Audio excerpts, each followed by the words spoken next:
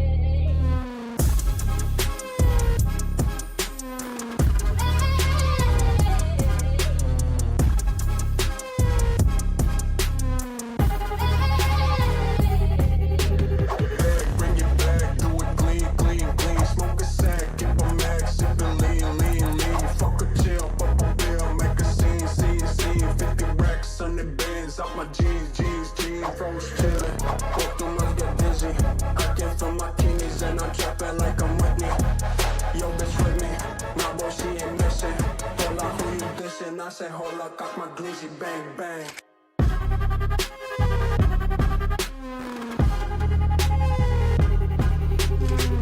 I said, hold up, got my glizzy, bang, bang.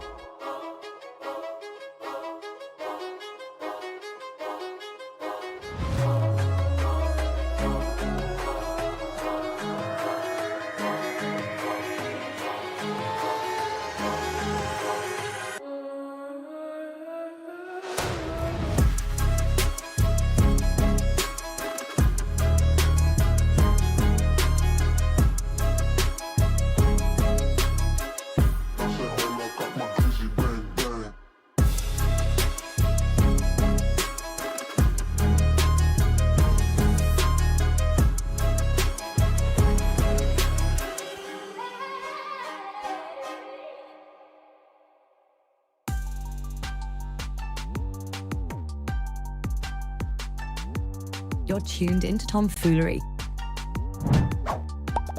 Make sure to hit the thumbs up button and subscribe. And consider donating with super chats, stickers, memberships, or you can even gift memberships to other chatters. Or use the tips link in the description to write a message for TTS that will be read on stream. Hit the like button, or you ain't black. And that's a fact. Jack. Enjoy the show.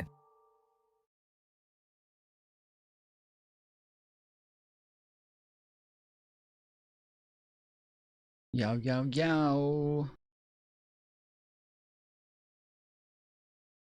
What up, baby girls? Today is 9/8/2025. It is 9:23 p.m. Eastern Time. In the Eastern Time. How's everybody doing?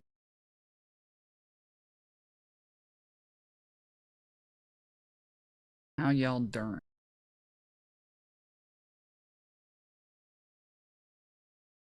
Bruh, y'all need to be crunker, okay?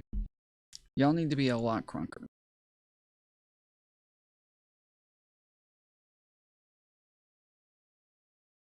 So much more of the crunk.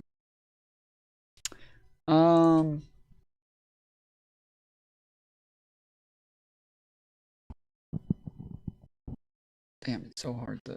Okay. The other day when I got off, I posted some stuff about the Taylor Lorenz, and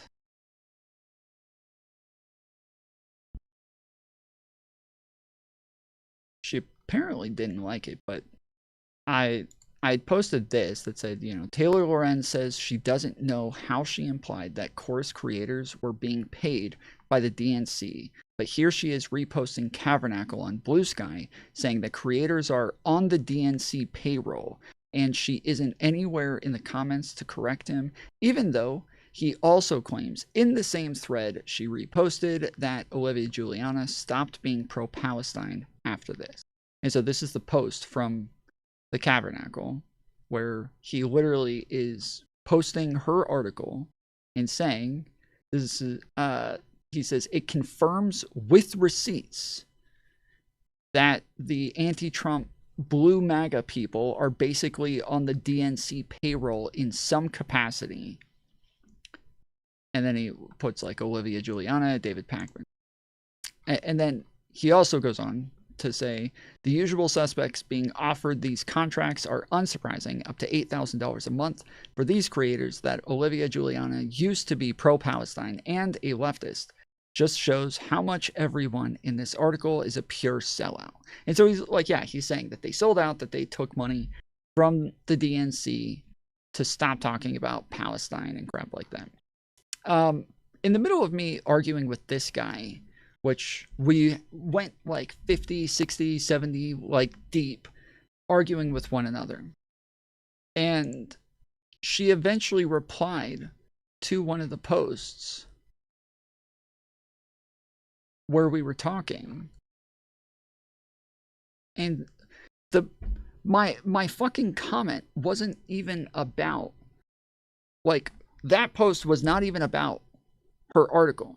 That comment was about the fact that she's been reposting those people on Blue Sky. After Tabernacle said that, she reposted him.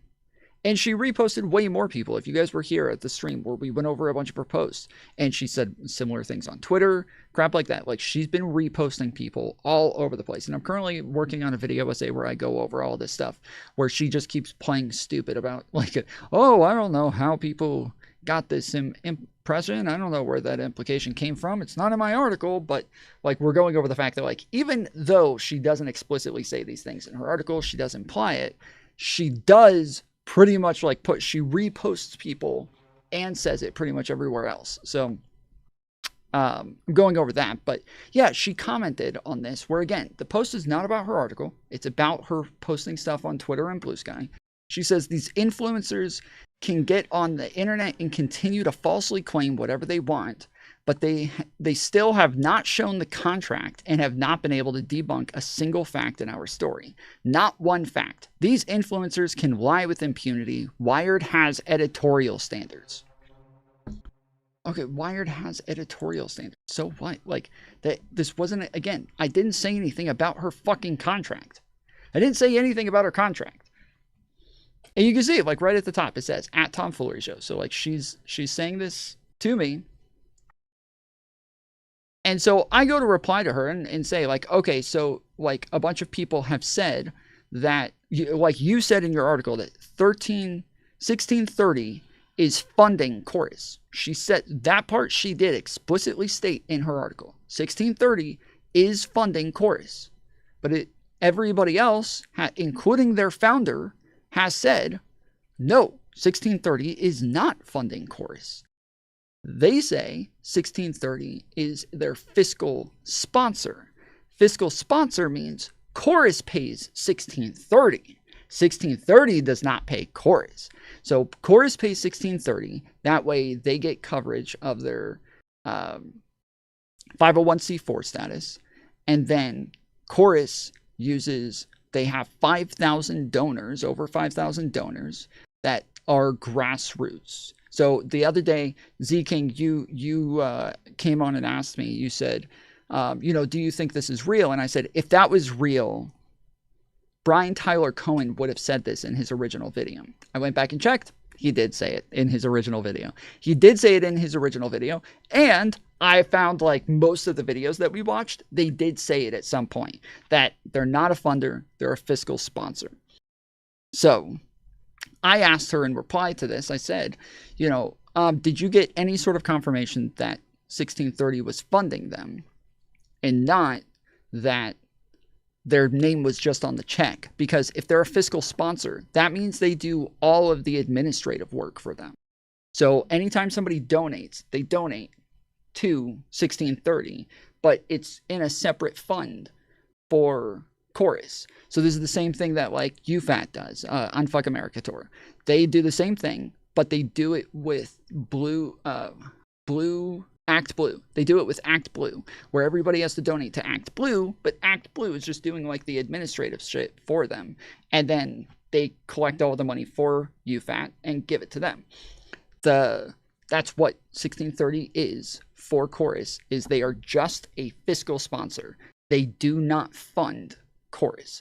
So Chorus, even if we all agree 1630 is a dark money organization, 1630 is not funding Chorus. But, so I replied and I said, do you have any evidence that 1630 was actually funding them and that they weren't just a fiscal sponsor?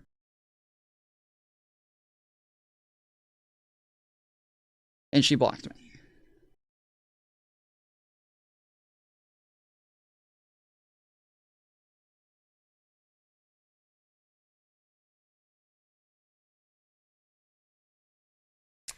So,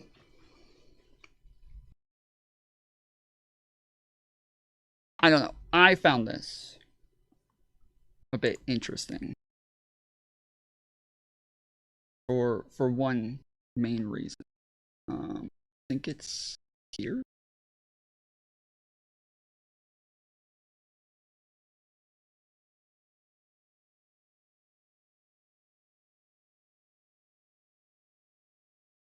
Article, when I send them the text of the article or I send them the remove paywall link, it usually has cleared things up. So, okay. I feel like if I wrote an article and this many people had this big of a misunderstanding, I would be very bothered. But well, that's why I'm here helping you understand it, because I think that there's a lot of misconceptions about it. And I do want to be accountable to people. I pride myself on. She says she wants to be accountable, that she's trying to clear this shit up. She goes on to talk about the fact that, like, she's in everybody's comments, all of the leftists who misquote her or say her article says that, you know, it's, that, like, Chorus is stopping them from talking about Gaza, or that they're working for the DNC, that she's in all their comments telling them that this isn't true, blah, blah, blah. But engaging with lots of people, even if they disagree with me on so many issues, I will always. On so many issues, she's always willing to talk to people who criticize her and disagree with her on so many issues. But yeah, she blocked me. And her whole thing, like her whole response is just like, my article didn't say that. They haven't debunked the article. And that's all anybody keeps saying. They all just keep doing this. Like, if you have any criticism for her on anything, they all reply with, you haven't even debunked the article yet. You didn't debunk the article. It's like, I'm not even criticizing the fucking article. Shut the fuck up about the article, okay? I'm criticizing her and what it is she's saying on Twitter, on Blue Sky, on in interviews, like on TikTok. Why do you guys keep making such a big deal about the fucking article? It's not the article. I'm not talking about the article. So chill. But then, yeah, they always just like come right back. You haven't even debunked the article. So I said, well, Taylor Lorenz just did a drive-by on me. She left one comment like 50 deep into a thread on my post about her reposting Cavernacle, and then she immediately blocked me without answering my questions or responding to anything I said. Apparently, she is incapable of dealing with criticisms outside of her Wired article. I didn't know this was a thing. I have a new rule. I don't engage with criticisms unless they are about what I said in my car. Don't at me otherwise. My car has EPA standards. So, just wanted to make sure everybody knows. My car does have EPA standards. If you're trying to criticize me for something I said on my show or on Twitter or anything like that, I'm not hearing it. You haven't even debunked what I said in my car yet. And my car has EPA standards. So, don't even think about it. I did at Chorus because I thought this would be like a good opportunity for me. So I said, if there's any creators who are part of Chorus who can help me get paid to shill for the Democrats, please hit me up. I'm doing it for free right now. Tell Brian Tyler Cohen I'll even stop sex pesting Nancy Pelosi for the duration of my contract. No longer than the duration of the contract. That's it. As soon as that contract's over, I'm right back to fucking Nancy Pelosi. But I know I've made that promise 100 times in the past, but I mean it for real this time. So I'm serious this time. I will get help if I have to. I will go to rehab, whatever I need to do. I will stop sex pesting Nancy Pelosi if I can just get paid to shill for the Dems. If there's one thing I like more than sex pesting Nancy Pelosi, it is shilling for the Democrats. So that is something I'm totally interested in. I love this fucking clip, dude. This is the greatest clip of all time. I love Rob Noor, bro. This is so fucking good. Let me show you why you're so confused. Because you are unwilling to admit simple truths, and you have to go down these rabbit holes that I have to fucking dog walk you to get to the obvious truth, because you're always planning ahead. What's the next argument? Instead of just going, yeah, okay, Hillary's team got this information and they were pushing the Trump Russia. That's it. We could have saved 45 minutes. Rob, here's why. What do you think that? Wait. Oh, I was trying to understand this one point. I'm trying to understand. Rob, no, wait. Just help me understand this one thing, and then you can do it. One thing, Rob, and then you do it. Rob, why did we go over that email? What was the point of the fake email? What was that fake email supposed to establish? Fuck you. I'm not letting you do this. I'm not. You fucking idiot. In fact, I will answer. It's so fucking good, dude. It's so fucking good. No. I will not do this. I'm not answering. Fuck you. You fucking idiot. I am not letting you do this. In fact, I will do this. Okay, never mind.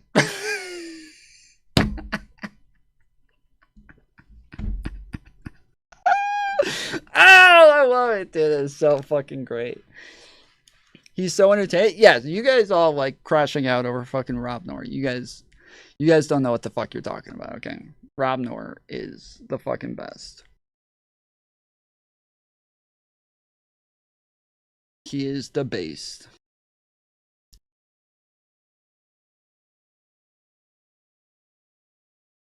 Okay.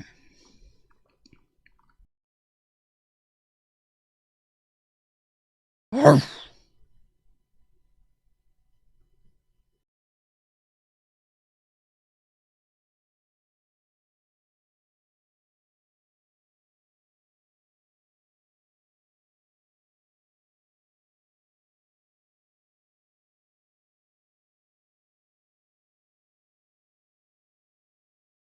All right, let's get to the shit.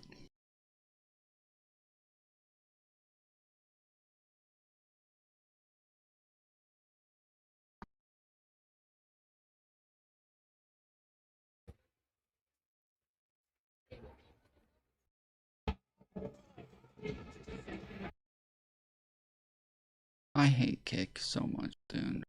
What the fuck? Is there any way I didn't? Okay.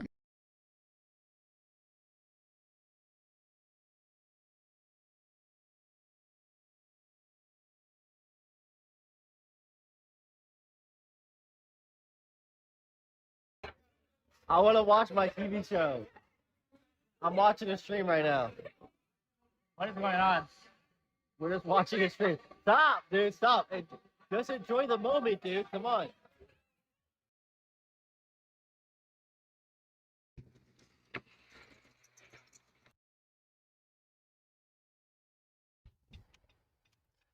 I didn't even bring up.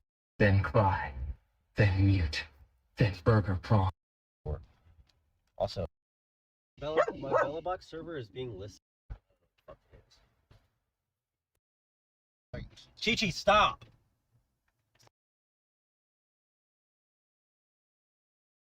Alright, I can't find this shit anymore. I have no fucking idea where it is. Everything is so all over the place. Like, it's so hard to find shit. Destroyers. Told me about that, yeah. I did tell you about that, yeah. So, Okay. well, you don't on Discord. Yeah, but I mean, you have passwords. Like, even miss some of your phone and just stuff. We're gonna be out of his car soon. Yeah, that's.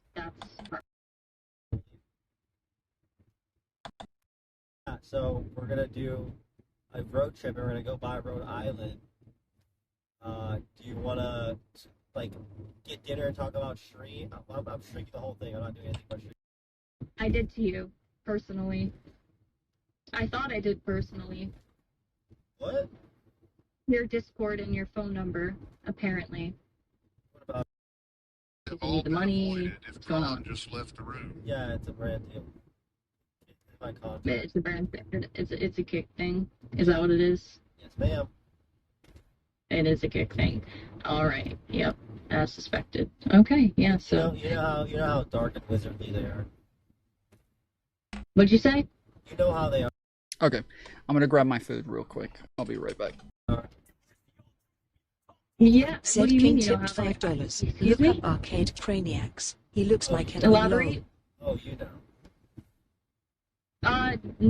Do I really? No, I think you know better. Yeah. I know personally, yeah, but I think you know a little bit better. You were there yourself for a lot of it. Yeah, I was. Yeah, maybe you should speak up about it. I'm keeping my mouth shut. I don't want any smoke. You don't want any smoke from who? No comment. No comment? Exactly, that's what I've been having, no comment, but you will not reach out to me, personally. And I will not talk to anyone else I've never met in my life that I don't trust, including Prawn or... Check it out. So I got my burger. And I got my drink. But I also got this. Yes, it is the Wednesday Sunday. I guess it's called a Wednesday and not a Sunday because it's just a different day, but it's called like the something blood. It's a little melted. You can see it.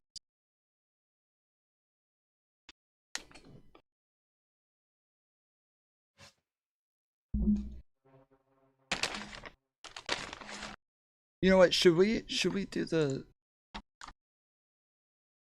Yeah, we'll hit this up. All right. Herb. I don't think I've met her, and I know you've talked about her personally. I don't really, truly, I don't know anything about AbbyMC. I've only ever seen her on Darius' stream. That's the only place I've ever seen AbbyMC. I've never seen her anywhere else. I don't know who she is. I don't know. Is she a streamer? Is she like a content creator of some type? Like who is AbbyMC? To me, frequently, or had in the past, and I knew of her, but I have no interest. No. Okay, they can go get ice cream or something. But I have to stream. Abby sexually assaulted Just multiple you and I housemates have and to robbed stream? the house while I'm she not going acted with- like the victim. Or does it... What the fuck are you talking about? Go get ice cream. Date and time is public. Ask her if you can show up. With who? Just me. Are you still getting sued by Abby Darius? So all three of you. And someone else? Look up Arcade Craniacs. He looked like Edwin. Who's Edwin?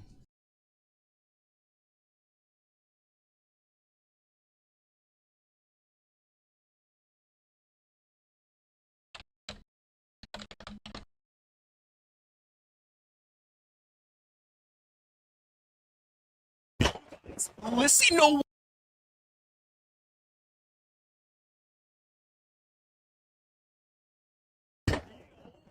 You guys, on tonight.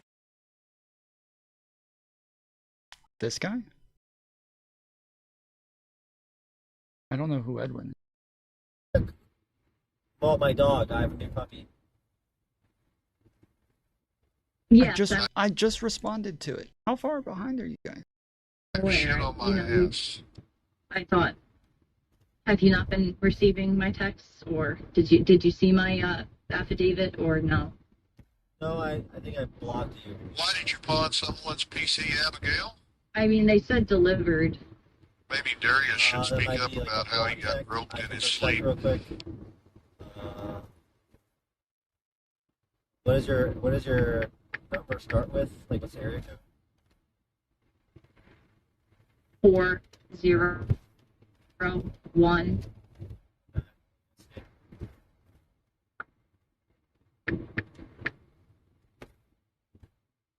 Yeah, I have you blocked.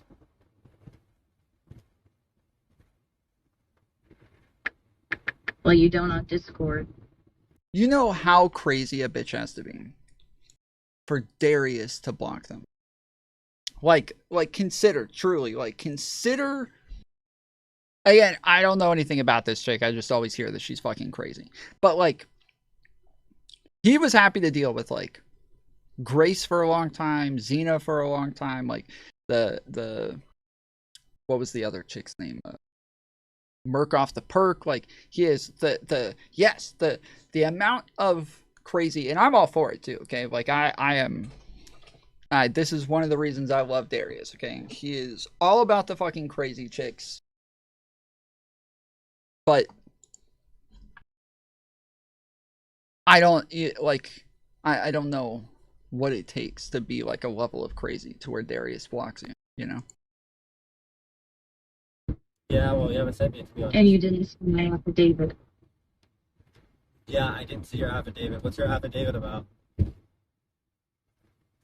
And you aren't aware that I have a court date on Tuesday. So this is the chick who is part of the Destiny case.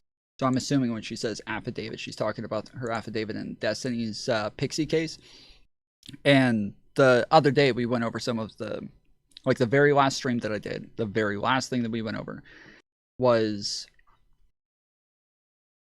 what a stacked chat on a random Monday night. Damn. A stacked chat on a random Monday night. What does that mean? What is a stacked chat? And what is a random Monday night? But yeah, anyways, I believe that that's who she is. And the only time I've ever heard her before was when she was on Darius' stream. And I think she was on there, and then Darius left the call to go argue with Destiny, or to go talk to Destiny, or maybe Destiny came on and just debunked a bunch of shit that she said, and then she came back on after he left. I don't remember exactly. What up, Quibbles? About what? My abuse. Why do you think I'm going to Rhode Island? I don't know. That is why I'm inquiring and asking. Well, I will be there Tuesday. You directly. You'll be there Tuesday. All three of you and the dog. Yes. And you will all be live streaming. Yes, 24/7 for that website. No, kick.com. I'm not doing that now. Yes, I will. To any lawyers I probably watching won't this be with there Greg, Tuesday, to be aka the fair. process idea. They want me there later. So you can't keep an exact date. Well, what's Tuesday? The 9th? Tuesday is the 9th. Tuesday is the 9th. Yes, I have court on that day. Oh, yeah. I probably, Putnam Superior Court in Connecticut. I actually will be in Rhode Island that day, yeah. Well, I have court in Connecticut that day, so I will not be in Rhode Island that day. You can have fun there. Okay. That's interesting because I'm going Is to there work. anything else I can help you with? No, I think we pretty much... What did you say? I think we're going to Washington, D.C., so we'll go by Connecticut. Yeah, I think that's all he wanted. He just wanted permission to be able to have fun. That was probably why he called.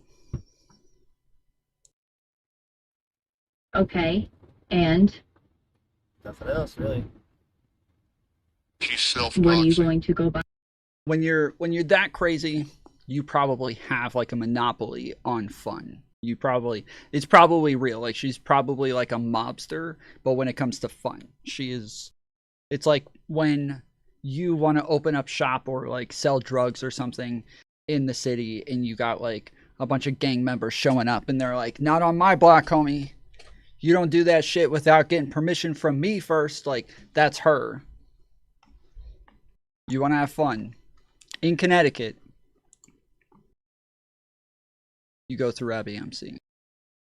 I with Connecticut with live streaming, your devices, For Kick.com? Yes.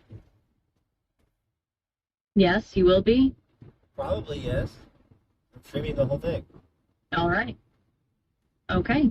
Just be vigilant. Why did she keep saying for kick.com or saying like for that website or whatever? Like why does she keep saying it that way? It's so weird. You're gonna be streaming for that website? Where? I'm saying that to you, Darius, and nobody else. I don't know anybody else personally, but I am protected in this area, and the message has been spread. So see? Oh, see, I told you. See? She told the fucking goons. Yo, Darius is allowed to have fun. All right. She let the people know, dude. I knew it. She's like, yo,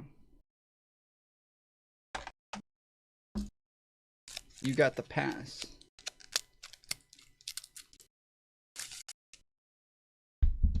be careful with your cameras and be courteous and respectful. Is there somebody I should check in with? If you'd like to go to my court date, you can check in with the security at Putnam's court. You can also see the clerk there, the notary clerk, or you can see my name on the board. You can also visit for my court date, though you cannot record in the courtroom. Okay. Damn it, dude, they gave me Baconator fries. And they didn't give me like a...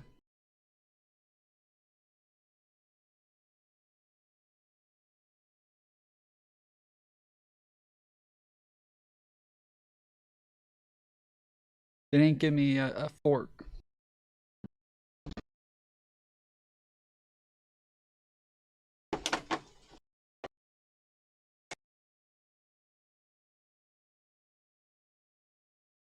Well...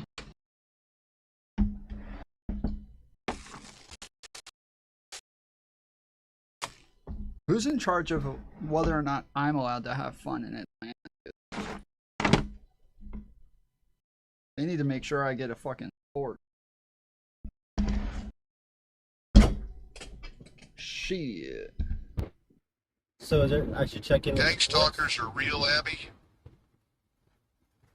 So what's the court date about? Hello? My hearing is on 9/9. It is at 9 a.m. It is at 155 Church Street, Putnam, Connecticut, which is the Superior Court. My court date is about my abuse with Gavin. In the affidavit I had sent you. Wait, who's Gavin?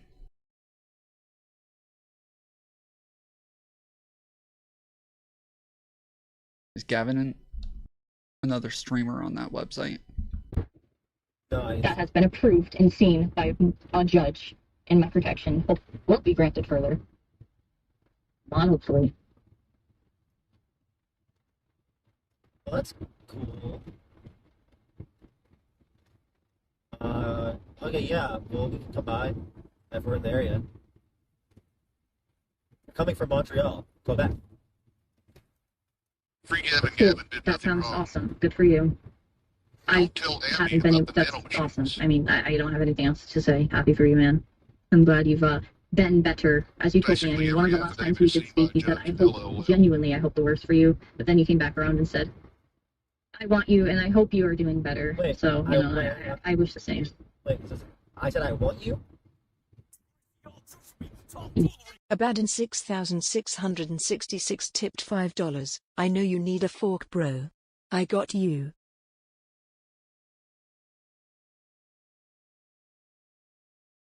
You're from Mexico, dude. You guys use like fucking chopsticks or some shit.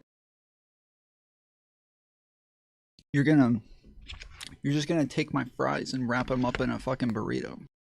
No, thank you. Yes, you said you wish the worst for me. And then you also told me to get STD tested for some strange reason. When was that? And that was when I first left the house. I got back to Rhode Island Like a and year you ago? communicated with me. Like a year ago? About that, we're in, September now? So, yeah. And then I said, I want you? You said on Instagram you genuinely wish the worst for me. Yes. And that I should be STD tested. Yes. And more. Yes, you did, yes. What else did I say? You said, but yeah, you said, I want you. Did you say, I want you? I can't tell if he's fucking with her or not. Like, she did say it that way, but it was pretty clear that that's not what she was saying. She started to say, you said, and then she paused and then, like, totally changed course and then just said, I want you to, like, have the best, you know, I want you to. And so she kind of just totally shifted in the middle of a sentence. Did you say you want me? You said I should be STD tested, and I had no idea why you had said that to me and that sentiment to me, because I had been with nobody sexually. That's a lie. That's a lie. And you know that's a lie. Maybe the only girl dumb enough to fuck Darius. She wasn't abused. She just has brain trauma. Wait, why did you just say that? You Do you remember what I responded to you with? That I had seen my doctor as soon as I got home. Do you remember that? And that I was okay? And that I was fine? You just said you haven't been with anybody sexually. I'm assuming other than me. I have been with other people sexually. Why This did you is just say- known. Why did you just say that? You sent that message to me after I left because I was with Gavin. I don't know who you assumed I had had sex with between the time frame I had left and I had tried to kill myself. I was not sexually engaging with anyone in the past. Besides Danny, I'd say prior 3 months to me moving out. What do you mean besides Danny? What do you mean? What do I mean besides Danny? You hooked up with Danny? Yes. I tried telling you this before I left the house. I remember.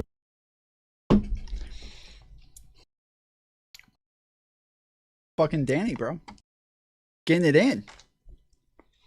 Let's go.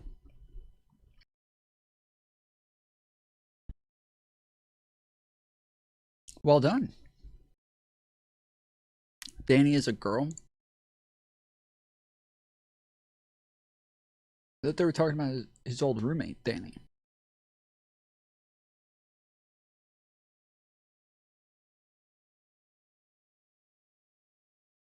What do you mean? For the conversation, I was on your beanbag. This girl's cadence is crazy. She talks like a robot. I told you that I was having sex with Danny. Like, it's very, very robotic. You were playing League. Then you went to your bed. I asked you if you'd be streaming in 5 years where you'd think you'd Never be. stops yapping. That conversation.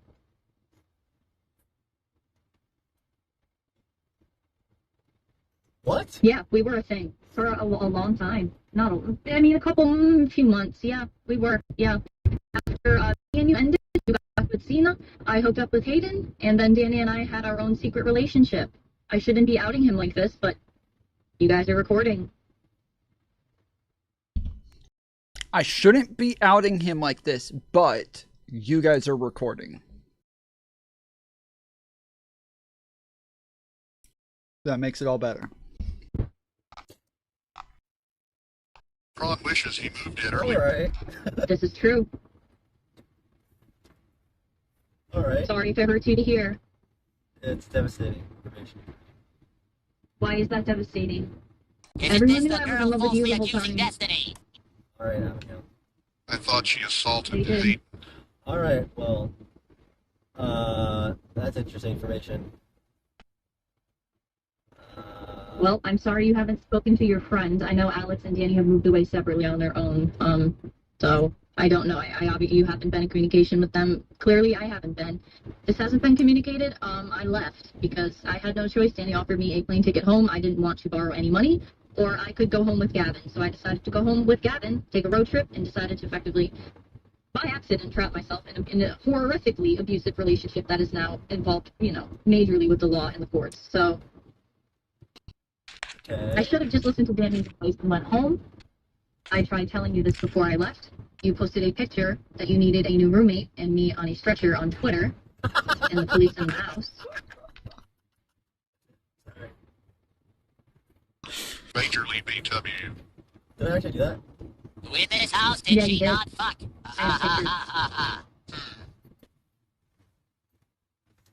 I mean, Of every memory, and everything you've ever done, and everything we've ever done on camera, and everything I've done with my friends on camera who weren't you.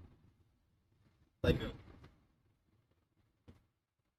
Like Danny, like my other roommates, every person, every person that was on camera, I was at Ice Poseidon's house, I was on camera with a lot of people, I was on camera with Tazo at points, I was on camera with a lot of CX members at points, I was on camera in houses during events, I was scavenger hunts, I was not present during the Hunger Games event, but I definitely met a lot of people, homeless, slightly homeless, Chicken Andy, all these people. Do you talk to a psychiatrist?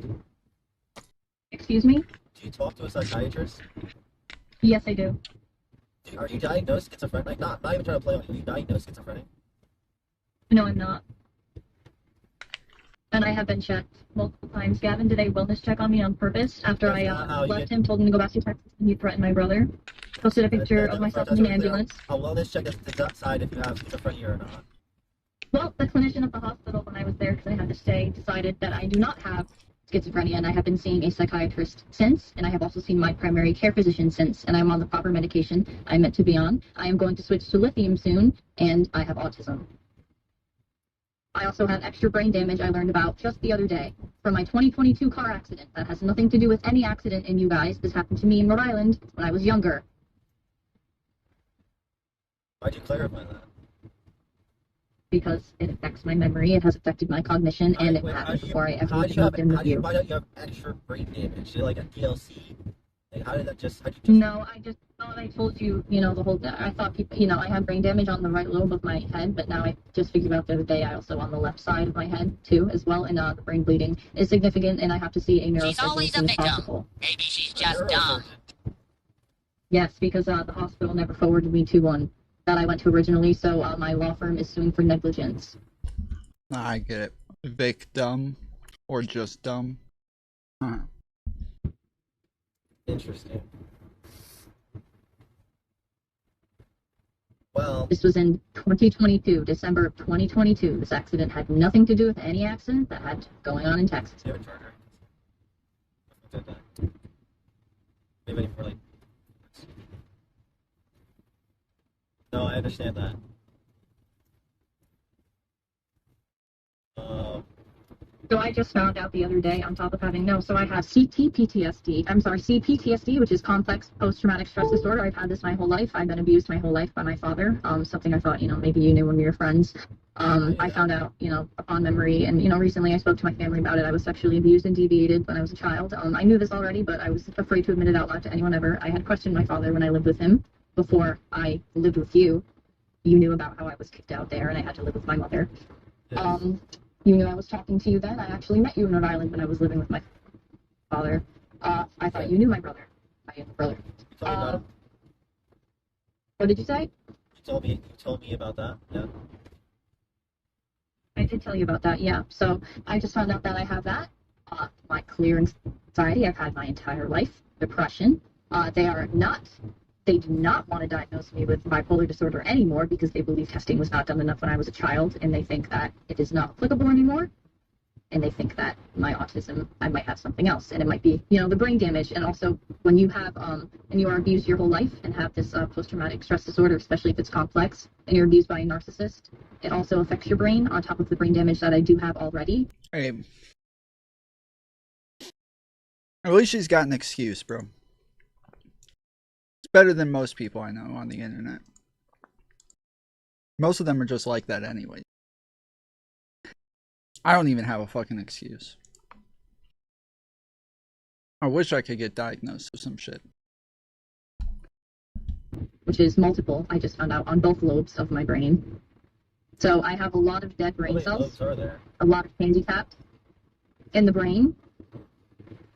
Are you asking me a question about biology and science right now? No, it's okay. You don't know about the human brain. Not that much, but I'm listening to you. Okay, well, I'm pretty sure you've known, or I thought I disclosed to you that my memory, my cognition, you can look it up if you'd like to do your own research. Both sides of my right temporal lobe, my left temporal lobe are severely damaged. Impact, brain matter, and I'm looking into it further right now. Alright, well, I hope that gets resolved. I'm glad you're getting help for that. Yeah, I was just curious as to like what was going on because you seemed confused. And I was just explaining to you that we're doing a road trip. How old is Abby? So we were like, oh, that'd be cool. We can have Abby tell her side of her story or something. You know? We could do that. We could stream. We could get coffee. You know, see how you're doing. And kind of move on. You know, just interact very cordially. You can come to Connecticut. That's where I'm residing right now. I'm not residing in Rhode Island. You can still go to Rhode Island if you'd like. Not sure if that's on the way And you're allowed to have fun there. or not. I don't think it is if you're coming from the north. We'll just have to figure it out in post. So you're gonna give her Okay, well, you would have to text me personally from that number I thought I had texted you from, you know, with that affidavit, or you would have to only engage with me on this account on Discord. That is it. I will not engage with Prawn any further. What's wrong? That is over. How much were you, ever again. How much were you engaging with Prawn?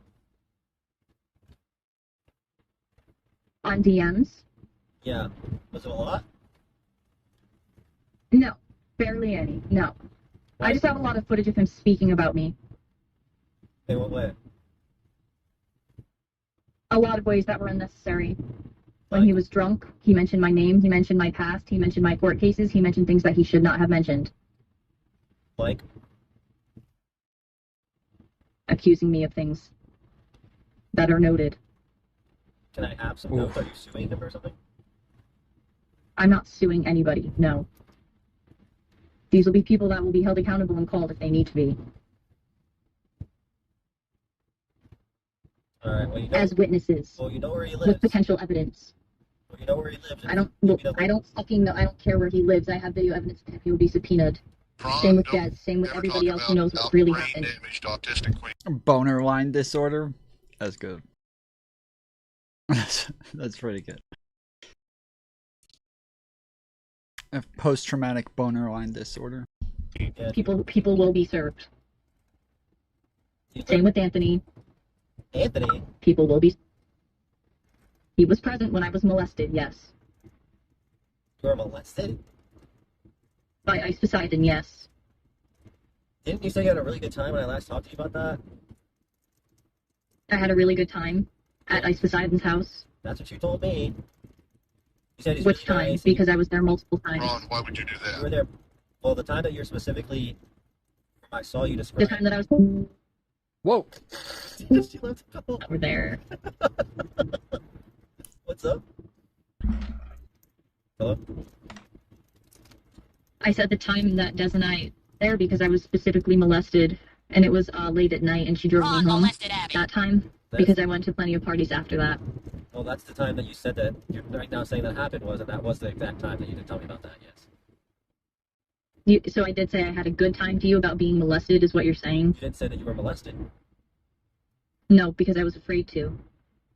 So you just... That's why I'm being investigated now. Why would you say that it was a good time and you enjoyed it and fangirled to me about it? I fangirled because I was excited to meet Paul Danino. As I told you, I was a big fan of him because he was funny when he first started streaming with Chicken Andy. I mean, not Chicken Andy, excuse me, started making up names, Andy and stuff, and did all that, like those threats and the TTS things. I thought he was very funny. I went to his house with Des. Des was like, yeah, I'm going to hook up with Anthony, and, this is your chance to meet him, so come. So I was like, yes, I'm super excited. Went over, we drank, normal stuff because I was a drunk, and he had a nice shelf. Obviously, you've been to his house, you've seen his liquor shelf. We drank a lot, and Des went off to go with Anthony in the basement to do her own business, and just talking to Ice Poseidon about his upbringing, where he was actually from and stuff, and how he decided he wanted to become a streamer and stuff like that. And then he said, hey, you want to go in the hot tub? And I said, yeah, if my friend's there. I just didn't have a bathing suit, I believe, at the time, so Des and I both went in the hot tub. She went with Anthony. She was across from me, and Ice Poseidon was next to me. and I stared at her right in the eyes as he shoved his fingers up my vagina without asking. We went inside. He asked me to suck him. I did. Wait, I'm sorry, what? And then he asked me to sleep with him. Okay. I was very uncomfortable. I looked at Des. I pleaded for help. We went inside. We went to his bedroom. You pleaded for... Placed Poseidon, called in. You pleaded for help? I looked at Des right in the eyes. Yes. I'm sorry. Said, I'm sorry, yes, Abby. yes, Abby, with my eyes. Abby, I'm not trying. Listen. I'm not like Excuse me? I'm not like a victim blamer. But you verbatim sent messages. Did she just say I said it with my eyes? Did she just say I looked at him? I couldn't tell what she said. Yes, about how much fun you had with Paul that night. Yes. Now, after looking back and speaking to therapists and multiple groups and advocates about human trafficking, I realized that I did not actually have a good time, and I was molested and abused. So after I sucked him off, which was very quick in bed, he asked me to sleep with him and cuddle with him because he was going through his breakup with Kimmy. And I said, no, I don't want to. I feel uncomfortable after what had happened. So I went to go stay on the couch, and I texted Des, and I told her, please, all right, finish your business so we can leave, because I was, like, on the couch. And Des is witness to that, because I was on the couch. I did not want to sleep with him. Okay, I'm not even, I promise you I'm not a dick rider. I promise you I'm not, I'm not, like, just saying stuff because I don't believe victims. But, like, at no point in this story are you telling me you were forced to do anything. You're telling me someone stuck their hands up your vagina and you said, oh. He forced his fingers in my vagina.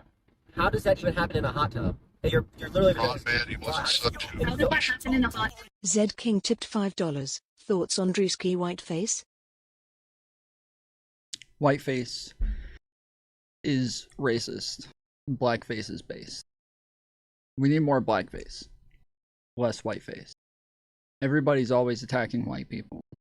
It's always okay to attack white people. But we get put in fucking prison every time we make fun of black people, and the little, just saying the word black, you can possibly get arrested for it. So it's a big deal. It's a big problem these days. We need to swing back the other direction.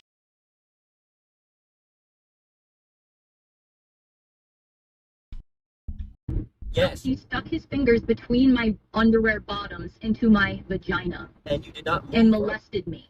I did not even touch him or express interest in him. I had only wanted to know about his past and how he became a live streamer. I did not want to kiss him. I did not want to engage with him. He just stuck his fingers up my vagina. I felt pressured to suck his penis, so I did. You understand how based on your past, that's a very hard, and also your story that you're giving me, it's hard to believe? I don't care if it's hard to believe for you. It's under investigation by the government and a lot of people. The government? Which government? Which sector? Yes. What do you mean, which sector? My psychologist forwarded me to an agency that works with cybersecurity, the government, and also the FBI, so everything is monitored, and everything has been monitored. What's been monitored? How does that have to do with you being molested? In terms of streams on kick.com, in terms of what has been said about me, in terms of, yes. My profiles, yes. Everything has been looked at. Every tip, every harassment comment, yes. Every strange audio message, every death threat I've gotten, everything has been sent, yes. I've been hacked, and I'm still actively being hacked. It is all being forwarded every day. Abby, you sound hardcore schizophrenic, bro.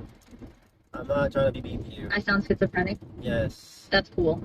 I'm not trying to be mean to you, and I'm not trying to put you down. But Well, I'm not diagnosed as one. I think you should really get help, and I hope you actually got therapy. Because, hey, I actually did. And I took accountability. I hope you took accountability after you strangled me, because I still have that case open. And they're very much still looking into that, in Texas at least. Well, I'll be in Rhode Island or anywhere if they have to. I'll be in Washington, D.C. if we need to send anyone after me. I mean, the FBI is asking you right now. If anyone else wants to hold me accountable, they can do that. Except for him. Yes, you were the one who did do that to me. Yes. I have an open case on you for raping me. In my sleep. I raped you? Yeah. You molested me in my sleep. I did not ever molest anyone. No, I did not. That's You have a case on me? Yes, I do. Sognick showed me the logs of you saying that you were touching me in my sleep. me, or I have not heard about that. No, I have never, I think my judges know that. They've seen the Davids. I have never sexually molested anyone or raped anyone or touched anyone, including Hayden, nor you. You actually did grope me in the shower that one night after the Easter challenge where you did strangle me. You were the one who grabbed my tit after you begged me to bathe you when there was vomit all over you. I never touched you in your sleep. I never touched you. Okay. That's funny that you have open cases against me because I have not heard a single thing about that. I haven't heard a single thing about yours outside of you saying hoopla.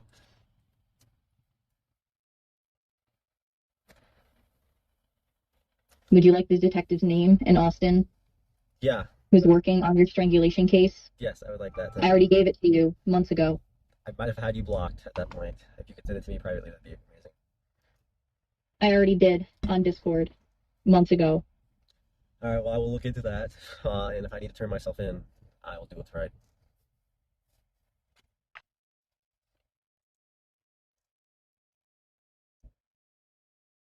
Is everything still being live streamed on kick.com right now? No. Does everyone know the impending consequences that are going to happen? No, I had to mute because I To kick.com and everyone else that is involved in this circle. I had to mute to protect my friend Paul Danino and also the...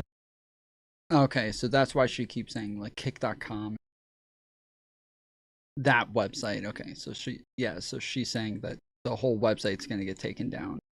I guess she's suing everybody on the website. And okay, so I this makes a little bit more sense because yeah, I remember Destiny like making some wild accusations about this chick and thinking, come on, bro. Again, every girl can't be fucking crazy, like especially not that fucking crazy. Like you're talking truly fucking insane when you're saying a girl's just going to go look through your computer and then accuse you of random shit and like be willing to fill out affidavits. Like, I agree. There's a lot of fucking crazy people on the internet. There's a disproportionate amount of fucking crazy on the internet. But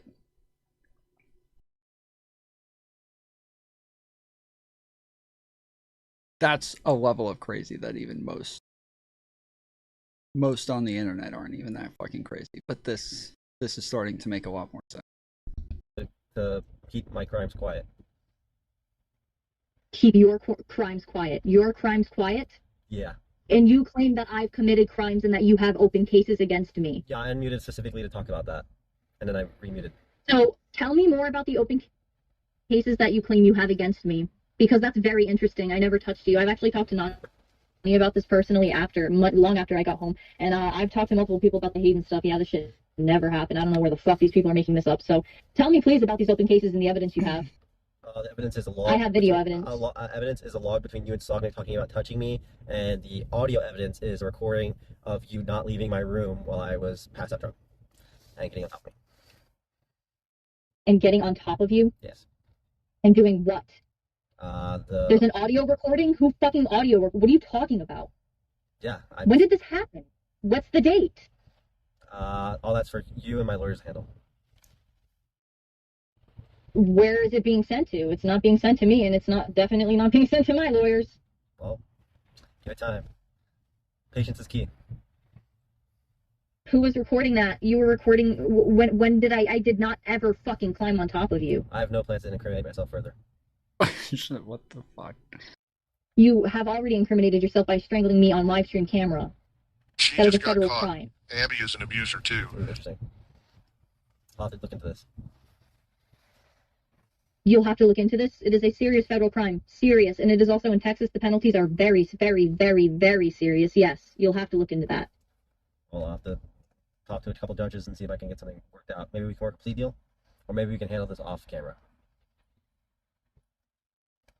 Who? The judge? You and the judges? Yeah, you fucking handle that off camera. You obviously wouldn't go into a courtroom and record that shit. True. Bribe or something? True, dude. She's not wrong. Why would I want a bribe? Do you know what I wrote? Do you know what I did? Are you going to acknowledge what I did?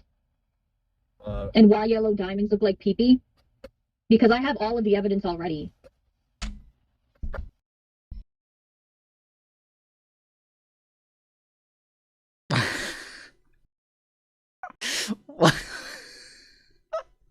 Wait, what? Are you going to acknowledge what I did and why yellow diamonds look like pee-pee? That's what she just said, right? I'm not hearing things. Are you going to acknowledge what I did and why yellow diamonds look like pee-pee?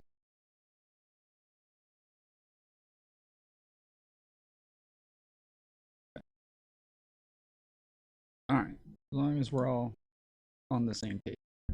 Are you going to finally admit out loud what I did and what I wrote? To try to help you and others escape a torture challenge that I thought humans were in danger of? Are you going to finally explain that? You tried to legally get the prison stream shut down?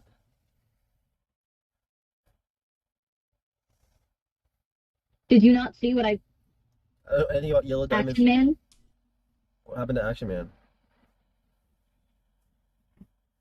I controlled the entire challenge in your favor and other people's favor, Darius, through Action Man's DMs so I could reach Ice Poseidon, and I was watching in live time and recording as he was explicitly stating my exact commands. And Action Man was reading my DMs at the same time. I have this all on tape. I have him saying, Ice Poseidon saying, this is going to end up in a giant lawsuit. Do you think he said that because of you, or he said that because it was a situation where a lot of people were getting really hurt? Probably both. But I think that maybe I asserted, because I was concerned, very much so. I actually reached out to Danny first, that they were going to hurt you or anyone else, because, you know, this was Guantanamo Bay. This was an upgrade from just a normal scavenger hunt challenge. This is a human torture challenge. We're bringing back the 90s here, where they did that to that Asian man, and they fucking, you know, locked him in his apartment. I wasn't standing for that. That is not something I stand for. So I messaged Danny first. Danny said, yeah, I'm not involved with this bullshit. I don't talk to Darius. So I said, okay, I'll go to the next highest authority I can. I went to Action Man. Wait, Danny, what was their name? Danny Rue? Danny and Darius aren't friends anymore? Danny I controlled wasn't it from there. At all? How did Danny even... And then I called the police. And then I called plenty of police. Danny, Action Man. Okay, what did Action Man do? Read my DMs and explicitly told Ice Poseidon how to control the event per my DMs. What did you demand? What did I demand? Yeah. I recorded it all. I demanded that nobody be hurt. I demanded that everyone start That didn't peeing happen. and spit on each other. I demanded that everyone stop being waterboarded. I demanded that I called multiple state troopers. I called multiple people to try to get to the location and protect everyone. So what does this have to do with multiple Texas Rangers and my detective? How does this relate to Yellow Diamonds? Looking like pee-pee. They look like pee-pee. And I always told Action Man, I kept telling him, you know what, make it funny. Instead, make them piss on each other. I don't know if you recall that being a option, but no, I don't. I wanted you guys to stop hurting each other and start peeing on each other instead. That sounds worse. That's a biohazard. I wanted you guys to stop being waterboarded, electrocuted, put in isolation, severe isolation, being abused like I was. It sounds like she wasn't all that concerned about them, and she had some sort of like fetish she was trying to get. But what does that have to do with yellow diamonds looking like pee?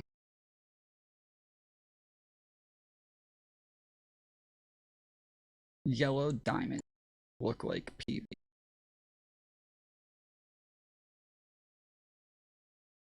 Is this is yellow diamonds like a term for something? So I wanted human beings, I wanted that to stop. You think that? And I wanted that to stop for the purpose of content creation in general and of all time. You think the prison stream was anything like an experience you would have gone through where you were getting maced and tear gassed and getting coins and chips? You went through that shit. I was there. I watched you go through that during the scavenger hunt. I went through that shit personally. I was paintballed for no fucking reason trying to help Danny. I watched you get maced. I watched you get fucked up. You do this because you sign contracts, you want money. This is you doing this willingly to yourself and hurting yourself. I didn't realize that until after, so I stopped engaging. What? You want money, you hurt yourself. Go ahead, record it. Okay. It should be stopped, and it is completely unethical. Seems pretty fine. It seems like it's running pretty well. You like being maced in the face? Did you like it when that one guy came in the house and maced everyone? And I was the only one besides Gavin who had strength to go in the fucking house because, you know, everyone was vomiting on the front porch to go in and grab belongings. You threw him out. Do you feel comfortable with living in this environment, living around these people, surrounding yourself with these people who you know? Do you understand how your I said you say on camera who traffic, you know? Do you understand how your mind works when you're comparing a sanctioned situation to a guy coming to my house and spraying bear mace during a party? Like, they had on-staff medical teams. They had they had milk and, like, Narcan and other random shit just in case anyone had any problems. Versus some guy just coming to my house. So was this set up, like, through the government? I'd assume so, yes. Because I did speak with multiple police officers. You have to set things up through the government in order to have an event that involves, like, mace or tear gas. I know. I spoke to multiple police officers about how the location was rented and such, so I do know, yes. I do know about how Preston operates these events. Can you name one police officer? Can I name one police officer I spoke to? Yes. Yeah, actually, I was directed to someone who was supposedly a sergeant who I knew was not a sergeant because my father was once a sergeant. Yeah, Sergeant Smith, apparently. But I knew it wasn't Sergeant Smith. I was forwarded to someone else. His name was Agent Smith, actually. He was,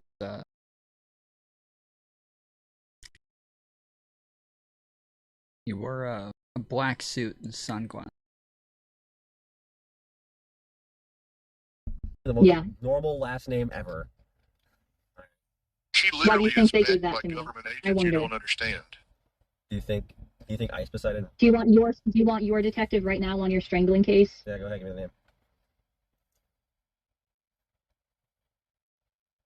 Look at what I told you months ago. Told it to you months ago. Do you know it by heart? No, I don't. I don't remember it because I have, memory problems, but she's been working on it. She's been working on it. She's been watching your streams. She's been watching your abuse. Who is she? My detective. Oh. Why would she watch my streams now? It has nothing to do with what's going on with you. Today. Same patterns of abuse with other females, other people even, not just females. Interesting. She is backed by Will Smith, my favorite actor in Men in Black. Alright, well. She has memory problems, but she can recall every single So you never received my affidavit, correct? That was notarized by the court and that was approved by the judge that I did send to your number. You said you had me blocked. I have you blocked, so I did not see whatever you sent me related to an affidavit, any sort of personal information. I had you blocked for a couple months now.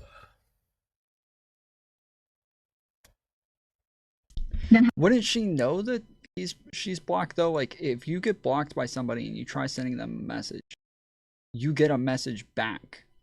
You get a response. Like, Discord sends you a message saying this person can't receive your message. It's either because they, it normally says like it's likely because you don't share a server, or because they haven't accepted your friend request or something like that. So, but yeah, it's normally saying that like they just have like privacy settings to where they're not able to receive your message.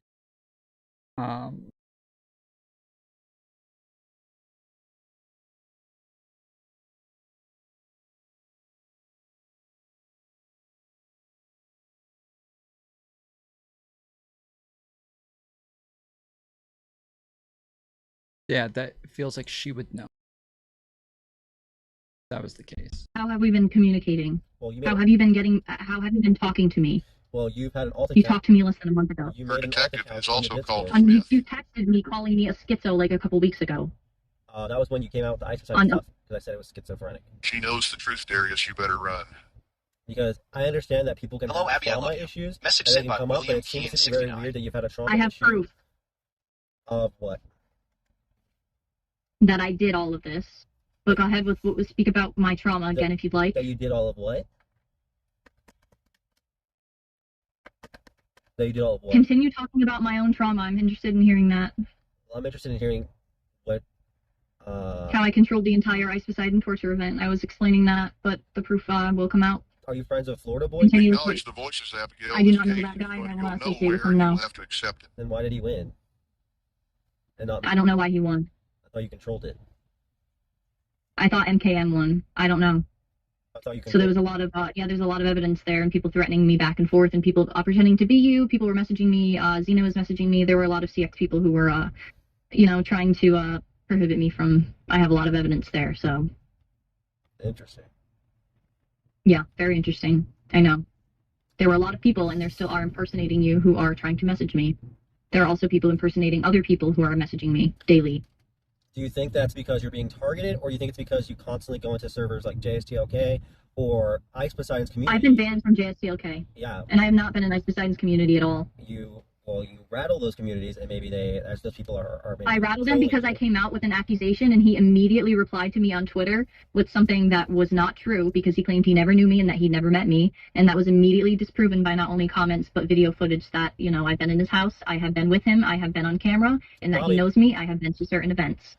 And he definitely did molest me. This is my story, this is my truth, and this is what happened to me.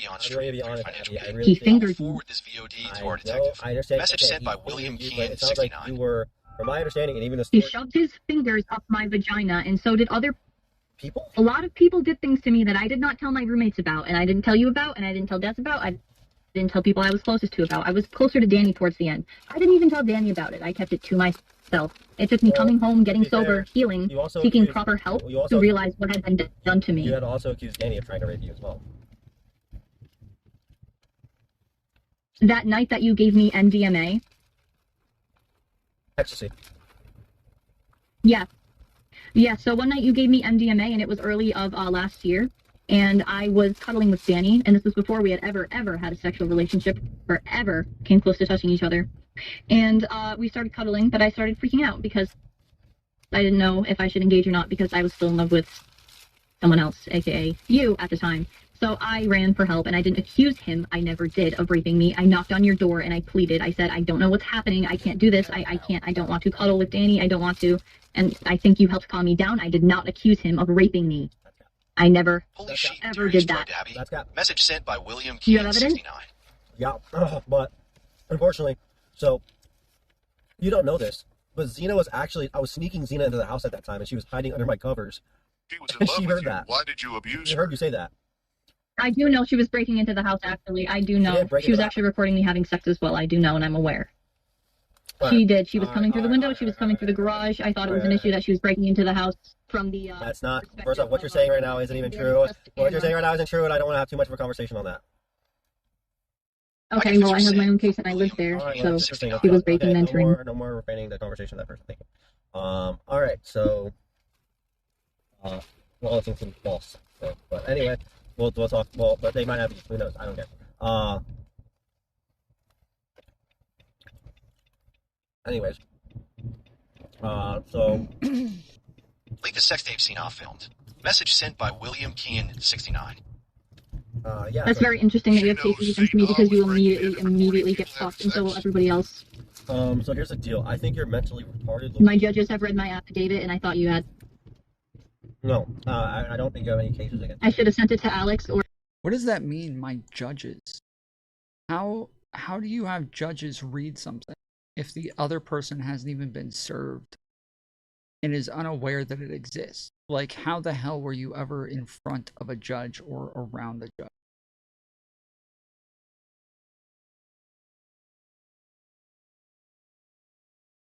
I should have sent it to Danny or someone I trusted. Do you think they would do anything with that? I think that they... Did you read it? I thought you read it. No, you blocked me. If you would have read it, and you would see the entirety of it, you have everything to do with it, yes. And the start of it, yes. Can you give me a little rundown? And so do my roommates. No, you can read it. I sent it to you. You can call the courts. You can call my judge. You can show up at my court date. Call my 9/9. Well, that's against Gavin, right? Darius can't read, bitch. What you mean? Yes. Can you read it? And it's for protective order, something, right?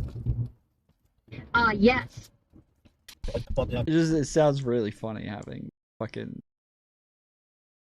Dr. Phil saying Darius can't read, bitch. Excuse me. Yeah. Exactly. Stick to that mindset. Don't think about it too much because it'll fuck you up, but down the line it will. Call the judge and get some fudge. I hope Darius, Gavin and Abby's dad rots in jail. Message sent by William Kean, 69. Well, my judge, my FBI agents, my sergeants. What do you think? Figured what out? Are you talking to me? Yeah. I hear TTS on and I know I'm live. This is going to be very fun for my judge. What does your judge want with TTS? They love all live streaming. All video evidence. Who's their favorite streamer? All of it. Crazy how one little finger of Who's my Paul favorite started streamer? all this. No, who's My favorite streamer is my brother. Come to my court date on 9/9 and being His seen name by is Judge Accurate. Smith. Officer Smith will be testifying. He streams on YouTube. He's my favorite streamer. That's good. My judge, my judge, my judge. Well, why does Prawn look guilty? Denny, how are you? Is also my second favorite streamer. He streams on YouTube as Hello, well. Abby, can you hear this message? Darius IRL used to be my favorite streamer, but he's no longer my favorite streamer. Irrelevant is my favorite streamer too, but only when he streams on Twitch. Oh.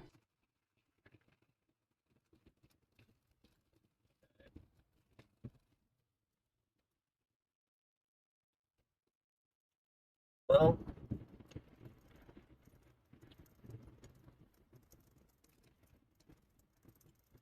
what's going on with? Do you mind talking about something big? What? Big work. Yeah, you mind if we get into something serious now? Never mind all the rape accusations, the sexual assault allegations, all of the the crimes, the court cases, the abuse. Forget all of that. You want to talk about something serious real quick? Telling me that you didn't show up for a court date with Destiny or something? I was never summoned for a court date, and this is not true. No, my lawyers would notify me. I've been in contact with my lawyers as of today. No, there was no court date, and no, this is absolutely false. I'll address that now. No, there was no court date for me to show to. No. Well, the writings from the judge did say something about, if I remember correctly, I thought they said both that there was issues with the AbbyMC stuff and that she was, if I remember correctly, I thought they said that both AbbyMC and Rose were notably absent, but maybe they just said it about Rose. Am I misremembering this?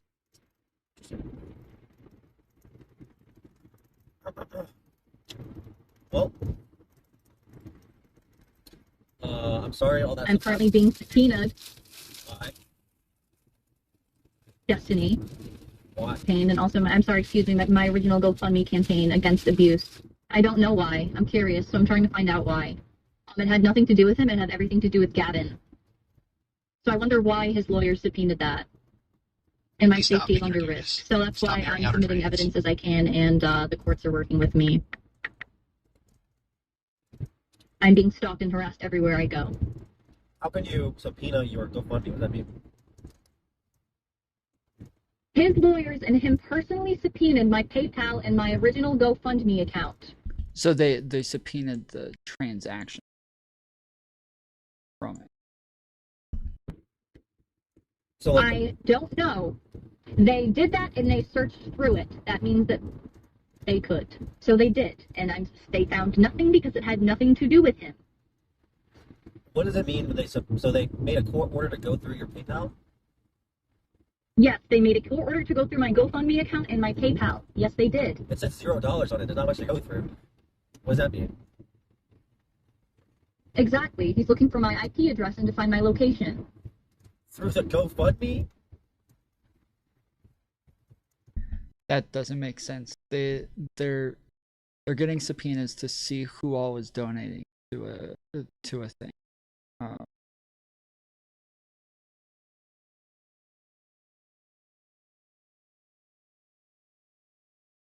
It's not. It has nothing to do with her IP. I don't think you can even get that through any of that information. Would you like to see also the subpoenas that he sent me? I can send those to you as well. Yeah, let's see. Because it specifically says they need to see my IP address because they are trying to find me since I have been homeless since leaving Gavin, and I have been residing with a support system. Isn't this bitch a porn star? I'm worried my new crowdfunding campaign will be subpoenaed. My lawyers are ensuring that it will not be, and my safety is protected, and I will no longer be harassed. Do you think Destiny's trying to And serve be you? reposted. He already did, and I answered to it. So are you gonna show up at court? When my lawyers tell me to, they haven't told me to, and I haven't been instructed to. I'm listening to my lawyers, but I absolutely will when it is my turn. I have my own case against him, and I also am a witness to others. So you have been served. I have seen the subpoena paperwork from my lawyers, but he has not officially been able to serve me. He had my old childhood address on the subpoena form. I spoke to my lawyers about that. I had no idea where he got that from. I was residing at, obviously, a new house in Rhode Island. It was on my license. I had a new job at Lowe's. He could have served me at any time. Nobody ever did. My lawyer said best advice was to send them all media and all relevant information and ignore that answer. Nobody ever served me. He didn't get to. No. They put my childhood address. I don't know fucking why. I haven't lived there in over a decade. Yeah, it's probably what if you like do any background checks, it's probably the first thing that pops up. Well, good for them, because it stalled it, and it's making things look a lot better. How would that make for the outcome? How would that make it look better? You can't read into it. You can't read into She's admitting to dodging the subpoena? Wait, did Destiny say she dodged the subpoena? Did he say that? I don't know anything about that. So is that... Bro, there's some fucking schizo on Twitter. And this is somebody who, like, anytime there's like anything about Destiny, they're all of a sudden in my fucking mentions, just like asking me about my opinion on like every little thing. And most of the time it's a bunch of shit that I've never even heard of.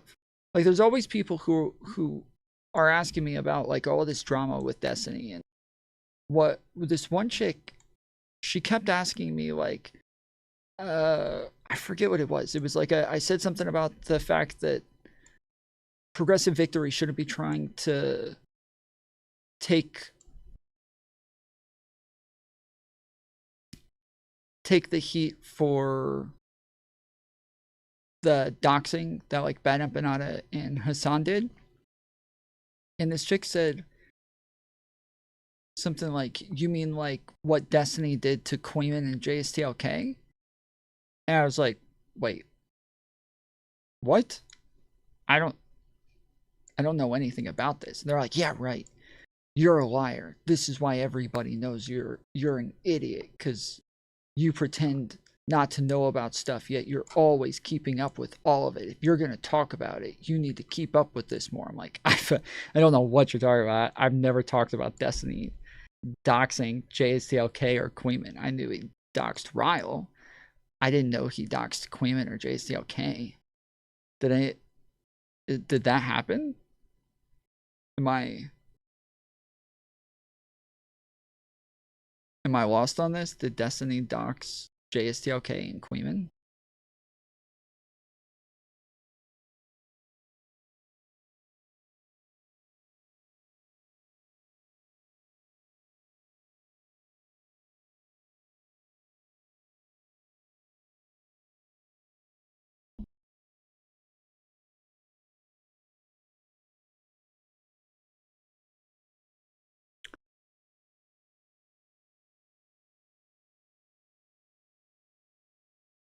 Did you tell them you weren't pretending?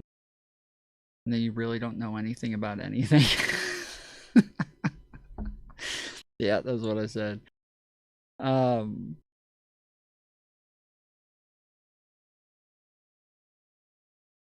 so nobody knows? Did you guys don't know if Destiny did that or not?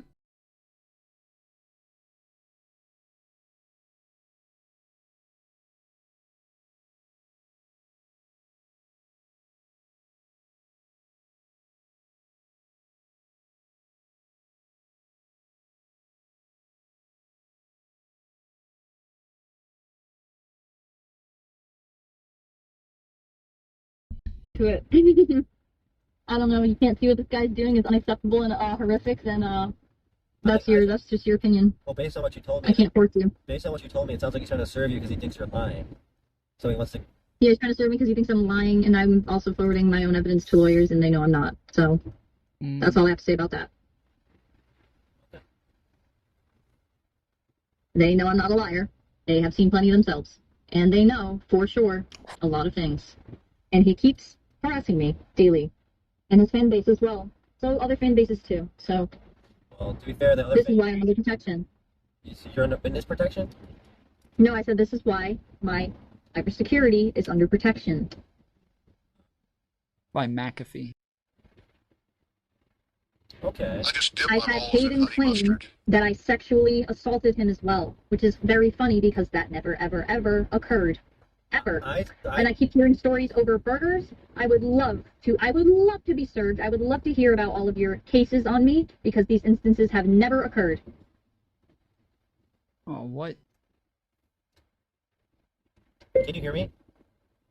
Do you think Destiny will pay me to serve her? Okay. Yeah, no, I understand. Destiny posted an old YouTube channel that JSTLK was on and photos of him. Okay.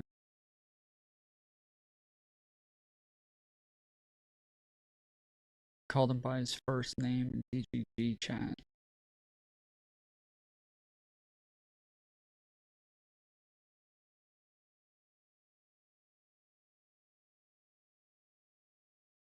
I don't know anything about Queeman. Okay. Yeah, I knew about like the photos that people posted. I guess like the face doxing of JCL. So that would make sense. I thought that when they said that he doxed them, I thought they meant like he like put out their fucking like addresses and shit. But okay, I guess that makes sense.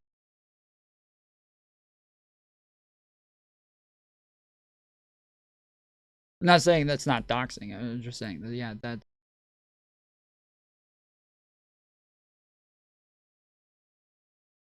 That's just not what I was thinking. So if I do get served with any paperwork, I will absolutely defeat those. My judge has seen all evidence and is aware, so the courts. Bro, why does she keep saying my judge? Holy shit. Zed King tipped $5. TYT is the gift that keeps giving. They just posted their 9/11 conspiracy vid and did an interview with MTG because she doesn't want funding going to Israel.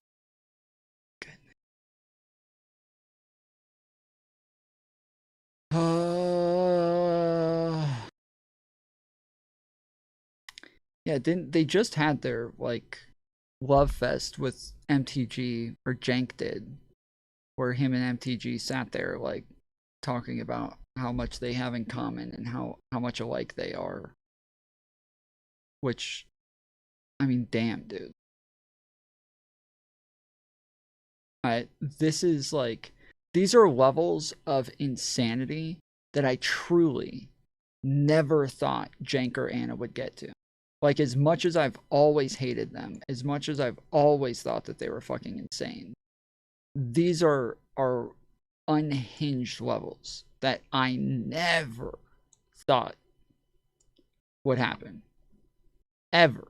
Like, damn. This is crazy. They have gone well off the deep end.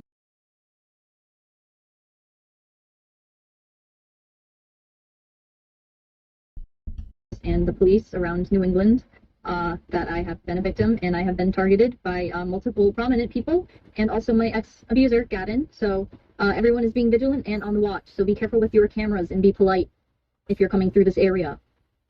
Yeah, so I will keep that in mind. I'm just very confused as to what's going on. Brother, it's a different judge if you get served That's called lack of communication, and if maybe you didn't block me, you know, every 3 seconds while we were living together, perhaps, for communication, or even after the fact, you know, I thought that had gone through that message, but if it didn't, then maybe it didn't need to. So you do not deserve to see that. You can show up to my court hearing if you'd like. Yeah, I don't think I should go to a court hearing. Is Gavin supposed to show up for... No, he hasn't been effectively served yet. Unfortunately, we've already tried mail ordering and spending $100 to get to Brazos County, but they said it got lost in the mail, so my judge has only been asking for extensions for my protection. Has Gavin reached out? So I can keep money mail ordering him. He has been stalking me, but he hasn't reached out, no. How has he been stalking you? He has been reposting things that I posted on Twitter, and he has since stopped. I took a log of the date he stopped. I blocked him on everything conceivable. After he threatened me, my family, and my job, I cut him off. I'm starting to wonder if the chick that I was talking to, that I was just talking about, is AbbyMC, because she talked about Destiny as though she knew him. Like, she literally said, like, I know Destiny really well and all of his degeneracy and problems and blah, his abuse. So yeah, now I'm wondering if the chick I was just talking about is maybe AbbyMC. I don't know. And I told him, get the fuck away from me, do not touch me again. After he left me 7 times and drove away stayed somewhere in Maryland, stayed somewhere in some person's driveway, did all that strange stuff. I was the one who ended effectively after months and months of physical, sexual, and emotional abuse, which has been read by my judge, and which has been read by the courts, the law. There were multiple investigations happening on this, multiple police reports, state troopers involved, and I can show you evidence if you need it. But you are also involved by proxy because on my affidavit... Damn it, that thing was so fucking small I couldn't even see it. Shit.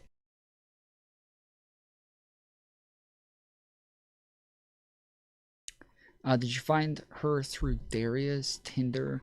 I don't know, I just blocked her like right before I started stream.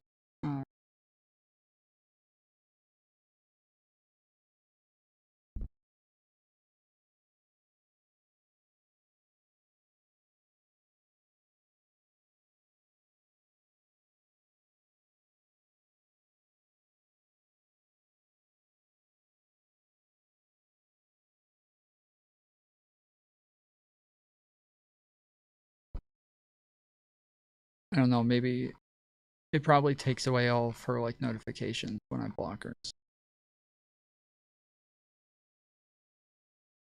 But yeah, she kept acting like I'm responsible for out of context clips that other people take of me.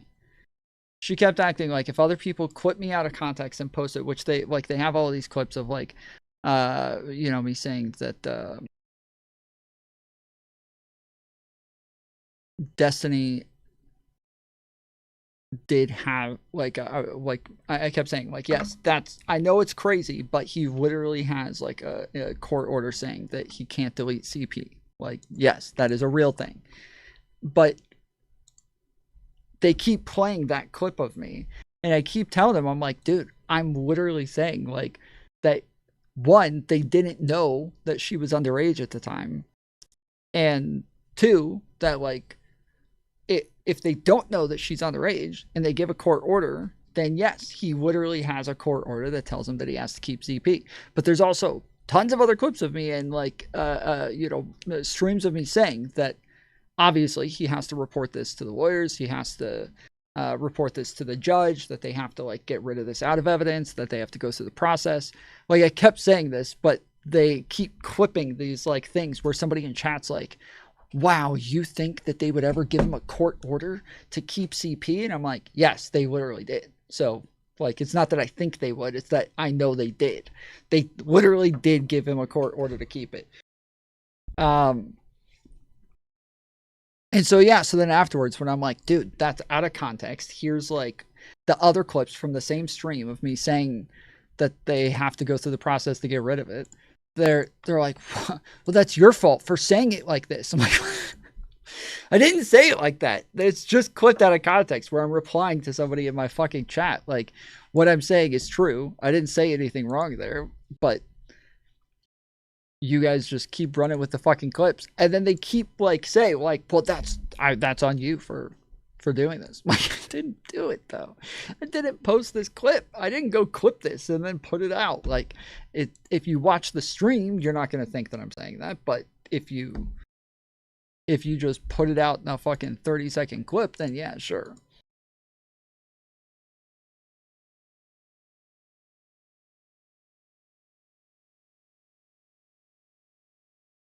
Thought on SCOTUS legalizing racial profiling? I haven't seen that. Sexualize everyone. Tomfoolery 2023. Oh, there's even like a clip of me, I think, from the same people, literally the same group of people, of me saying, yeah, I'm gonna rape somebody. The same group of people who like what? That's you.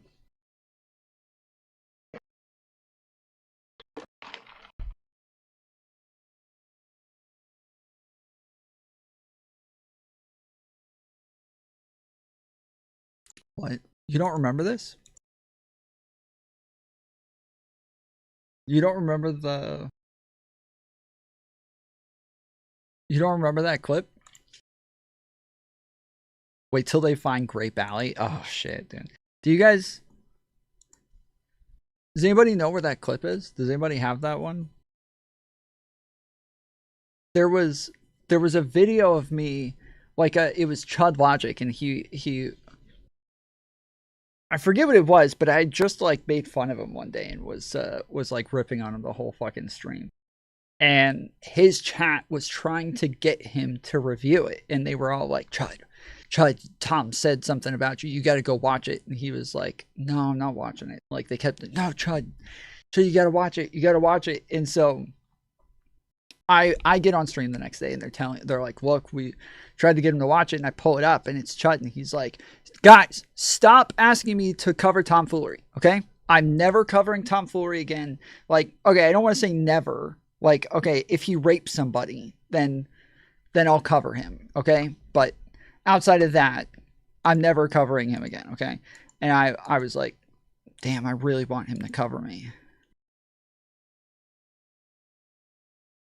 I think I'm going to rape somebody.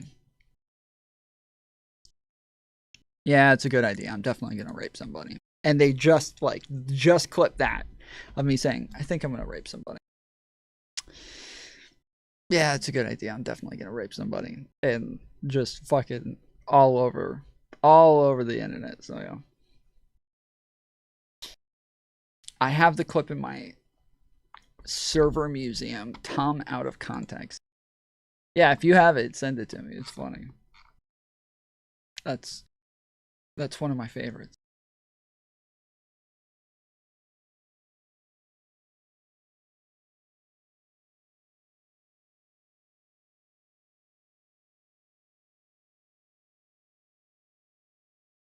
Now we have 2 clips. Yeah, now you can just clip me saying what I said in the clip and just run with that one.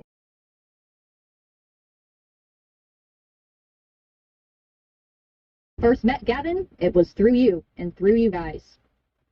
That is when his stalking activity and behavior started.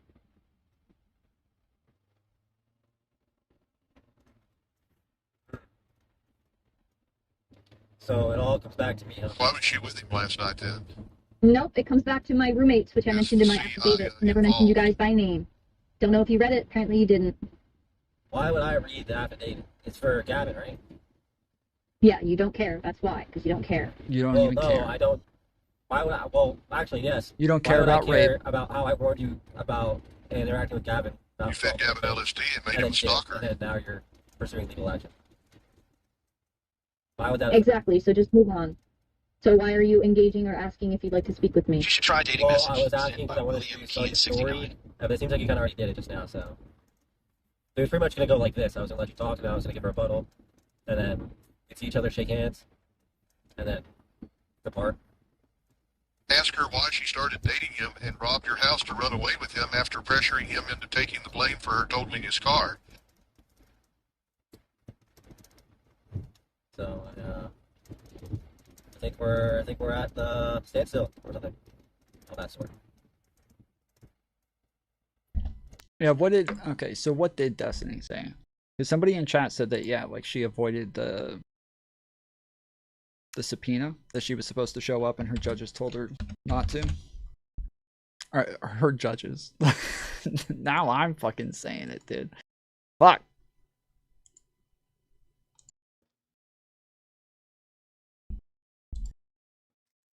This reads more like an attempt at cancellation with the amount of random shit in there. Yeah, I mean, that's basically what they're doing. They're just trying to, like, throw random shit in. But, like, again, the only thing that really matters now is the AbbyMC thing, which is... Waiter seeking. I don't know. If she actually did get brain damage from that car accident, and that's, like, explanatory of all her behavior over the past year and a half, that would be really sad. It would be even more crazy that Pixie's taking advantage of her to try to keep her case alive. What about the dismissal? Well, I imagine next, I think we try to file a motion to dismiss. But again, on the plea... Bro, this... Who edits DGG World?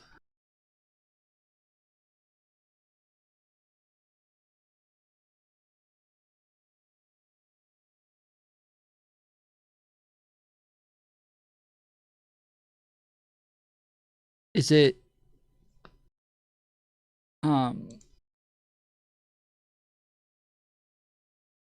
Fuck, what's his name?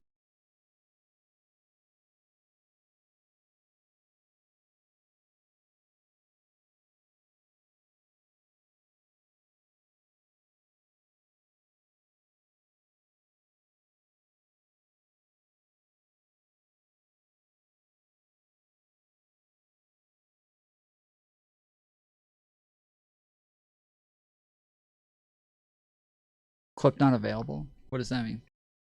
Oh, this?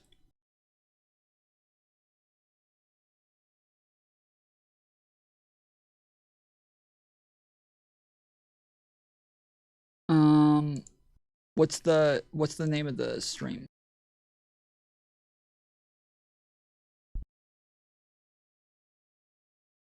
It might have gotten like unlisted or privated or something a while ago.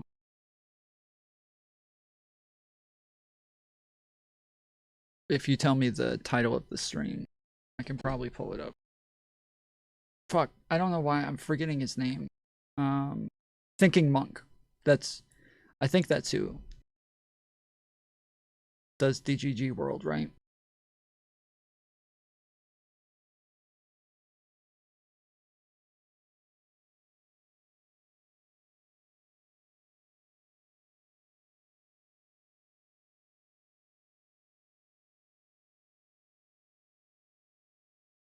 Leading stage, the judge is I supposed... was just saying, this is kind of cool, the way that, like, this fades into the background over here.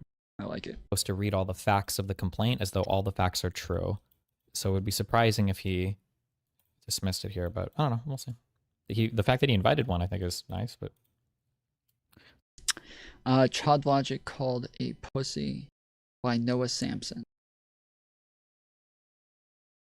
Okay. I'll find it. So did the gag order not work? There is no gag order. They were kind of asking for effectively what would be a gag order, but the judge noticed that they were being tricky with the the judge noticed that they were being tricky with they sent us a motion to agree to, and then we did, but the one they filed with the court was completely fucking different. So the judge denied that one and granted, basically the motion is granted in part, just like an ordinary protection order over discovery information. So whatever we trade back and forth on discovery, we can't like post publicly. Especially in a case like this, I mean, it's kind of fair, yeah. Can you expand on your take on the Google? Okay.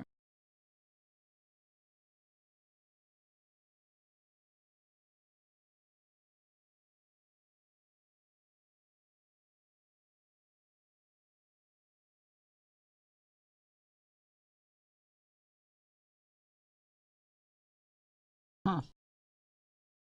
Yeah. All the clips are gone. Oh wait, no they're not. Here it is.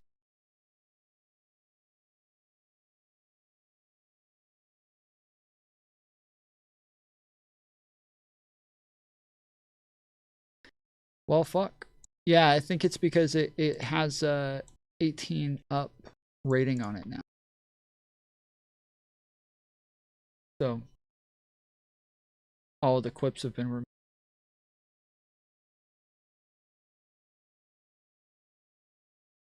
Let's see why there.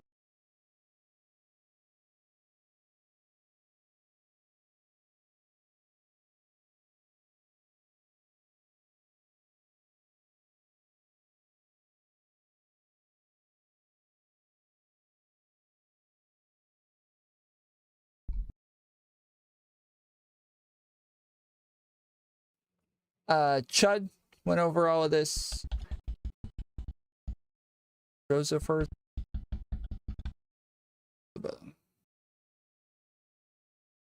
Yeah, this is one of the few times where it just seems picture of in his thumbnail too. What the hell? Okay, so wait, is this sexualize everybody clip or the rape clip? So yeah, those are obviously a bit weird.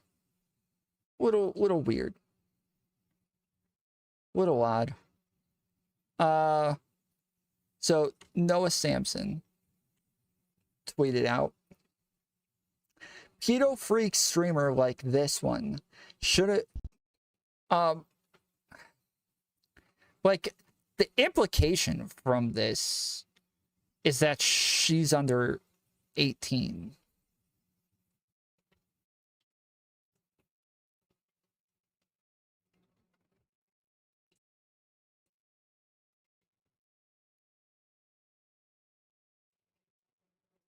Yeah, that's actually Noah. That was his Twitter account that posted this.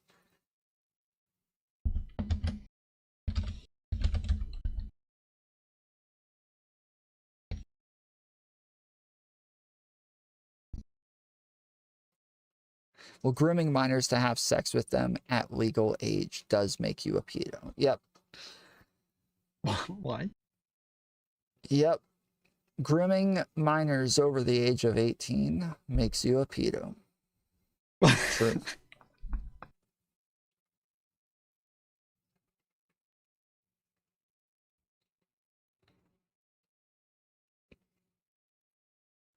You should sexualize them if you think it's possible they are under 18. Tuesday with the base take. Let's go, dude. Sexualize everyone as long as they're under 18. Let's go. Tuesday on the team. Says you should sexualize them if you think it's possible they are under 18. She definitely meant to say shouldn't. She definitely meant to say shouldn't.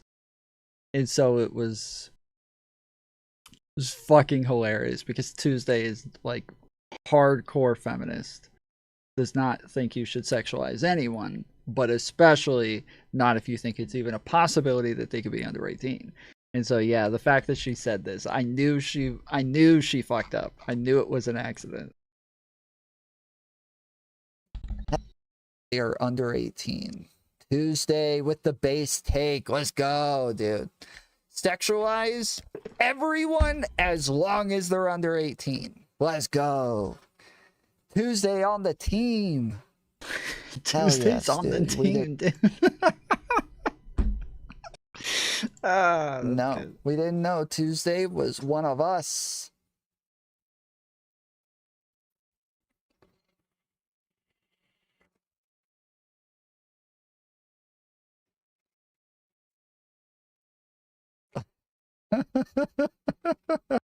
So good, dude. That's fucking great. What the fuck is with this guy, dude? The video we have the What the fuck is why? Why did you make me look this guy up? Holy shit. Google Drive link argument. Why is whether the link is public or private not an important difference? Because having a link is the same thing. Like a file is basically the same thing. It's all just digital data, right? Like if you send me a Google link, it's not really, I mean, except for maybe through some maybe hack, but like let's say you send me like a link to a file versus you sending me the file itself. My ability to transfer that file to anybody else is the exact same, right? Like say you send me a picture of your mom versus sending me a link to a picture of your mom. It's the same thing. You can do the same. Like, did you send him my thing? Oh, no, don't worry. I didn't send him a thing. I didn't send him that thing. I just sent him a link to your thing. Like, oh, okay, thank God. But the funny thing is, there was, I think it was an 11th Circuit case. There was a case where somebody tried to make that argument because somebody apparently messed up and posted a Google Drive link publicly. I think they posted the link publicly, and they included the link up top, and it was a public link. And then but the judge ruled that that didn't count as public disclosure because I don't remember what the argument was, but even that didn't count as public disclosure. So, are you able to say why you believe they deleted evidence, Pixie? Because she knew she was trying to extort me. And my guess is going to be that Lauren and her were probably going over the conversation. Wait, this isn't what I want. I don't care. Shut the fuck up. Get this fucking loser off my screen. Holy shit. On to the next on road, like here. So 208 miles. To the next on road? Yeah. No, you're not. You're lying. No, I mean to the next on road. What does that mean? It's a place you can stop and get food and like gas station. Need gas.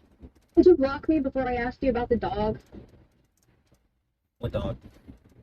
Your new puppy? What about her? When I texted you about her, and you were answering me about my beach day? Not sure really what you're talking about. That wasn't you texting me, and that wasn't your number then? I'll have to go through my messages. What? When you said enjoy your beach day? You don't recall this? I don't recall anything you're speaking about. And I said I wanted to see the puppy? And I asked about her? What did I say? I don't remember. I'm just asking if you recall ever sending those messages to me and if that number was fake. Is it my 737 number? You'll have to talk to my lawyer about that. Let me check. Ask her the questions. Chad has stopped ignoring us. We need to know why she sexually assaulted the house and manipulated Gavin, but now wants to lie. Look for this place you're asking me to find. No. It is your, yeah. Ending in 855. Is that you? But not for 40 minutes. Is that me? It could be me. I'm not sure. I have to look at my phone. Or talk to my lawyer. I have to talk. I need to talk to my judge. I have been asking you to call me with no one around, but you waited too long, and I've been trying to protect you. I'm still not trying to, but yeah, you're all gonna get fucked. And ask her the questions. Chad has stopped ignoring us. We need to know why she sexually assaulted the house. Oh, I and know now. manipulated Gavin, Was but I now asking you wants to questions lie. about sensitive topics I can't talk about. Yeah, I was asking about Destiny stuff. Yeah. Can't talk about sensitive topics, okay? I'm going to talk about my court cases. I'm going to talk about my subpoenas. I'm going to talk about all the people who raped me, all the people who sexually assaulted me. I'm going to keep saying he shoved his fingers into my vagina. I'm going to talk about other people breaking into your house. I'm going to talk about all the different guys that I dated and slept with. But I just want to be clear. I'm only going to talk about those like very casual, normal topics. I'm not talking about any sensitive topics. Okay? And you were asking me about my support system and how not to trust the guy and how I shouldn't trust the man I'm living with. Did he say that? You did. Why did I say that? Yeah, look back. You said you shouldn't trust anyone if you're explaining this information to me. I don't know why you trust the man you're living with and your support system. That's what you said to me. Read back. Wait, for what? What was the context of that? The context was if you were asking me about Destiny and I was engaging back with you, and I said I'm going to the beach. And I said You shouldn't said have trust fun anybody? at the beach, and if I were you, I wouldn't talk to him about that. Gavin? In short, but no, my support, who I'm living with right now, no. Who the fuck are you living I with? haven't been living with Gavin. I broke up with Gavin 2 months ago. If I said anything about how you shouldn't trust somebody, it's because they're making you do retarded shit. Because whatever you're doing right now is retarded. But I don't think that's how that went. Whatever you're saying, I don't think it's exactly how it went. What am I doing that's retarded? You're accusing people of rape for situations that do not molestation, rape, whatever, that definitely do not seem like molestation or rape. It seems like you were very uncomfortable by a situation, and you let someone touch you and you didn't speak up at all, and they had no signs to know that you were uncomfortable by anything because you haven't in any of those stories, by the way. You should do some more research about the fear that victims hold and why they Harris, don't you need to grow your first hair back ask out, for young rape man. kits, This or they short hair don't ain't it? call the police, or they don't. Okay, You should do some research into human trafficking, but I'm sorry, continue. I've never had someone experience a rape situation and then go gleefully say that they had a great time, come back home giddy, talk about how much they like the person, and were thinking And drunk. And were bragging about how they were going to talk with them more. That just has never happened. Yeah. Usually they don't talk about it, or they're quiet about it, or they just try to pretend it never happened. Yeah. I didn't see you do any of that. Yeah, I spoke up because I was an alcoholic, and I used that as a band-aid for my medication. I was giddy. I pretended like I had a good time. I wasn't going to tell anyone about the horrors that I was going through. I tried to tell a couple people multiple times why I didn't want to go to work, why I didn't feel comfortable going there, how I saw multiple people there. It didn't seem like my message ever got across. When I was drunk, yes, I hid that. I was not going to tell anyone around me, especially you. I felt uncomfortable around you. You and Hayden and everyone else had accused me of other things. Were you perpetually drunk at all times of the day? There is apparently textual evidence of... Apparently, I accused you of rape as well, since your ex-Xena said that on Twitter. This was never true. We discussed that. That was when I was tripping on mushrooms. You did say that to Des. You didn't accuse me of rape. No, Des said that to her. We discussed that. No, the message is from you, and the message is to Des, and then she just messaged. I accused you of raping me, word for word. I said he raped me. I'm not gonna lie. Now that we're talking about it out loud, you've literally accused every single person of some sort of sexual misconduct, like besides Tazo. Tazo had his own thing going on. Tazo had his girlfriend in Japan. He really wanted to engage with me, and I really wanted to engage with him too. I thought he was really sweet. He was from Australia. Gavin wouldn't leave me alone, wouldn't let us have our private time on the couch. I brought him up to our room. We did our business or whatever, and it was never discussed or engaged again. I mean, I shouldn't have engaged because, I feel bad being a cheater. My father was a cheater himself. I hate that. Obviously, Xena recorded me while I was having sex with Carldo, and it immediately told Carldo's girlfriend at the time. So, we kept that private. You understand that didn't happen? That, no, it wasn't recorded. I didn't have sex with Carldo. Okay, real quick. I told Carldo's girlfriend that you had sex with her. With him. That was me. And Xena wasn't outside of my door listening? You're telling me that didn't happen? No, we watched you both go up to your room. Yes, and then you're telling me she didn't listen to me have sex. No. As well, because she did. She was downstairs with me. Okay. Yeah, Carldo's girlfriend was talking to me, and she was like, "What's going on? What's Carl doing?" And I just told her. I'm not gonna hide something for a nigga I don't know. She literally called me to talk about it. Okay. So why was Xena involved at all, and why was she freaking out in the living room, and why was I involved in that situation then? She was my girlfriend at the time. And you... So she was freaking out.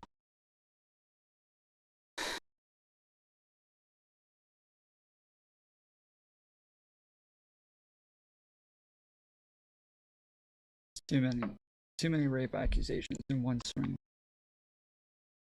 Brianna's blown up your spot. Brianna Loria says, "Uh-oh, don't ask Prime if you voted for Kamala." I didn't vote for Kamala. And You didn't vote for Kamala? I didn't vote for Kamala. What the is wrong with you? My vote was not about who is better, a slightly lesser version of evil. Are you for genocide or against it? Have you cleared that bar? Centrist left-wing candidates are in charge of the It's the dumbest thing. It's the dumbest thing. If you're not doing lesser of two evil voting, it's fuck, dude. It's hard to believe that anybody thinks there's any other type of voting.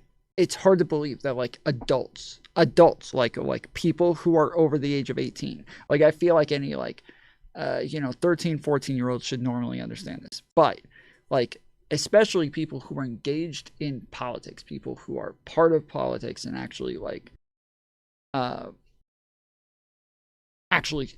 have even a tacit understanding of politics. The fact that they wouldn't understand that all voting just is lesser of two evils voting. Anything else is you just ending up endorsing the greater evil in some way. It is you making it to where the greater evil is just more likely to win. That's all it is. That's all you're doing. I don't understand how anybody could think it's anything else. UK. The UK is going to recognize Palestinian statehood in September. Same thing with Canada, Mark Carney. You think that this wouldn't happen with America, that we wouldn't have had a materially, significantly, that lives would have been saved? The candidate is not owed my vote. Can we agree on that? I think I think the best candidate is ethically owed your vote. Yes, I do. We're not talking between 999 and 1,000. What we're talking about is orders of magnitude difference. Yeah, I would never word it that way to say that candidate is owed your vote. But I would say maybe Palestinians are owed your vote.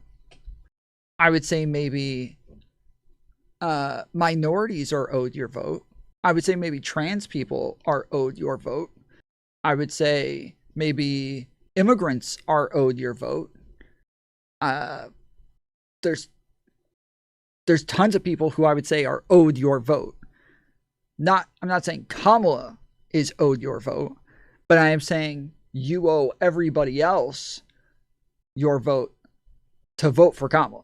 Like, you owe it to all of them to vote for Kamala. So I don't get how you could think anything else. What kind of human being are you? What kind of human being are you? No. You abandoned your country. You abandoned your country. You abandoned the Constitution. What kind of? Yes, this is. I keep telling everybody who kept saying, "Oh no, like genocide is the line for me." I keep saying, "Okay, so you're pro-Israel, just so you know. Like, you're pro-Israel. What you did is you helped Israel. You helped Israel big time, big time. Israel would much rather have Donald Trump as the president of the United States than Kamala Harris. You really helped Israel big time. You were very happy to give Israel a big helping hand. You made sure to put Gazans in the worst scenario possible in this dichotomy of Trump or Harris. You helped give them their candidate. Congratulations. You got what you wanted. You didn't vote. You didn't vote. What are you doing? And now the people of Gaza are dying on your name, on your name. This is why you are morally compromised. I am the person who is trying to protect our country from Trump. Hey, folks, please like, comment, and subscribe. And make sure to check out my newsletter. Information is in the description. The notion that we are going to be in a situation where we can just make this kind of dark money, these capitalist interests, a non-factor, it's a fanciful notion. And right now, look at the big picture. Our country is being taken over by authoritarian fascists. We have, rule of law hanging on by a thread.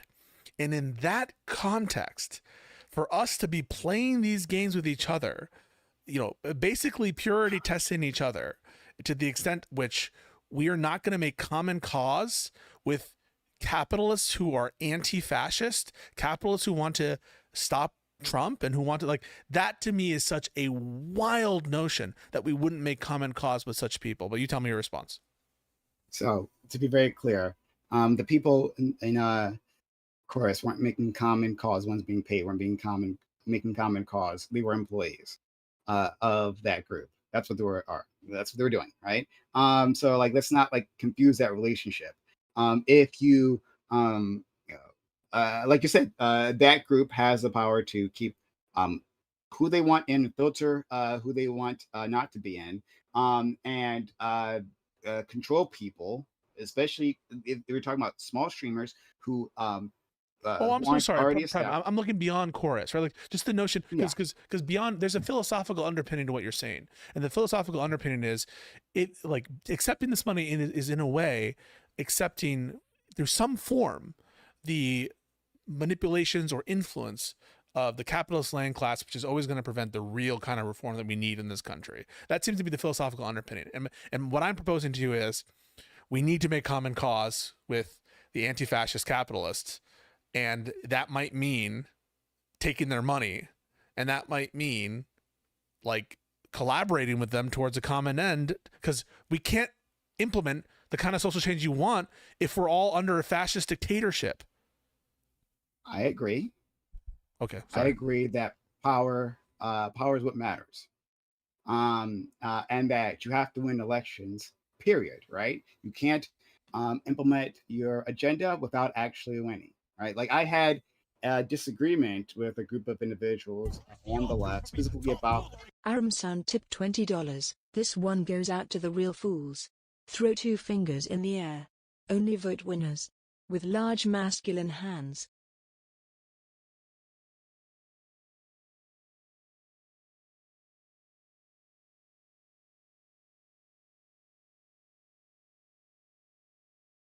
Oh, I fucked that. Appreciate it, Aaron M. Sound, for the dono. Was go. Thank you, sir. Oh, wait, my soundboard working. Let's try that again. Aaron M. Sound, let's freaking go. Let's get some cheers in chat. Thank you, sir. Thank you.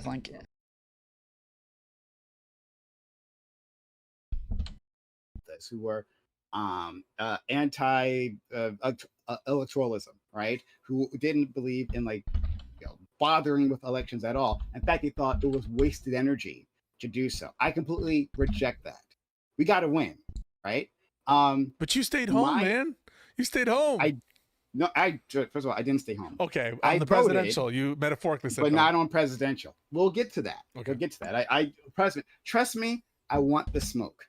So we'll do that in a second. Okay. So it's about winning, right? But when we're talking about unifying here, right? It's unifying in the direction of capital. That's how it always goes here. So we're going to unify in the direction of billionaires, unify in the direction of individuals who have a certain policy agenda. And we have to. There's an emergency, right? And so let's put away our differences, right? And the only way to do that, only way to put away your differences, is to align with their message, right? Because that's what. Wait, but we do this with Mamdani.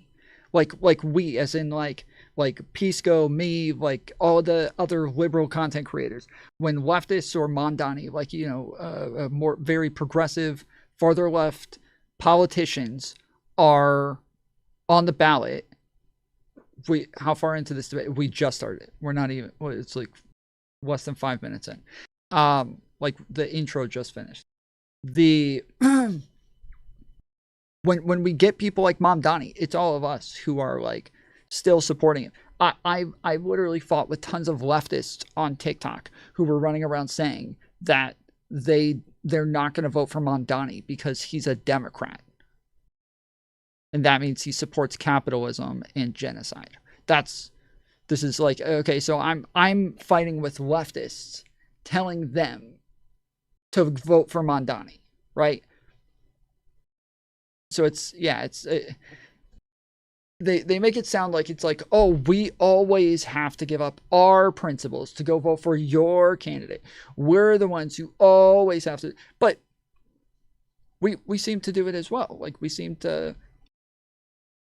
to be willing to help their candidates when they're the leading candidate. We're not going to say we have to drop our principles and say, we're not willing to vote for you because you're a leftist, you're a socialist. No, we're okay. You're much better than getting another MAGA type person. So yeah, we'll definitely go with that. The money is, right? That's the infrastructure that we need. There's a power imbalance here, and so it always shifts to the ones in power. It always shifts to the corporate Democrats who are already in control of the DNC. When they're talking about unifying, they mean getting behind their party line. There's just no time. Medicare for all, at one point, we'll get to it in the future. Immigration, right? We'll get to it in the future, right? Obama said, and it never happens. And so at some point, we actually have to work out these differences. At some point, we have to think about what kind of party we want to be. Because those billionaires, they actually already have an idea. They have a clear idea as to what they want to be, right? They want to be Republican. And so I reject this idea of in the face of this emergency. I think that this emergency was caused by that wing of the party, right? The corporate wing of the party. They caused it. They brought us here, and they are the first ones to acquiesce, as liberals always have. liberals have always acquiesced to fascism all throughout history. All throughout history. They are the handmaidens of fascism. So this just isn't true. I want to make sure everybody understands this. This is not true. Every single person who has ever said this on my platform has conceded this is not true. It is factually inaccurate. It is historically inaccurate. It is not true. Nobody actually believes this. The socialists left the Socialist Party in Germany in large part to go work with the Nazi Party. Same with socialists working with Mussolini. Now both, like, Hitler and Mussolini wanted to go and I think ended up killing socialists in the end and wiping out socialist parties. But it was socialists who helped them do that. It was socialists who helped them get elected. It was socialists who helped them get into power. It was socialists who did this.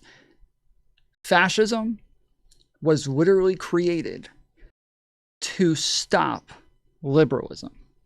That's literally the aim of fascism. Fascism is it is meant to be a replacement for liberalism.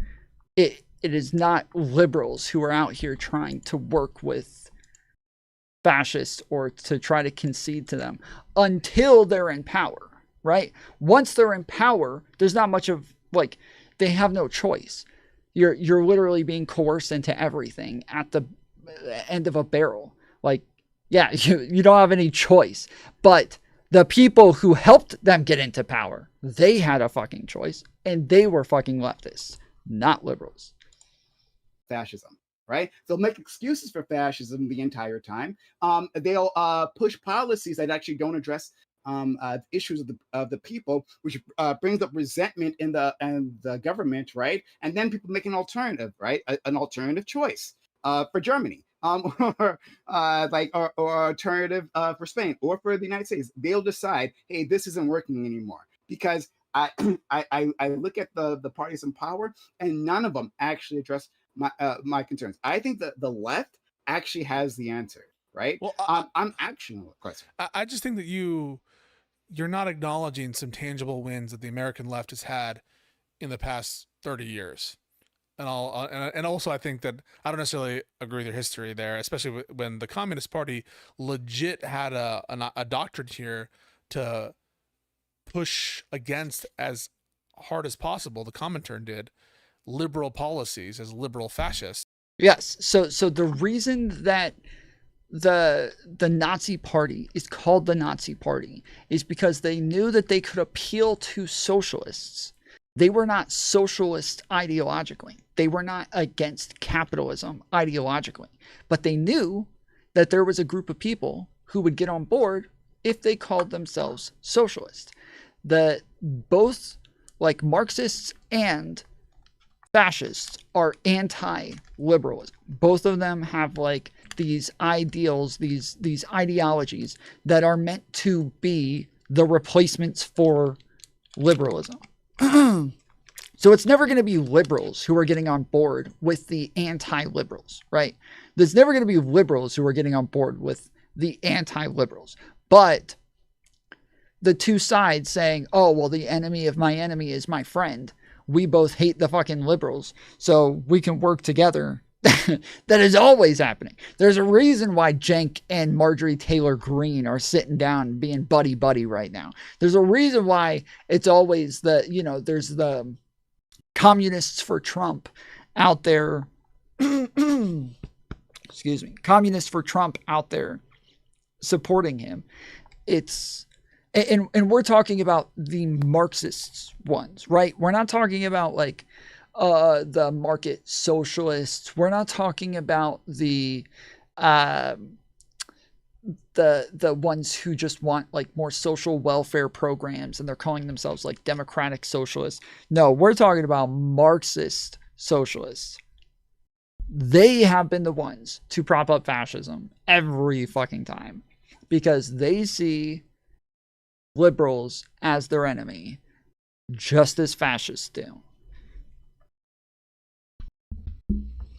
And that's why there was, at least in in the German contexts, collaboration, at least in the early days, between communists and Nazis against the SPD. But anyway, just putting that in the history. Well, aside, they like presented themselves as National Socialists. And so, no, but in general, I mean, like they were as opposed to the Social Democrats, if not more so than the Nazis. Communists for Trump. Every communist I've ever seen has been a Democrat. So that's why I separated them. There's like the Democratic Socialists, right? Democratic Socialists are like one group, right? But Antifa is not in favor of Democrats. What the fuck are you talking about? Why are you guys like this? Like, you guys like talk so much that every Republican channel, I swear, if we go look up the word Antifa on YouTube, just like in the what do you call it, in the transcripts,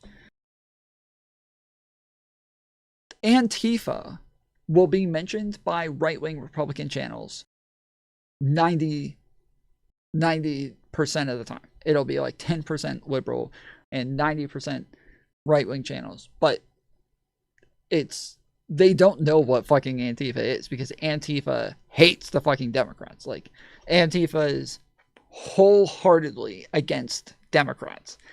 To them, Democrats and Republicans are exactly the same. There is no difference. To Antifa types, there is zero difference between the two. Zero difference. Every Marxist I've ever seen has been on the Democrat side. It's more, I would say it's probably more common. They're probably more likely, to do that. But I would say that it's kind of split right now. There's not like it's becoming harder and harder to actually give generalizations about leftists in America. The blue no matter who. Yeah, well, yes, the Marxists right now hate what they call blue no matter who people. They call us blue MAGA. Okay, I've been trying to figure out what the fuck this term means. I finally have it. That's what it means. They call anybody who's blue no matter who, they call them blue MAGA. Because they're saying that if you're blue no matter who, that makes you cult-like, just like MAGA, which is not why. That's not why MAGA is cult-like. MAGA is not cult-like because they'll vote for Trump or vote for Republicans no matter what. Like, that is not what makes them cult-like whatsoever. But this is why, Marxists are fucking retarded. So they're not they're not the brightest out there. But yeah, they're becoming harder and harder to classify, because we have a bunch of them who are willing to vote for Democrats and are willing to defend Democrats. But then we have also the ones that just hate Democrats, hate electoralism, and all they want to do is complain. Then we have the ones who hate Democrats, hate electoralism, but they hate them because they're accelerationists, and they want the revolution to come as fast as possible. They want everything to come crumbling down very quickly so that they can rush in and take over with their rainbow flags and in their purses. And I have no fucking idea what they think they're gonna do, but they'll what is it called? What's the gay dance called? Where they do all the falling on the ground and shit. What is that called again? So, do you guys know what I'm talking about? Where they're like out of nowhere, they just fall on the ground and do a split at the same time. Voguing. Yes, that's what they're gonna do. They're gonna Vogue fight. That's what Antifa will do. They'll fucking Vogue fight their way into the Capitol. That's gonna be their revolution. Why, bro? Why?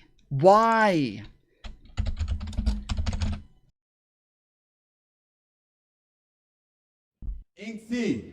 You will go first for a minute. There you go. Oh shit.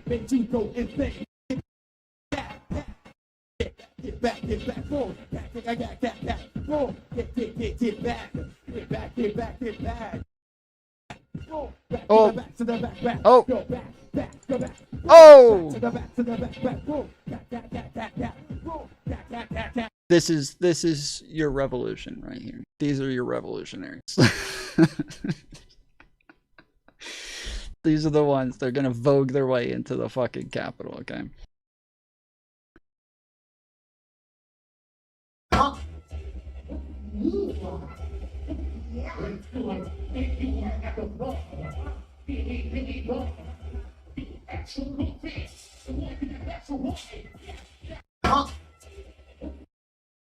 There's an actual video of Vogue fighting, but I don't know.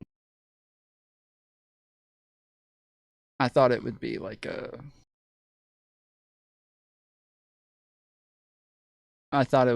up top, but there's somebody who is like voguing as they're like kicking people in the face with their boots and shit.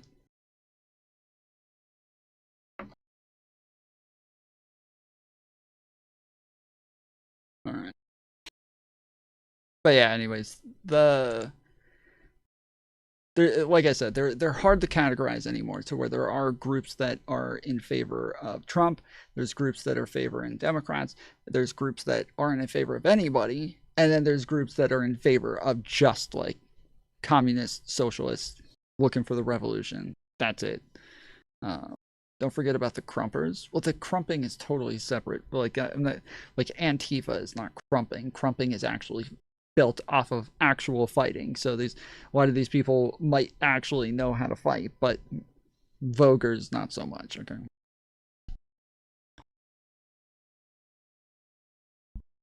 Yeah, wait. Like I think Catmir's like first day in my chat, we were going over Trumpers or communists for Trump. I think it was like a CNN thing. But we actually knew some of those people. Like literally some of the people who were in the CNN interview, we knew them.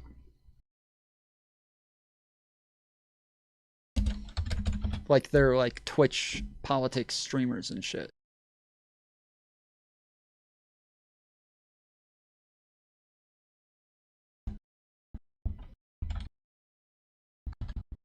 If Freddy's here, he'll remember some of their names. I can't remember them.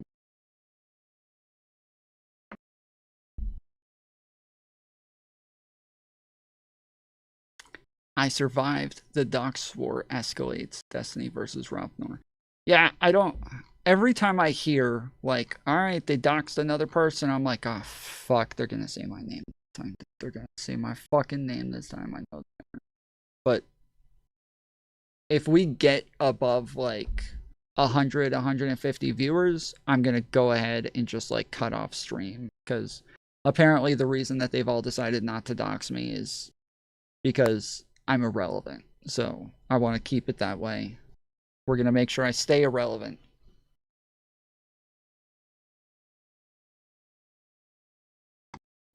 I understand that they also fought against each other, and the communists were the first people targeted by under the new Nazi government. I'm not denying that, but I'm saying that I don't think it's so clear that the liberals were the first to.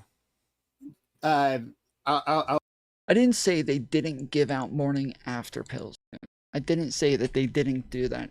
And they didn't give them out. What they did is they gave people like certificates for Planned Parenthood. But people said, what they said was they were performing abortions in a van outside the DNC. That's what you were saying. That's what y'all were saying. You did not just say they gave them the fucking morning after pill, okay? I appreciate the attempt at the pivot, but my brain too strong. I'll say this. I am making an oversimplification of history, obviously, right? I'm not like I haven't given you a whole full spectrum of what history looks like, but I still stand by the statement that liberals... I'll just say in the Spanish Civil War context, there was America was selling arms to Franco.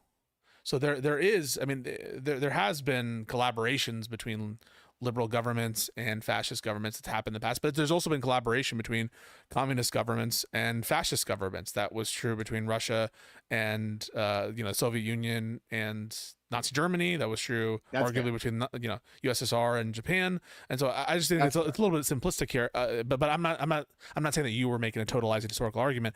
But at least no, but what he said was liberals have always supported fascism. Every single time. That was his statement. He said they have always supported fascism. They always concede to them every single time. But the problem is that that's not true if we're actually looking at these things like in reality, that they were coerced into conceding things in the two that I talked about. And those are the two major ones that we're thinking of. It's like Hitler and Mussolini, like people think fascism, that's what they're thinking of. This context, I think the left has seen some tangible wins in the Democratic Party. I mean, just look at where Joe Biden was moved domestically by Bernie Sanders and Elizabeth Warren. Those were tangible moves that, Biden, you can say whatever you want, was the most domestically left-wing president that we have seen in our lifetime. Easy, bar none, no question about it. No question about it. And like drawn, kicking and screaming to those positions. Absolutely. Yeah, I agree that the best part of the Biden presidency are the ones birthed by Sanders and Warren, 100%, right? Not the FTC. Well, the FTC, yes, FTC, yes, but also Consumer Financial Protection Bureau, the National Labor Relations Bureau. Yeah, there's a ton of great stuff here. But all I want to say is those are tangible wins that the left, to say nothing of, I think, the Inflation Reduction Act and some of the other the policies here, where they made an agenda item. The left has made the environmental protection an agenda item, have made protections on abuse by banks and financial institutions an agenda item. They have made labor and protection of unions an agenda item. They have made domestic production and fair trade, an agenda item. But this doesn't go against my argument, right? So I can acknowledge that the leftists, we'll just call them leftists. We'll put Warren and Sanders in that category for simplicity's sake, right? Leftists have had an impact on the Democratic Party. They've done the best things, right? They pushed for the best parts of the DNC agenda. But that doesn't change what I was saying, is that like the corporate wing has the party, right? Fights against the left at every point in time, undermines them at every opportunity.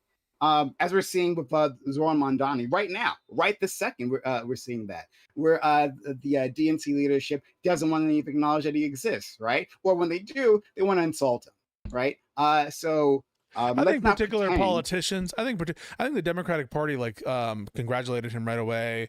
At least the Twitter account, the Democratic official Twitter account.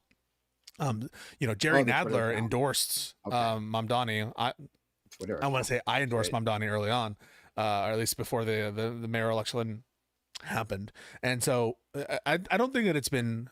Yeah, I think one of the, if I'm Prime right now, I would make it less about the actual DNC and more about the concessions that he's been willing to make and that liberals have been willing to make. Because if Prime is going to hold this stance that well, obviously this is what I ought to do, just for the sake of what's best for me and my people, then yeah, if I'm Pisco, I'm gonna be okay, well, this is what I did, this is what me and my people did, and this is where we were willing to make tons of concessions to you guys, and while you're sitting here complaining about it, this is what I'm doing, yet I'm listening to you talk about the fact that you're not willing to do the same for me and my people. I've been critical. Yeah, I've been critical of Jeffries. I've been critical of Schumer and people who have not endorsed. I've been critical of people like Josh Shapiro, who's kind of had these weird little comments at him and other people as well. So I agree with you that they should endorse Mamdani. And I've been, by the way, criticized by other members of my liberal circle for saying that and for calling it out. And so of course you have been. I'm not saying that you are wrong in the sense that there are many people within the Democratic Party who are uncomfortable with Mamdani, but I think that that's people say the same thing. Like, look at the left; they're just trying to undermine our candidates. All they do is talk shit. I mean, I've heard this ad nauseum: is why would we care about the left? They really want to shit on our candidate. All they do is talk shit about our candidate. They don't acknowledge the difference between the Democratic candidate and the Republican candidate. And you're case in proof, aren't you? Because you didn't vote for Harris. Yeah. You didn't endorse Harris, and so why should? I mean, I get to say that is kind of the position, is that like, okay, well, while he keeps saying like, dude, the leftists the leftists have been the ones who have been like getting the liberals to change on all of these policies and blah blah blah, but then in the same breath talking about the fact that they won't actually do anything for leftists and they won't listen to them. It's like, well, that's going to end. Like, the more that you guys say that you're not going to vote for our candidates, the less you're part of our constituency. So, like, we're definitely not going to try to appease a group of people who are not going to vote for us. Like, especially when you admit that we're like making all of these changes for you guys, and you still refuse to vote for us. Like, yeah, we're not gonna keep trying to appease you at that point. Why the fuck would we? We're just gonna do our own fucking thing. Why would we keep going out of our way to get people from the far left on our side if they're still gonna turn around and be like, nah, because you're not perfect? No bueno. Hey, endorse Mamdani. Why do you get to say that?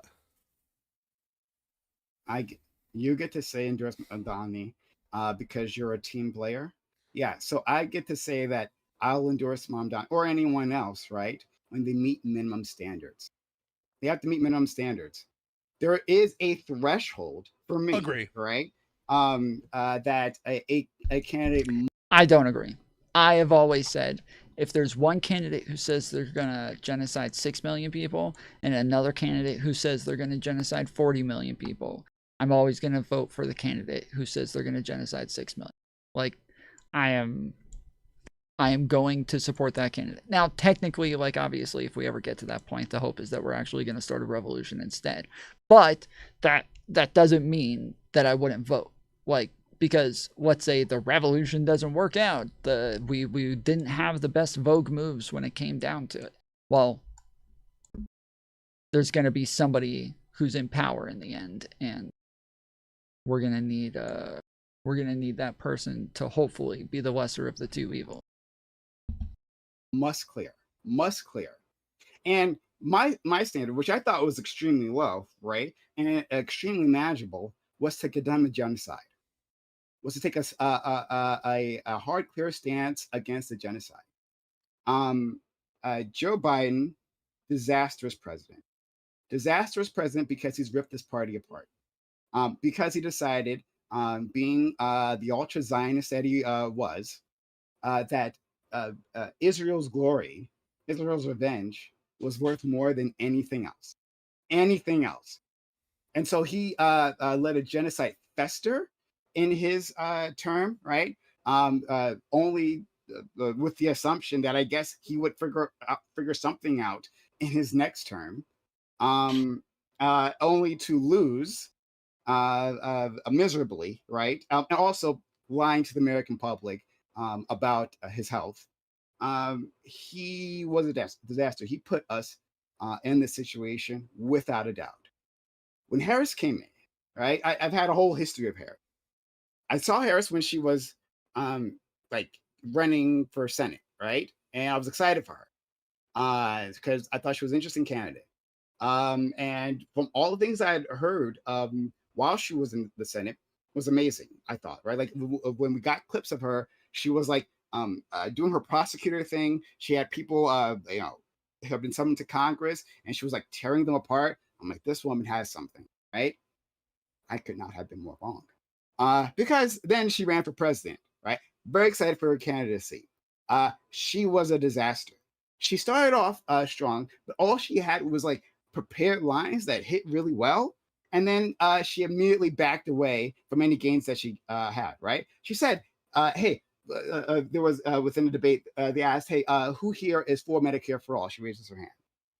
I raised her hand. Later on, when asked about it, she's like, "Oh, did they say Medicare for all? Oh, I must have misheard. No, I'm not for Medicare for all." She was in there. She did it for the immediate gain from the debate, right? From being watched by all those people. Then later on, she can make a tiny correction. Oh, that's not actually where I stand.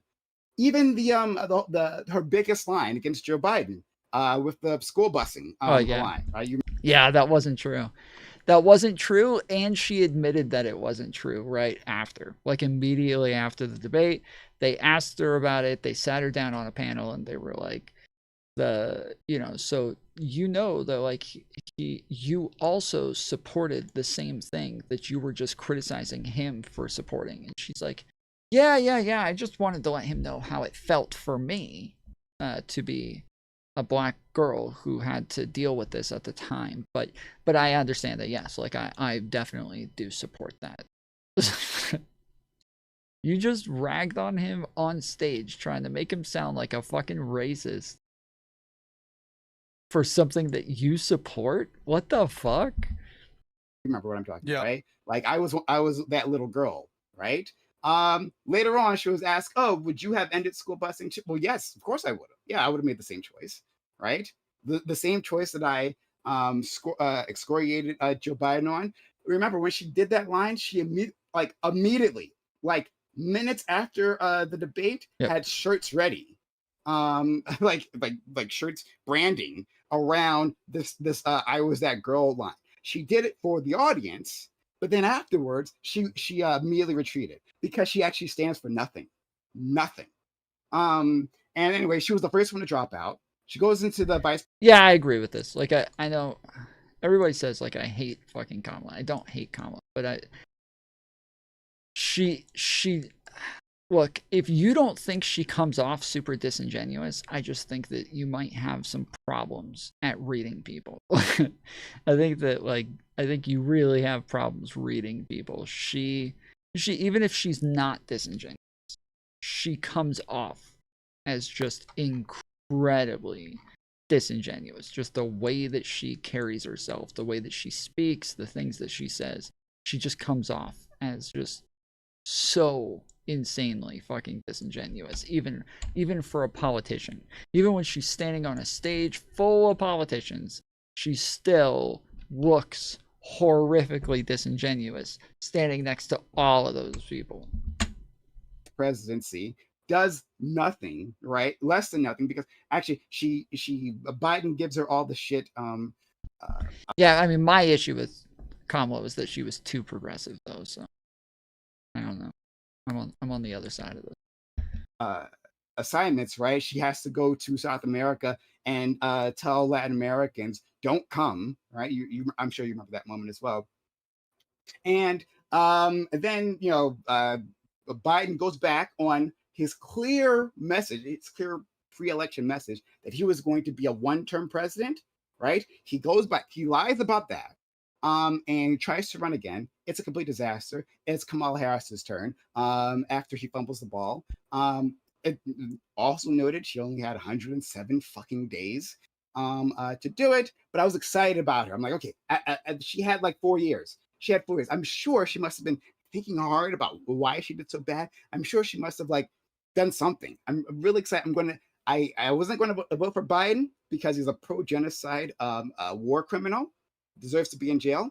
But for Harris, I thought, well, I heard some like positive noises in this direction. So, okay, do you guys remember what Pisco says I said he needed to say? Do you guys remember what my prescription was to Pisco on like what he ought to have said to the Vanguard boys?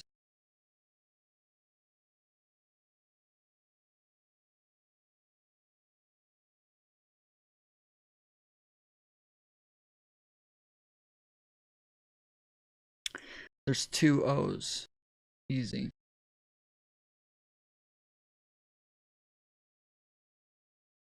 TOO. It's too progressive.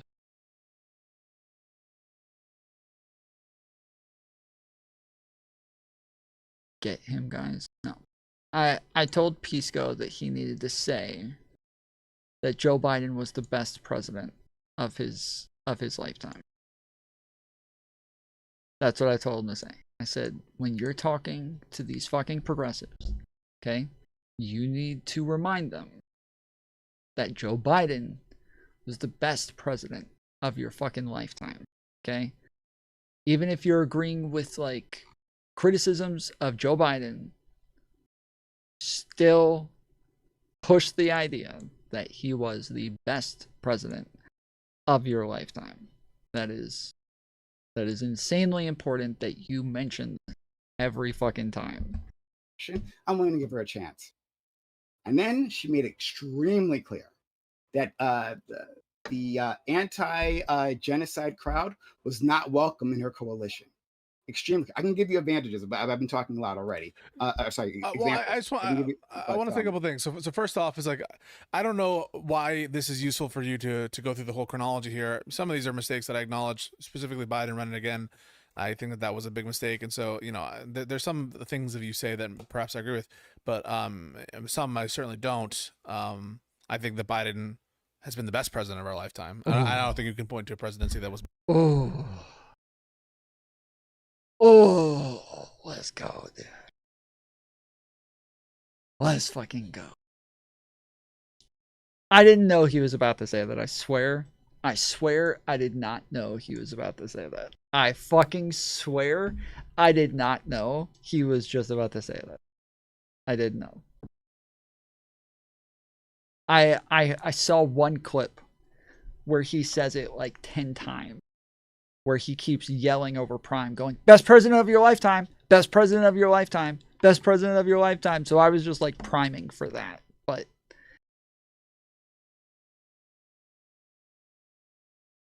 apparently, yeah, there it is. Pre-pissed. Yeah, I need to get the clip of me telling him to say that.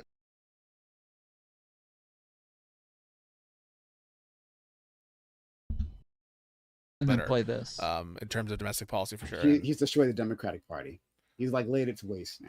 Oh, listen, I agree that his decision not to run again was disastrous, but I'm just saying in terms of domestic policy, in terms of domestic accomplishments. I'm talking about in terms of the genocide. Sorry, I'm talking about in terms of the genocide that's happening. Okay, I mean, right now. I think it's cold comfort right now to the Palestinians. Well, that's why he said in terms of domestic policy. Now, do you think that they'd be better off with Kamala Harris in charge?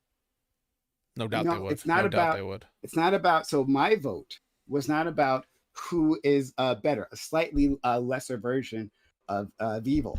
That's just stupid. Okay, well then you're just dumb. Like, I love Prime, but damn, dude, that's just fucking dumb. Like, I'm sorry. There's no other way to put it. That is just dumb. Like, the person who is better, right?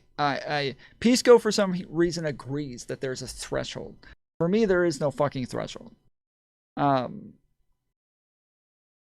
There's no threshold to get my vote. Like, to be able to earn my vote, there is no threshold. But the fact that yeah, he's just so willing. Fuck you, dude. I'm trying to go and eat that fucking slither over here.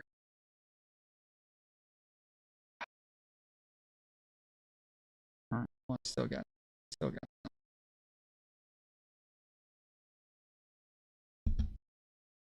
It's, hey, are you for genocide or against it? Have you cleared that bar? I will not vote for a person who is pro-genocide. Centrist left-wing candidates are in charge of the UK. The UK is going to recognize Palestinian statehood in September. Centrist Democrat in charge of France. Yeah. Let me keep going. Okay. They're going to recognize Palestine as a state in September. Centrist Democrat in charge of Australia. They're going to recognize Palestine as well. Same thing with Canada, Mark Carney. You think that this wouldn't happen with America, that we wouldn't have had a materially, significantly, that lives would have been saved? Your example of like centrist leadership is that a bunch of leaders, right, won't give any material support. Instead, they'll make a resolution that'll make Palestine, recognize Palestine as a state, whether it actually will or will be in Iran, it's a different matter or not, but they'll recognize it as a state. That's been one of the major goals of the pro-Palestinian movement. Yeah, that's a pretty big move. Like, the part of the issue right now is that if they're not recognized as a state, there are some things that just don't apply to them. And so them being able to be recognized as a state is actually like really big, and that is a material difference for them. That is material support. So the fact that he's saying, oh, they won't give them any material support, well, that is material support, bro. That those change the material conditions for these people. What do you mean? Yes, but right now that doesn't stop the genocide. The first things that they will the first roadblock. Yes, that's part of it. That is part of doing that. That they will clear will always be the rhetorical ones, right? The ones that what I'm suggesting to you. No, that's not just rhetorical. That's not just rhetorical. Oh shit! Is if you have someone who's more aligned, like if you had Keir Starmer in America, our position on Gaza would be fundamentally different than Trump. Trump, who's deporting people because of their criticism. Would there still be no harm? I understand how you don't have to explain to me that Trump is a menace. I talk about how Trump is a menace all the goddamn time, right? I'm saying, is this a leftist thing? I don't know what it is. Like I feel like it's PrimeCayes, STV Philly, and Dak Katie are the only people who ever do this to me. Like, or who just, not even just to me, who I ever hear do this to anybody. Like, when you're making an argument, you have to make the argument. You have to say it, right? But when you make the argument, lots of times they'll immediately be like, hey, you don't explain that to me. Like, I don't understand that. It's like, well, hold on. It's not about whether or not you understand it. It's about the fact that, like, I'm just explaining to you why I'm taking this position. And so you can be like the fucking expert here, but it sounds like you're not taking this into consideration when we're talking about this issue, so I need to mention it. But yeah, it's really annoying. Like, me just mentioning something doesn't mean you don't know it. That I have standards. My standards weren't clear, right? It is not my fault that the candidate didn't clear those standards. The candidate is not owed my vote. Can we agree on that? I don't know what you mean by that. I think I think the best candidate is ethically owed your vote. Yes, I do. Oh, I've absolutely okay. But yeah, I wouldn't say the candidate is owed your vote. I would say, like, again, minorities are owed your vote. Immigrants are owed your vote. Trans people are owed your vote. But no, I would not say the candidate is owed your vote. That's a fundamental disagreement. Okay, that's important. That's a fundamental disagreement. No candidate is owed. What do you mean by owed? Right? They have to earn that. What do you mean by owed? Well, I mean the opposite of this, right? The opposite of earning a vote. I mean that. I don't understand what you mean by owed. I will explain it to you. That's fine. Because people. If we're going to make voting about moral grandstanding, I'll suggest the first bar to clear is which candidate hasn't paraphrased Schindler. Well, he didn't vote for Trump either.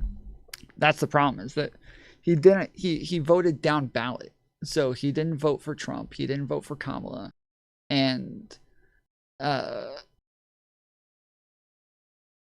then. Maybe he voted for Jill Stein. I don't know. But I think he just voted down ballot. People will often say this. I'll have this conversation with Ryan Mullally where he's like, Kamala Harris is probably the better person, but she didn't earn my vote. Or I'm not. But like even I, like, I'll vote for somebody who fucking paraphrases Hitler. I don't give a fuck. if they're the lesser of the two evils, then yeah, sure, whatever. Owed the vote, and like I just don't understand those terms. Like, if what we mean by owed is like some kind of legal obligation. No, Let me okay, go for it. Explain it. Okay, great, thank you. I love you. You said I was gonna parse out every word. I do that. I know. I gotta come prepared, right? So anyway,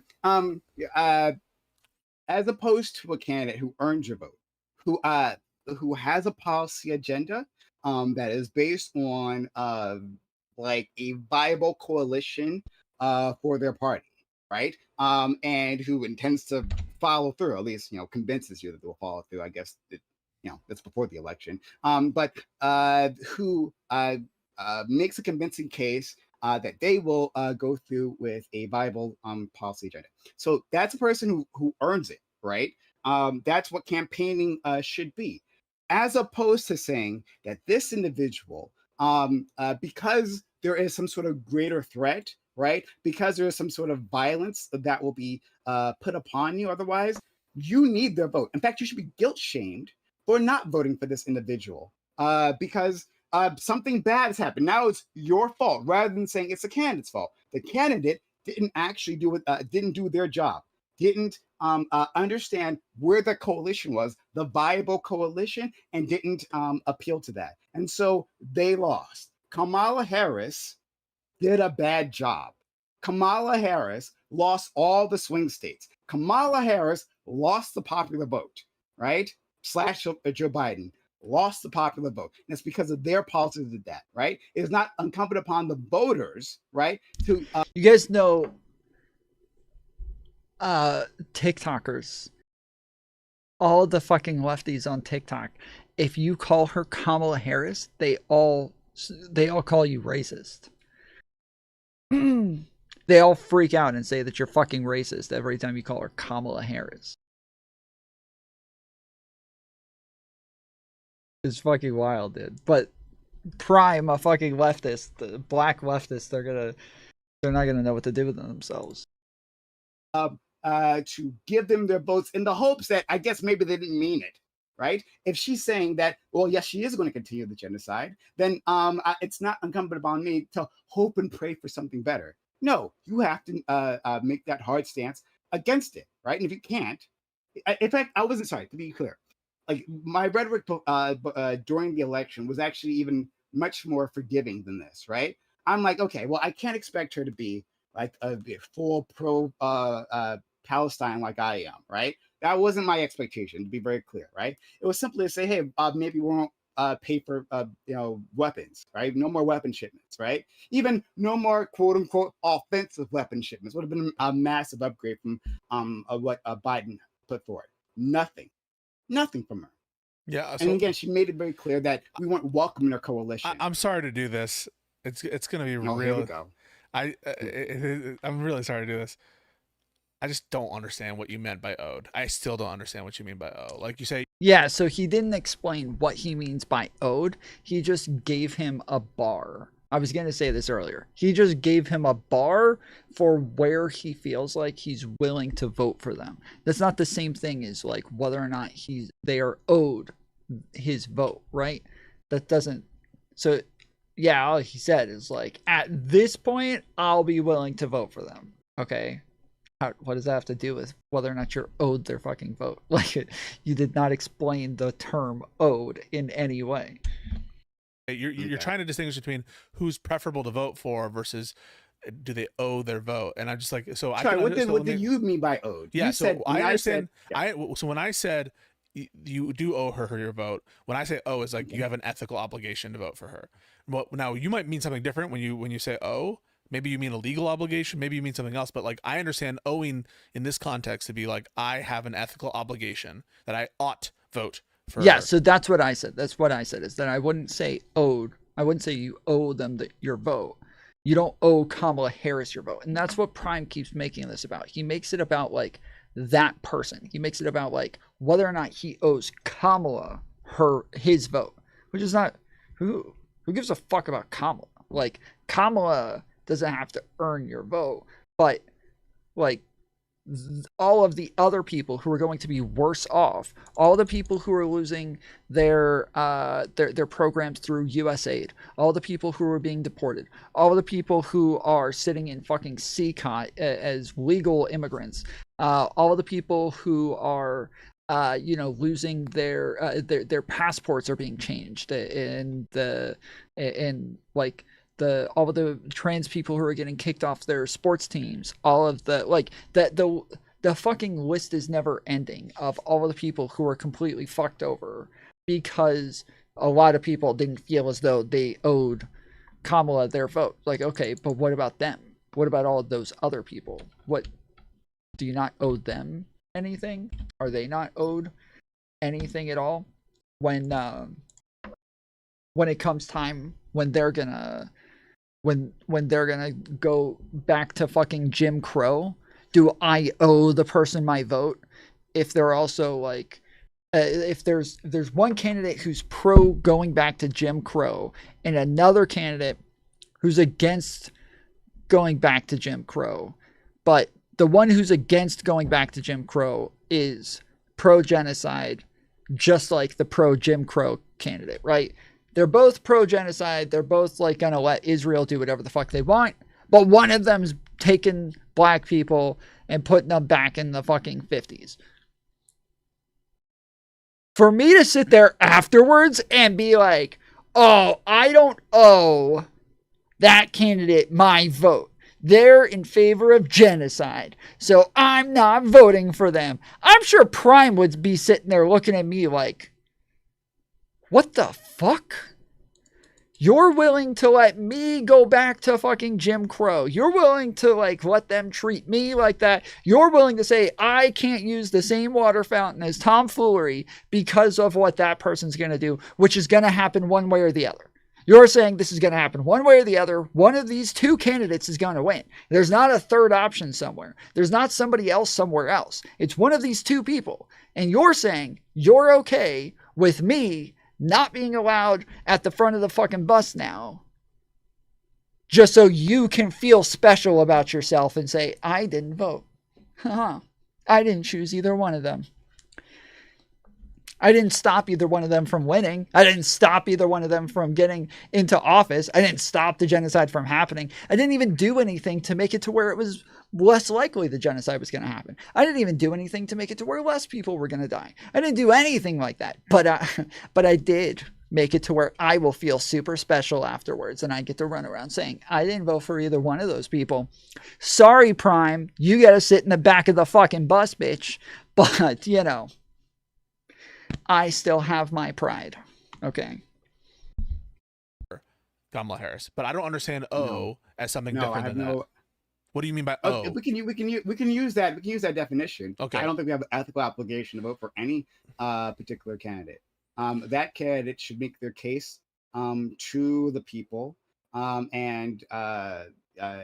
made it worse for Gazans. Correct. I mean, that's what I'm saying. Is that like I think it's pretty obvious Trump was worse for Gazans. I think that is blatantly obvious. Trump is worse for Gazans, as any Republican would have been. But even if they were the same, I have trouble believing anybody gives a fuck about Gazans if they weren't even willing to vote for Kamala Harris. Like, really, I really, really, really have trouble believing they give just the tiniest little bit of a fuck about Gazans if they're willing to sit out the election when they could have done something to help them in some way. They could have made it to where they were at least better off in some material way. But when you don't do that, I have trouble believing that you even give the tiniest fuck about them. But I'm saying, even if that wasn't the case, even if Kamala wasn't leagues beyond Donald Trump, you still would have owed everybody else your vote. You owe Americans your vote for Kamala Harris. There's a reason why everybody says that, like, oh, all the people who voted for Trump are traitors. Well, there's no reason not to think the same about anybody who didn't vote for Kamala. I wouldn't even say anybody who voted for Trump is a traitor. Just say anybody who didn't vote for Kamala. How about that? Same thing. I've been fighting with this guy on Twitter. So the comment thread that Taylor Lorenz commented on.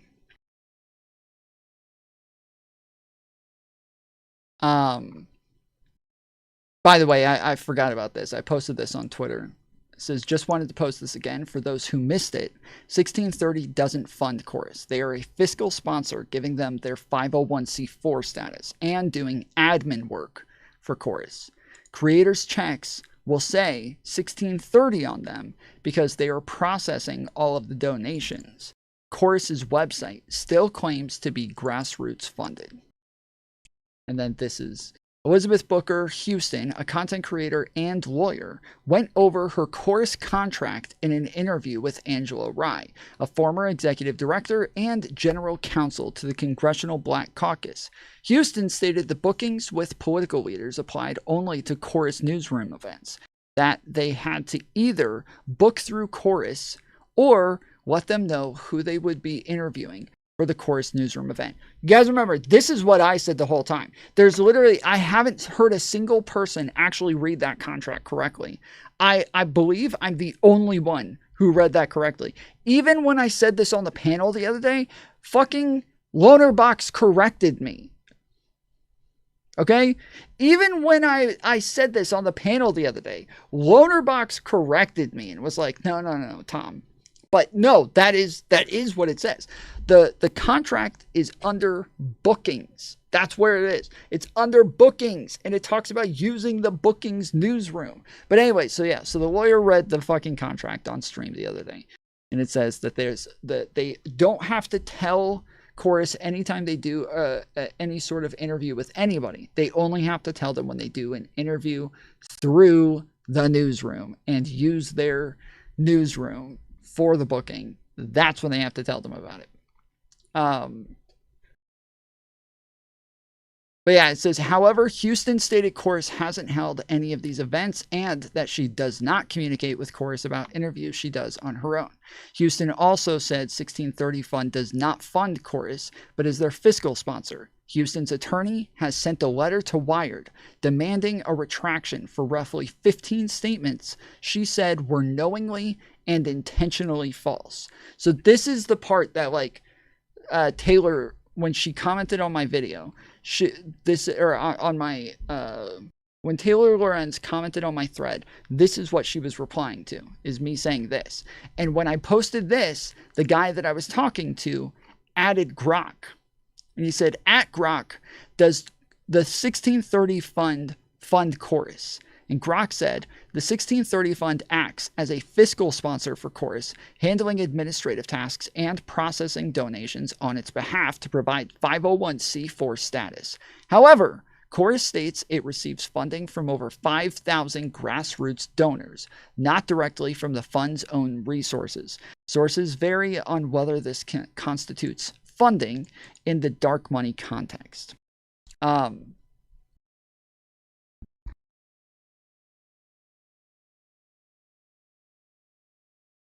Let's see.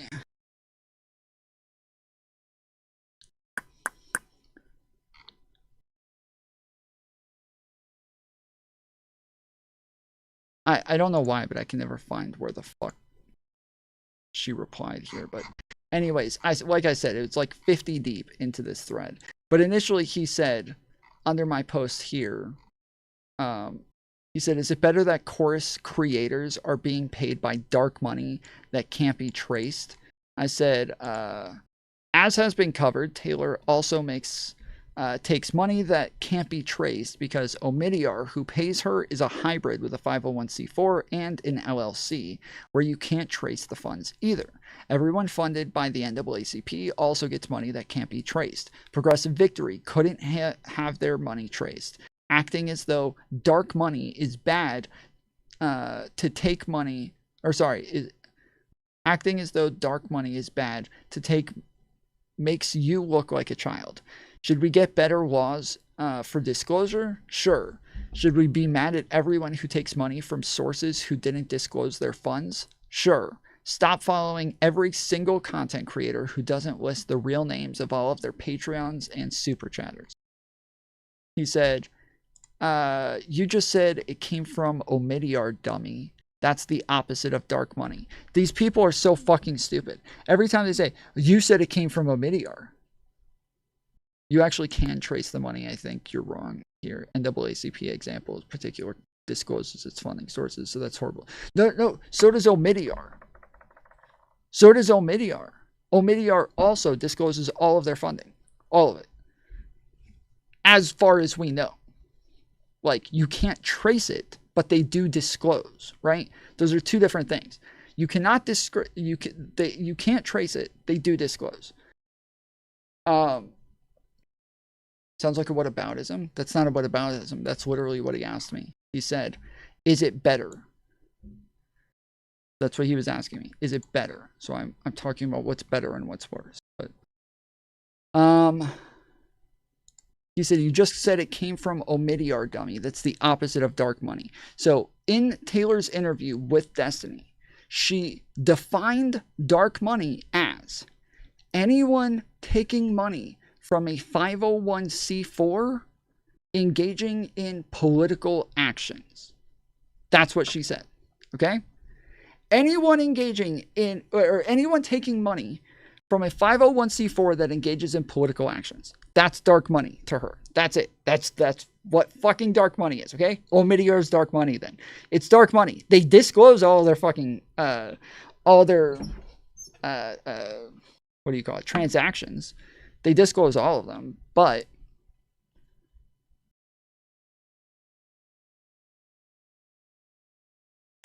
so yeah, I said, oh, okay, my bad. 1630 isn't dark money because we know where it's coming from. It's coming from 1630. My bad. It's my fault, dude. It's 1630. We know it's like the point here is that, like, if you're actually worried about not knowing where the money comes from, you would be worried about literally all streamers. That was my initial post, right? That was my initial post is if you don't know where the money's coming from, you would be very concerned with all streamers. All streamers are getting tons of donations from, like, through super chats, through Patreons, through all sorts of shit. It's not disclosure, dude. You can look up the IRS 99 zeros. I'm literally in the process of setting up a 501c3. What do you mean it's not disclosure? Omidyar has posted their 990. What do you mean? It's a terrible example. What do you mean? Omidyar is the fucking same, dude. It is the same. Omidyar is the same. Omidyar has posted theirs. They have, that is disclosure. Fucking shit, dude. So 501c4s, as you said, you're saying they are lying on their 99s. No, I'm not saying any of them are lying. What are you saying? I literally just said Taylor Lorenz defines dark money as any 501c4 that engages in political action. That's the fucking definition. NAACP is a 501c4 engaging in political action. Omidyar, 501c4 engaging in political action. Progressive Victory, 501c4 engaging in political action. These are all groups that disclose their 990s, but they are still 501c4s that engage in political action. That's what I said. That's what I was comparing. They're not horrible examples. They are literally what was said. Exactly.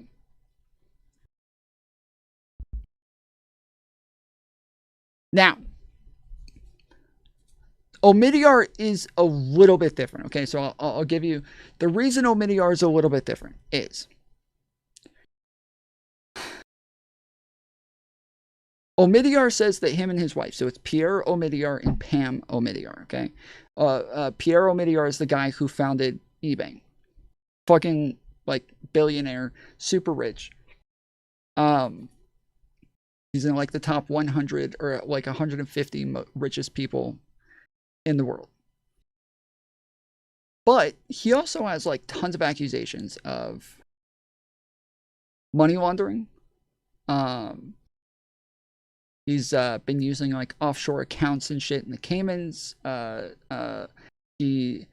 Omidyar, he has like his entire network is under what's called the Omidyar family, and the Omidyar family owns what is called the Omidyar Group, and the Omidyar Group has tons of other orgs under it. Nobody knows how many LLCs they have. There's no fucking way to even know how many LLCs they have, but they have a lot. And then they have at least 5 501c4s that are directly under Omidyar Network, which is under Omidyar Group. But then there's even more LLCs and 501c4s under those 5. And so when we're saying that Taylor Lorenz gets money from Omidyar, she gets it from, oh fuck, what was it called? I literally have like an entire post on here explaining it to him, because he kept saying it comes from Omidyar. He thinks that Omidyar is just the guy's name, and that's it. He thinks that he's literally just like handing her a check, not that it's like from the Omidyar Group. Okay, so yeah, this is it. I said, okay, I'll assume you're not being bad faith, and I'll explain my understanding in detail. You can tell me where I'm wrong. Taylor isn't paid by a person named Omidyar. She's paid a stipend from the reporter's residency through Omidyar Network, which is a hybrid 501c3 and LLC, meaning the LLC doesn't have to disclose the funding, which is also founded by the Omidyar Group. They own Democracy Fund, which is a 501c3, and Democracy Fund Voice, which is a 501c4. Both are under the Omidyar Network, which is under Omidyar Group.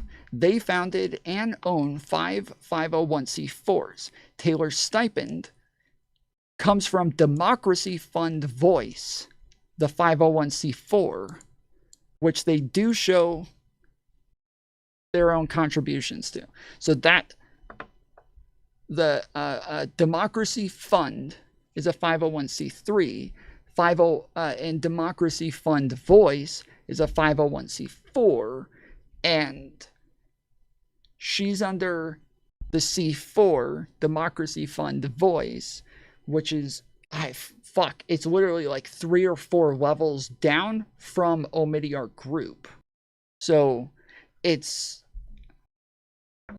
is, you submit an IRS 990, which has all funding sources for the org. I don't see how you would shell out a 501c3 with an LLC. What? Are you talking to somebody else?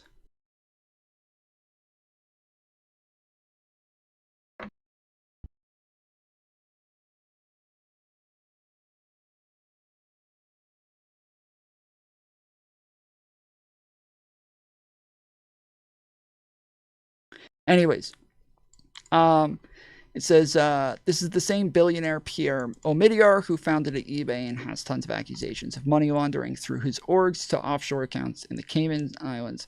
His Omidyar network was accused of bribing officials and extorting NGOs in India by the CBI, which resulted in Omidyar network in India shutting down. We have no idea how many LLCs the Omidyar family has.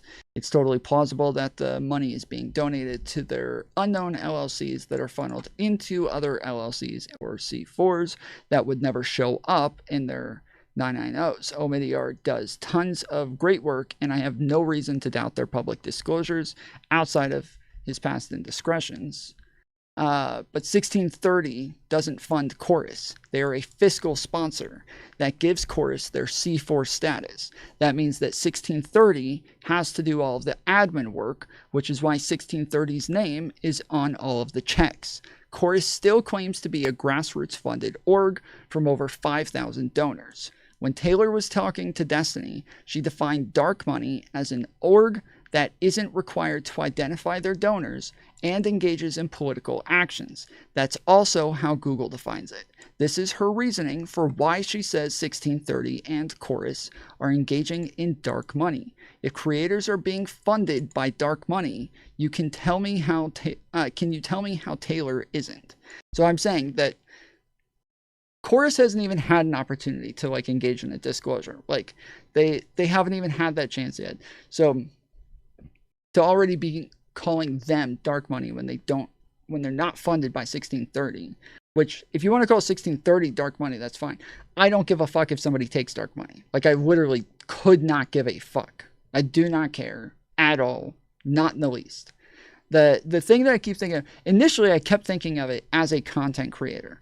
And I kept thinking, okay, I guess I could understand, like I'm very open and honest with my audience about what money I get or like who offers me roles within groups or orgs or anything like that. Like I'm always talking about this with my audience and I have no reason to hide it, but most people aren't like as transparent with their audiences as I am. Not anywhere close. Like by far the majority of people are not talking about like, the half the shit that I do on stream. So I also understand that like a lot of streamers probably just don't even have those sorts of conversations. But then I started thinking of it as a viewer. And then I was like, wait, what if like Destiny or Vosh or Hassan or any other content creator that I know or that I watch or anything, or even that I don't like, started taking these things? Would I be critical of them? Would I care? As a viewer, would I think less of them? What would that mean, that I couldn't trust them? And then I thought, no, I wouldn't care at all. I literally wouldn't care. And then I thought, wait, I'm positive Destiny has taken these things, and he hasn't talked about it tons of times. Like, I'm I have no reason to think that I would care, because I already know that I don't care. I already know that like Destiny's audience doesn't care. I already know tons of people do not give a fuck about this shit at all. And I asked my audience the other day in some polling. So yes, I polled all of you.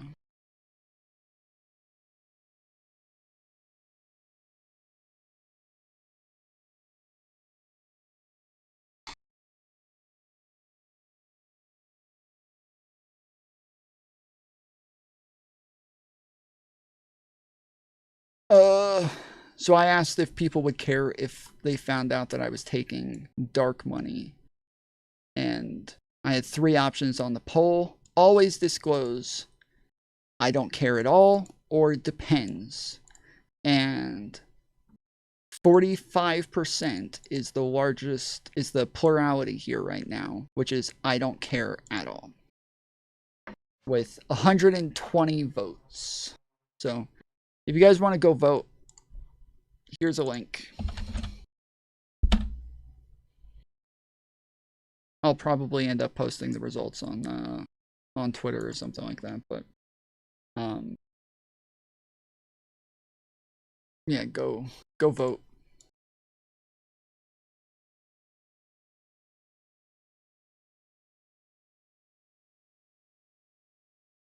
Anyways, this entire fight with this guy started with me telling him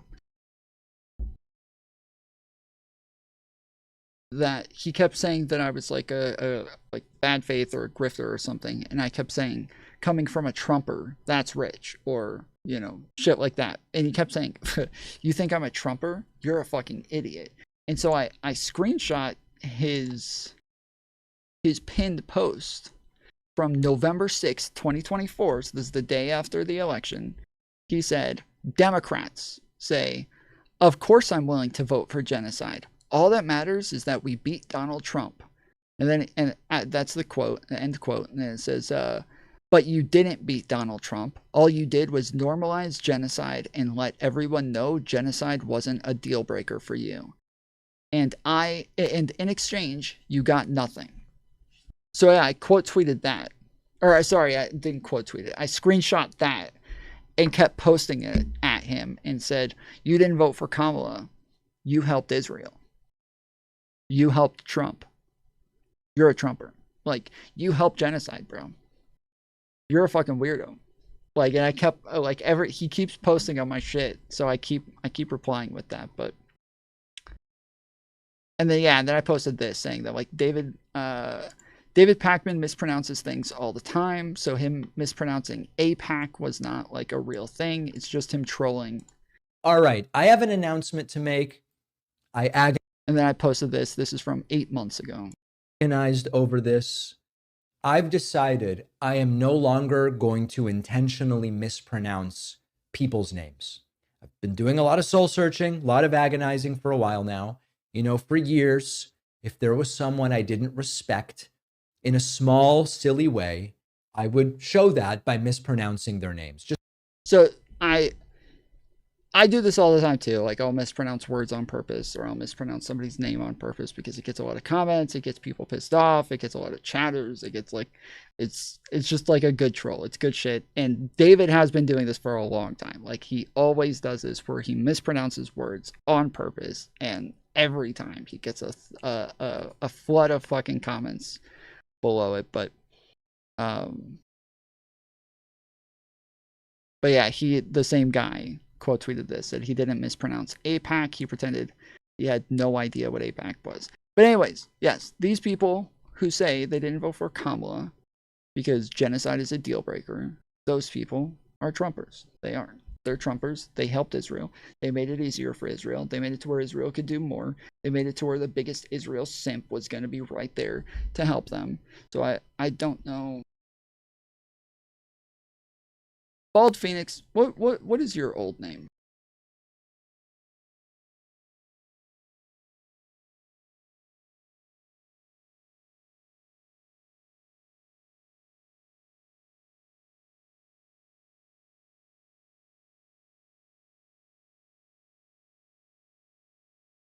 I just realized you have a pink and blue membership.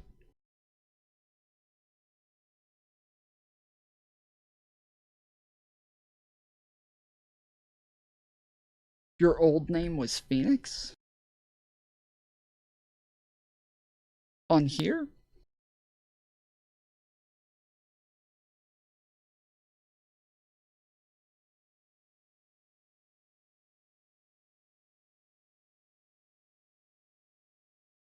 I've been Phoenix 77. Huh, okay. I don't recognize the name. I'm assuming you had a different profile picture at the time, because I normally recognize profile pictures. But yeah.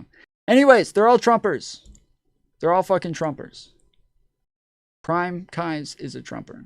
He helped Israel. I love telling neo-Nazis that. Neo-Nazis who say that they didn't vote for Trump. I love telling them, okay, well, did you vote for Kamala? They're like, no way. I'm like, all right, well, you helped Israel. Congratulations. Get them to You don't think that sign up. Well, you don't think that you would never have an ethical obligation to vote for a candidate? No. Why would no. No. You don't have an ethical obligation. Well, maybe to vote for if the a candidate. outcomes like so, I think you should. So if the vote were between like Bernie Sanders and fucking Mussolini, you wouldn't have an ethical obligation to vote for Bernie Sanders? I think you have a I think as part of your civic duty, you should. Well, what do you mean by should? Obligated. I understand should to be an ethical obligation. I don't understand should as something other than like. Okay. Right? Isn't Right. should like So- saying that you should do something, saying you have an ethical obligation to do it? No, I'm sorry, but hold on. Let's synchronize our terms here, because when I hear ethical obligation, I think you must, right? You like this is as close to a mandate as you get, right? Without actually having the power of the law. You behind ought do it. Ethical. Yeah, you should. Yeah. Do you understand? Like, so it's. So I sorry, go ahead. So when I say something should happen, or it's an ethical obligation for someone to do something, I mean that they ought do it, that it ought be done. That's what I mean. Understand? So when I say, you know, you owe her your vote, what I mean to say is you have an ethical obligation to vote for her, meaning you ought vote for her, implying that she ought win. And I think if you grant that she ought win. So I was just about to say that, like he said, like you should vote. I was just about to say that means you're saying there's an ethical obligation. If you say she should win, you're saying she ought win. Like you ought to vote. If you say they should vote for them, like that is an ethical obligation. Same thing. You ought vote for her, But then you're not you saying owe her you your vote. must. Okay, but I'm making a distinction between must and should. So you're not saying you must vote for her. You're saying you should vote for her.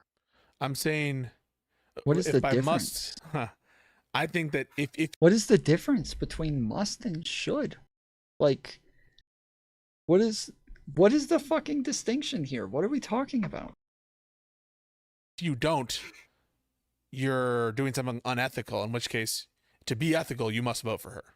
Yeah, exactly. To be ethical, you unless must you're like, vote for her. I mean, the one exception would be like if you are a doctor and you're on emergency call that What day. do you mean no? If you just said that it's an ethical thing to do, then yes, to be ethical, you must vote for Kamala. Yes, of course. Makes sense. Must as in coerced? No, like must as in like it is an ethical must. Like it is a moral must. Like you must do something to be ethical. You must do it to make the moral decision. It is that there's I see no difference between these. I'm agreeing with you, dummy. Oh, you're saying you think maybe he thinks it's coerced? Yeah, maybe. I don't know. And there's No, other things, for her, but all else equal, for you it must to be vote for her. ethical, for it to be ethical, she must clear an ethical standard. She didn't clear the ethical standard. Well, regardless of what she clears, So- I'm saying you have the so let's ethical do this. obligation apart from her. Let's do it this way. Let's try it another way, right? Okay, got candidate, Republican candidate and Democratic candidate, right? Republican candidate says, promises they're going to publicly sexually assault 1,000 children, right? The Democratic candidate, they're going to publicly sexually assault 999 children, right? One is better than the other, right? Which one are you ethically obligated to vote for? If you have two options, and if you only have two options, you are ethically obligated to do the less child rape. Don't you agree? You're going to vote. Wait. So sorry. If you agree that there's only two options, and one involves the rape of 1,000, and one involves the rape. Yes, exactly is what I said earlier. One of the two people is gonna win.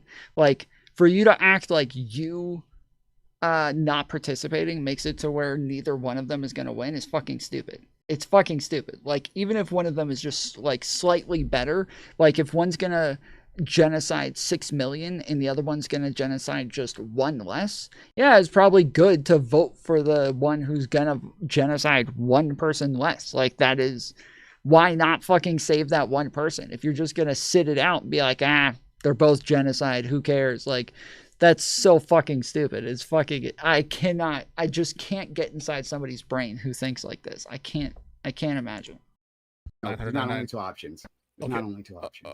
Okay. So then, but in the case where there's only two options, would you agree that There's not only two options. In There's the case, first past the post. but What do if you there mean? were only two But options, there's not only two I options understand, within but would you grant that if there were only two options, that it would be better? It would be more. I don't grant that there. No, because that disguises like the point of this It's conversation. hypothetical. We're But saying if it were, I'm just it's conditional. You're saying like, but no, I did no, have no, breakfast. but it doesn't But I make did sense. have It doesn't make. breakfast. What do you mean it But the doesn't make hypothetical. sense?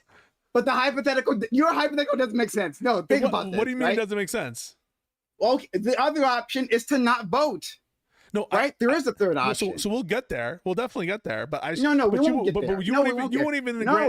No, we won't get there. You won't even grant because it's not because your hypothetical isn't useful to it doesn't map on to our reality. Right, it doesn't map on to. I think it does. Like how we vote. I okay. I think it does. So but why don't we just agree on the base thing first? Why don't we agree on the base thing first? We won't agree on that. Come on, 36% of voters, so 36% of eligible voters don't vote. Right, I have that wrong. Right, I'm not sure. There isn't a third of eligible voters who don't vote in our election. This again, like this is. Now, just to be, Arian donated the other day, so that he's the one who let me onto this. But he donated the other day when Prime was on my panel, and he said Prime disappointed him because Prime said that Kamala and Trump were both the same. Technically, that's not what he said. Technically, he didn't say that. But in a sense, he is kind of saying that. He's saying that, like, both of them are so bad that I couldn't possibly vote for them. that like one of them is not lesser evil enough for me to be willing to vote for them.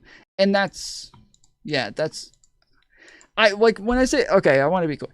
When I say I can't get myself inside of this like mind frame, I did at one point say this sort of thing, but I said it during a time when I couldn't vote if I wanted to. So I had like a felonies, and I my right to vote was taken away while I was on probation. The election between Hillary and Trump, I said at this point, like I wouldn't vote for either one of these people if I was able to vote, because I don't think I could look my grandkids in the eyes and like tell them like, you know, oh yes, I voted for one of these two people. And every time I ever said this, I remember every single person was always like, oh, well, that makes sense. Okay, I get your position there. That totally makes sense. But it didn't make sense. It didn't make sense. That's fucking ridiculous. Like it didn't make sense. And as soon as I was like the least bit engaged in politics, I knew that was just a ridiculous position. So is that not a thing? I think they do. There's a sizable contingent of people who don't vote. Yes. There's a sizable. Okay. Oh, so it sounds like there's another option there. Yeah. Correct? Yes. Like yeah, but they're all the same as MAGA. They're all the same. Another option. Yeah, no, but I can explain. But why don't we just do the 2 and then we can move on to the 3 and the 4? No. Why don't you want to get clarity on it? No, because the whole point is within a democracy, so like, I might have this wrong, yeah, and I might have my facts wrong. So if I do, I apologize, right? But like within Australia, right, has mandatory, quote unquote mandatory voting. They're pretty loose with that. But for mandatory voting, you can pay to not vote still. Let's assume that everyone does vote, right? Okay. I think there's like a no vote answer or like a write-in answer. You can put anything you want, which is effectively a no vote. Even in that option, there's in that system, there's another option. There isn't one like option A or option. You aren't forced to vote for one or the other. We can't even agree on if there were 2. We can't even agree that. No. Okay. Because it's not useful. That's not a useful thing. But why don't we skip past like the why not just grant it and we can just move No, I grant nothing. I grant you nothing. Why not? Nothing, sir. Why not? I grant you nothing, sir. Wait, so because you haven't earned it. You aren't owed. I don't know what you aren't owed my acquiescence. I'm not trying to like bully you.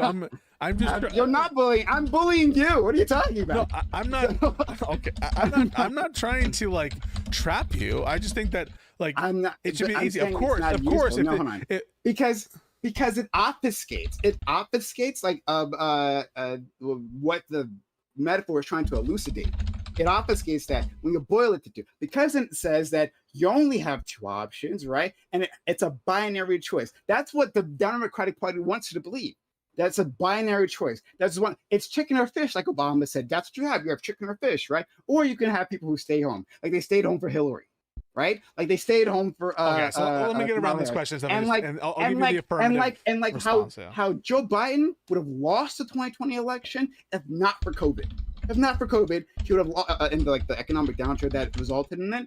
If that didn't happen, Trump would have won that election. Absolutely. I'm not so sure about that. I talked to this guy, the Laksha Jain guy or whatever, seemingly smart guy. A lot of people got a boost because of COVID. Like Trump, like other world leaders got a boost because of. Yeah, everybody who compares the election, the 2020 election to Kamala, I was just answering a DM, so I'm assuming that's what they're talking about. I don't understand how people are still making this fucking argument. Like, at first, I only ever heard MAGA make this argument. They're like, dude, Kamala didn't even get as many votes as Biden did. It's like, wait, Biden and Trump both had a ridiculous amount of votes that year. Like Trump, I think, just got like the same exact amount that he got the year before. And this year, while you guys are saying he's like the most popular president of all time, he still only got the same amount of votes that he got last year. And just so you know, he got like 15 million more than he got the year before. So 2016, he got like 50 million. And then 2020 got like 74 million, and then 2024 got 76 million. Like he has a massive fucking jump from 2016 to 2020 and 2024. But yes, more people voted because like even I was just sent a ballot. Like I was just sent, I don't even think I asked for one in Georgia. They just sent it to my house. And I was like, oh, that's okay. That's easy. All right, well, here we go. Just filled it out and sent it back. That was that. It was 2020. Like, it was very easy. They just sent the fucking ballot to your house. You just filled it out, sent it back. Easy. But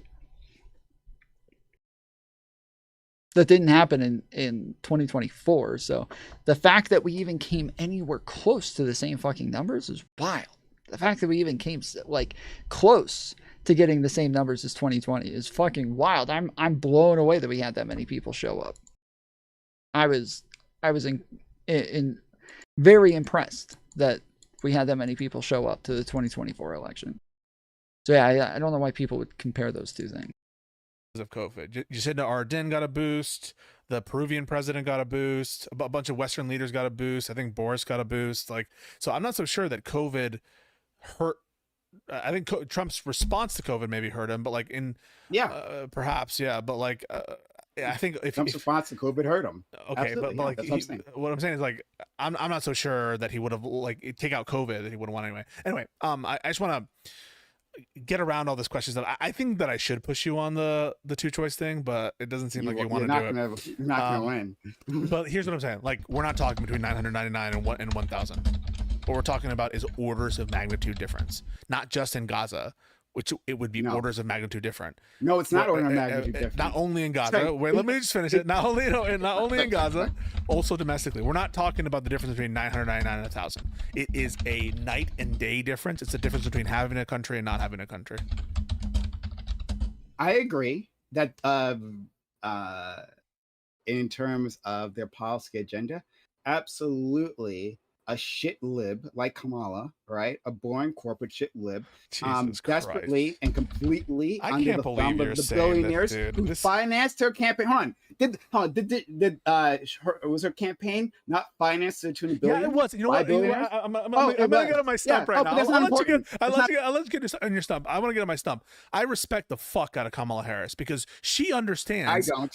She understood in that moment that she had a responsibility to the fucking nation. Yeah. She had a responsibility to the nation. And so she that fucking money. No, and she walked a line that she thought was. Listen, I don't agree with everything she did in the campaign, but I respect the fuck for her trying to fucking win, to be a killer, and to try to find. She did try to win, and you know what? She probably saved us so many seats in the Senate and the House. And I respect the fuck out of her. I respect the fuck out of her for doing her best to win. Garbage. And saving us from what otherwise. She didn't do her best to win. She was doing her best to win at the very start of the campaign, right? So when he says she didn't do her best to win, all he means is she didn't fucking shield to the fucking leftists. She didn't get down on her hands and knees and kiss the leftists' feet. But even though she obviously like was not appealing to centrists or moderate voters at all, and she was just way more progressive than Joe Biden and would have been probably the most progressive president we've ever had, that doesn't matter. That's still not good enough. She should have been licking our buttholes if she wanted our vote. That's where the bar is set, okay? The bar is like, oh yeah, well, I won't vote for genocide, but also I'm still not going to vote for you until I get a nice rim job. When I started the campaign, when she was coming out with more forceful rhetoric, when she got Tim Walz onto the into the vice president, and it wasn't seat, enough right? for you. Like, no, it was. I was extremely excited. I was telling people, hey, because there were people on MySpace who were saying she's garbage, don't give her a chance, she's got no charisma. And yeah, she doesn't really have charisma. But I'm like, look past all that. I'm seeing a lot of positive notes from Kamala Harris. I was extremely excited, right? My excitement was increasing from just like being optimistic at the start, and then being completely positive, right? at the beginning. Then start introducing like really simple terminology that was like exciting the base, right? Just calling Republicans weird. Just calling them weird. Hey, it's weird that Republicans have these policies, right? It's weird that they're so obsessed with whatever's in between the legs of trans individuals. That's a weird fucking thing to do, right? And it was catching on. And putting Tim Walz forward, I think was giving her a lot of attention that she wasn't getting otherwise, right? But here's what happened. According to reporting, right? Well, multiple things happened. One of them was that she got a message of like a phone call from President Biden, right? And in that phone call, he says no daylight. And what he means by that is that there can't be daylight between your positions and my positions. That he wanted her to run his campaign. Claims that when she goes on to well, the polling at the time was that everybody liked Biden's platform. They didn't like how old he was. So that was a good plan. That was a good plan. Like it just analytically, that was a good plan. If Biden was, he was only down by like 1 or 2 points at the point that he dropped out. Or sorry, at the point that the debate happened, I think he was only down like 1 or 2 points. And she came in and just fucking skyrocketed in polling right off the rip. And she did that with a different platform, with much more progressive policy that she was planning on. Like, she did it, but it was like, if that's what he's saying, I don't believe that, but if that's what he thinks happened, that would have been a good plan, because Biden was doing pretty well. The one big downside for everybody was just how old he was. Does that strike you as believable? I mean, maybe it happened. 100% believable. Hold on, I'll give you an example of this, right? When she goes, he probably also believes that Bernie Sanders was cheated out of the election too, because Obama made the call and told everybody that they have to drop out. He probably thinks that too. Goes on to what's Whoopi Goldberg's thing on ABC, The View. When she goes in The View, her disastrous appearance in The View, and they asked her a simple question: "Hey, what would you do differently from Biden?" Right?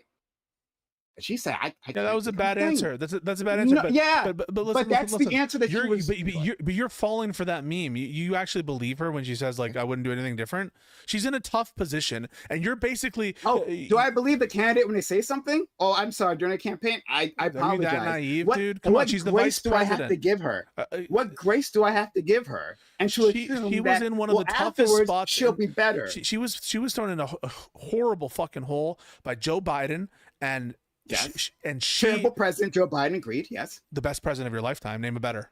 Awful. Name a better president of your lifetime. Name a better president. Name a better president of your lifetime. Name one who's done more damage to the Democratic Party. Name a better president of your lifetime. Which one? Name a better president. Again, presidency. Say presidency. Best presidency of your lifetime. Say that, okay? Because when you say president, he's thinking of him as the person, the entity, Joe Biden. What did all things that he ever did. Now this includes, this is why with Pisco did this to me as well. When I was arguing with Pisco about this, and he kept saying, I was like, yeah, but Biden was the best president of our lifetime. He's like, he ruined the 2024 election. He lost it for us. Like, okay, presidency. Sorry. He had the best presidency of our lifetime. He's like, okay, yeah, sure. Like, you need to say presidency, not just president, because, now they're including the 2024 election. Clinton left the Democratic Party. I don't like Clinton, to be very clear, right? But you think Bill Clinton? You think the new Democrat Bill Clinton, conservative Bill Clinton? Now I'm gonna say president. Fuck the leftists. They're wrong. No. But it is true that, like, he fucked Kamala Harris in the election. Like, it is true. He should have dropped out way earlier. Biden, when running in 2020, said he was going to be a one-term president. He said he was not going to run a second term. So, like, this is part of what he ran on. He owed it to us to fucking drop out. He should have dropped out. He should not have run a second term. He never should have even considered it. The fact that he did and took so long to drop out, he did fuck us. Like, it's just true. He did. Like, we can't deny that part. but his presidency was excellent. He had an excellent presidency. Just he fucked us in the 2024 election. No, I didn't say I liked him. I just said I didn't like him. No, I do you don't think he's like better him. than? Do you think he was a better president than Joe Biden? I'm saying he left the DNC in a better position than Joe Biden. They're all I think conservative Obama, Democrats. Who cares if they're all left them, and I don't like them. I think they're garbage. I think they're was garbage. a better president in your lifetime? Democratic presidency, hey, anyone that didn't sponsor a genocide, name them. Any which one? George Bush. Which one didn't? Which one didn't? George Bush. And was better than Joe Biden. I want to hear you. I want to hear you say. No, I thought you were talking about Democratic presidents. I want to hear. I want to hear you say this. No, I'm. Did you say Democratic presidents? Okay, so you think that Bill Clinton was a better president than Joe Biden? I named 3 Democrats. Even though he was way more conservative than Joe Biden. Joe Biden. I don't like any of his policies. I think that the Obama administration mostly concerned itself with reversing things that happened in the Clinton administration. I think that we're still dealing with those issues. But when Clinton left office, Democrats were in a fantastic position. Joe Biden ended the war in Afghanistan. I thought you were. I thought you were anti-war. I didn't say that Joe Biden didn't do things I agreed with. I said, hey, like the FTC, the CFPB were fantastic, right? You know, the parts that were given to them by. So if it weren't for God, would you acknowledge that Joe Biden was the best president in your lifetime? I think he was. I think he beyond the genocide that he sponsored, to the tune of billions. Yeah, I think he did a lot of great things actually. Okay, so it's really this Gaza. You're a one-issue voter in this respect. If it weren't for the Gaza stuff, you would have voted for Kamala. Yes, if it wasn't for the genocide that we are supporting with our tax dollars, like if this wasn't for this massive thing that you keep trying to minimize, yes, I would have voted for Kamala Harris. If it wasn't for the genocide. Yeah, so the I don't know why. Are you just making this? Are you making this connection just now, just in this moment? This thing I keep repeating constantly? Yes, if it wasn't for the genocide that has happened as we speak, that was teed up for Trump by Biden. How do you not voting for Kamala help end the genocide? No one ever explains that. No, because listen, because you're not listening, because you're a shit lib and you're doing the same thing that other shit libs do. How is what you're doing helping? No, hold on. Yeah. I'm not talking about helping. I can't help. My one vote can't help. If I had voted for Kamala Harris, let's say I lived in a swing state, if I had voted for Kamala Harris, Trump would still be in office. Trump would still be in office, correct? I couldn't have helped in that situation, right? No, in this situation, you know what I'm talking about, right? I know exactly what you're talking about. Hey, she's owed your vote. Hey, why aren't you doing your obligation? And in that way, helping Kamala Harris, the one who promised to continue the genocide. Actually, no, I couldn't. Well, she was trying to get a ceasefire, and so was Joe Biden. She wasn't. No, she was. No, he wasn't. No, he wasn't. You don't think Joe Biden was trying to get a ceasefire? I say that like Joe Biden understood that the Netanyahu government was trying to sabotage a ceasefire the entire time. Yeah, right? Of course he was. And Joe Biden carried water for him the entire time, being the ultra-Zionist that he was. Right? That he didn't actually forcefully fight. He didn't do the things that could have actually ended this the goddamn. But he did want a ceasefire. Do you think he wanted a ceasefire? Hold on. Listen, what would have made a difference there, right? Joe Biden begging and pleading and getting on his knees and sucking Netanyahu's cock, or denying him weapons, saying that we will send not one more dollar to Israel. Which one would have been more effective? Yeah, I think that Joe Biden should have been harsher on Netanyahu earlier on. I don't disagree with you. No. But The entire time. what you're suggesting, the entire time. At any point in time, you could have stopped sending those weapons. Which would have been more effective? Begging Netanyahu, please, thank you, I beg of you, sir, or deny him the money. Which one? Yeah, so I think that being stronger, like I said, against Netanyahu. Stop being stronger. Stop trying to be a weasel. It's not weasel. Look, I was about to say including, right? So including, for example, stopping aid to Israel, including stopping weapons shipments to Israel, all those different measures. That's what I'm encompassing in the rubric. That might have had the desired effect. That might have had the desired effect here. It would have, because Israel can't prosecute this war about it. But I'm not sure about that. I don't know that to be the case. I don't know that to be the case. I think that's the assumption of a lot of people. Certainly, I want to be. Some people saying like, I don't want to call it genocide. I've called it a genocide. to Israel, all those different measures. That's what I'm encompassing in the rubric. That might have had the desired effect. That might have had the desired effect here. It would have because Israel can't prosecute this war about it. But I'm not sure about that. I don't know that to be the case. I don't know that to be the case. I think that's the assumption of a lot of people. Certainly, I want to be. Some people saying like, I don't want to call it genocide. I've called it a genocide before. I've said that I support not sending arms or aid to Israel. So I mean, I'm not shying away from any position here. Right. All I'm trying to suggest to you is that, and this is really the question you have to ask yourself. Don't you think that if a Democrat's in the White House, that we have a materially better situation in Gaza for Palestinians? Do you think that? Do you think that's true? Pisco. Just answer the question. No. I won't answer that question because Pisco, you're asking me why I voted the way I voted, right? Mm-hmm. And I try to explain that to you, and then you ignore it and say like, no, answer this other question, right? Like I'm going to shift the paradigm. I'm not of shifting your anything. vote. So it's all getting into the same thing, which is your vote, which is your vote. Try this. Repeat. What? And I've already told you. Why didn't I vote for Kamala Harris? You said because she was supportive of the genocide. That's what you said. Okay. And there's a relation to that. But she didn't clear my ethical bar. Sorry. She didn't clear my ethical bar. There's a minimum ethical bar, and she didn't clear that.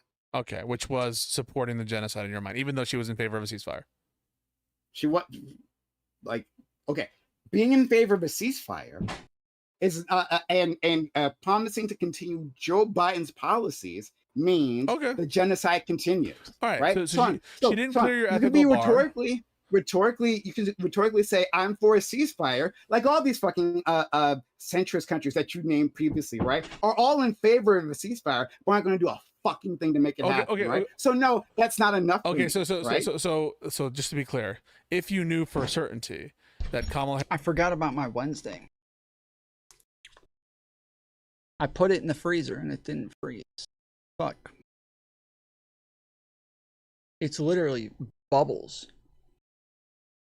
It's literally bubbles. Like it's, I don't know if you guys can see that, but it's all just bubbles now.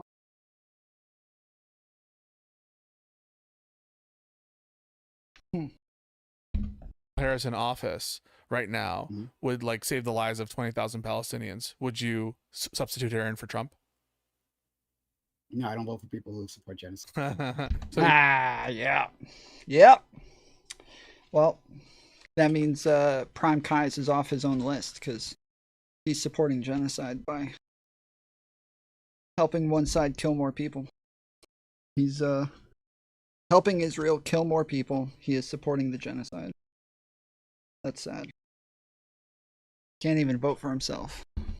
Even if it would save 20,000 lives. No, no. Even if you put in 20,000 lives of Palestinians, my friend, you wouldn't. I mean, that's because here's what you're doing. No, because you're like, hey, if you had that magic ball, right? Which sorry, the crystal ball, I should say, like a crystal ball, and you could see into the future, right? And it can alter. You can use that to guide your election decision. Would you have done a thing? You're saying right? even if you knew you wouldn't do it. You're saying even if you knew it would save the lives, you wouldn't do it. That's crazy. But you don't actually know. But you don't. He just like refuses to engage with hypotheticals so that like Pisco can actually understand where he draws lines.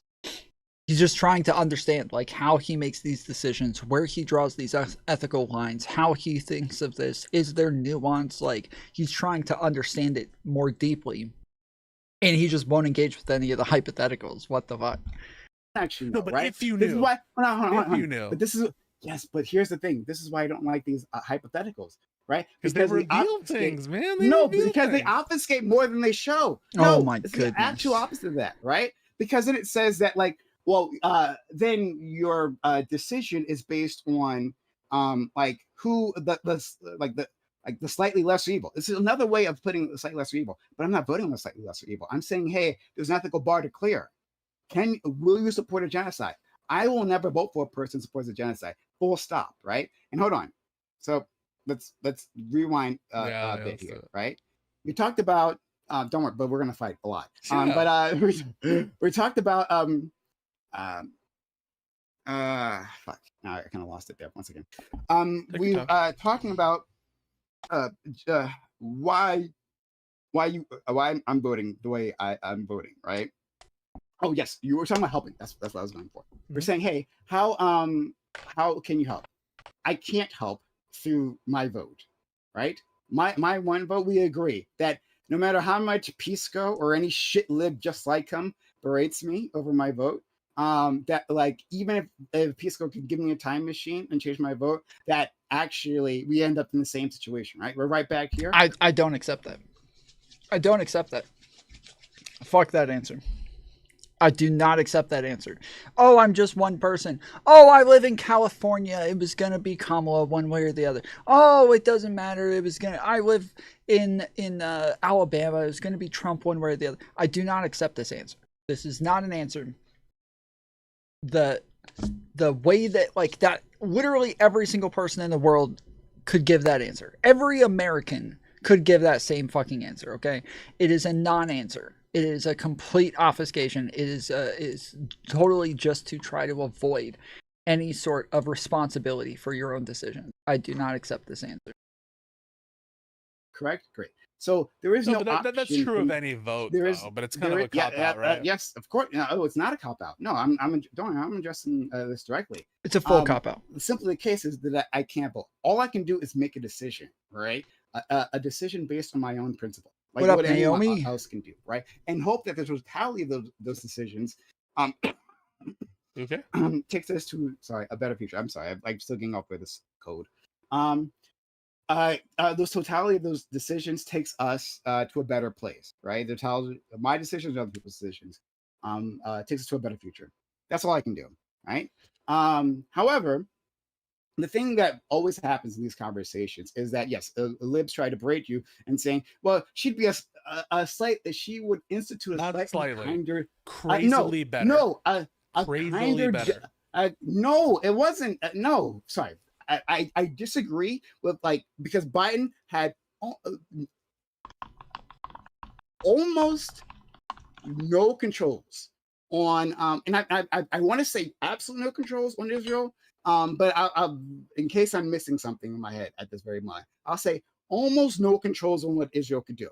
He teed up the situation we're in right now, right? So you're saying it would be better from a person who said, I promise you, I'm going to do the same thing that Joe Biden did.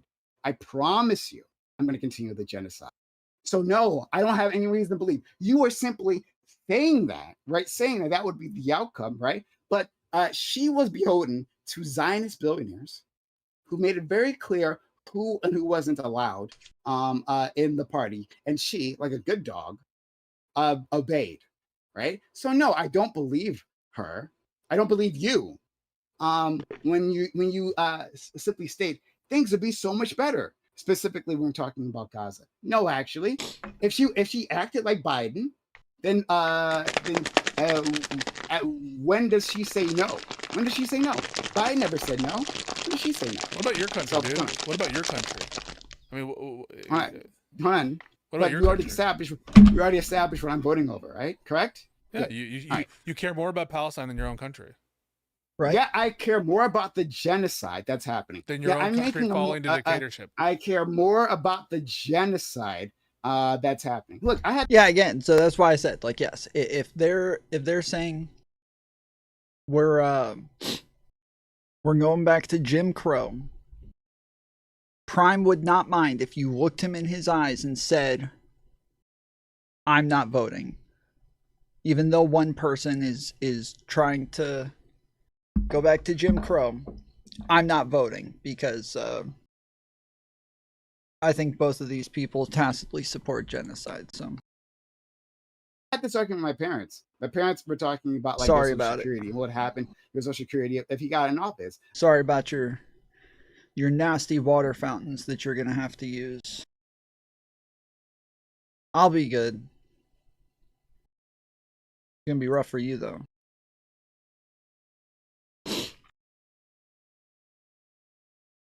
There's I was telling somebody about this the other day, and I didn't end up telling them, but I've told this, I've said this a bunch of times. I watch an insane amount of documentaries when I'm not on stream.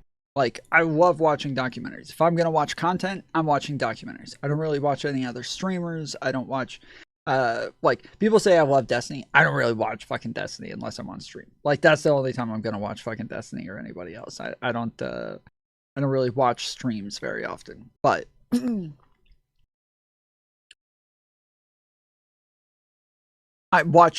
I watch content, I watch a lot of documentaries, and I especially like animal documentaries. I love like coral ocean documentaries, some of my favorites. Fucking love them. So good. But it sucks on YouTube because I've like ever since I realized that there's a lot of documentaries on YouTube, I've normally only watched them on like Hulu, Netflix, HBO, National Geographic. I try to get like tons of memberships to shit because I want more fucking animal documentaries. I want to watch more.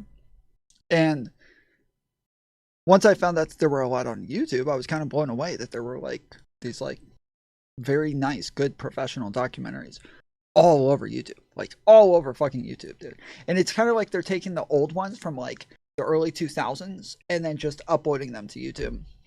And they're good. Like it's not like the animals changed. They haven't evolved all that much since the early 2000s, so they're all pretty much the same. But I don't know how I thought when I came across some of them, I thought maybe they were getting like deals with these like documentary companies or channels or networks or something to be able to upload these to their channels. We can just like click on my feed and let's see.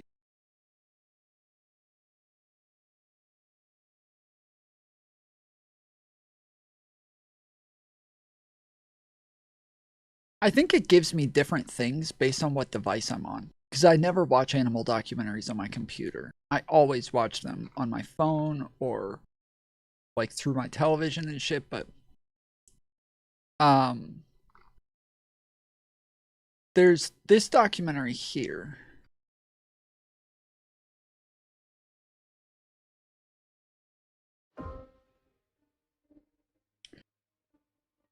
And it covers a third of the world's surface. This intro, as soon as I see it, I recognize it every time. As soon as I see those dolphins, I recognize it every fucking time. This one documentary, I've seen it probably 20 different times on 20 different channels. Because it always has a different thumbnail every time. Here, the world's most primitive life forms have outlived dinosaurs. Every fucking channel has uploaded this one documentary. Every single one of them.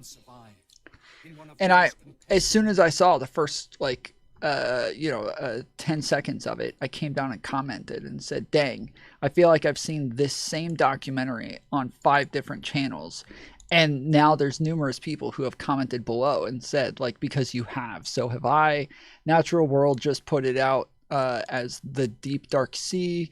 Yes, different name and thumbnail, but I've seen it before. Like, it's so fucking weird, but all of these channels are uploading the same fucking documentaries. It's obnoxious. It's so annoying. I hate this fucking shit.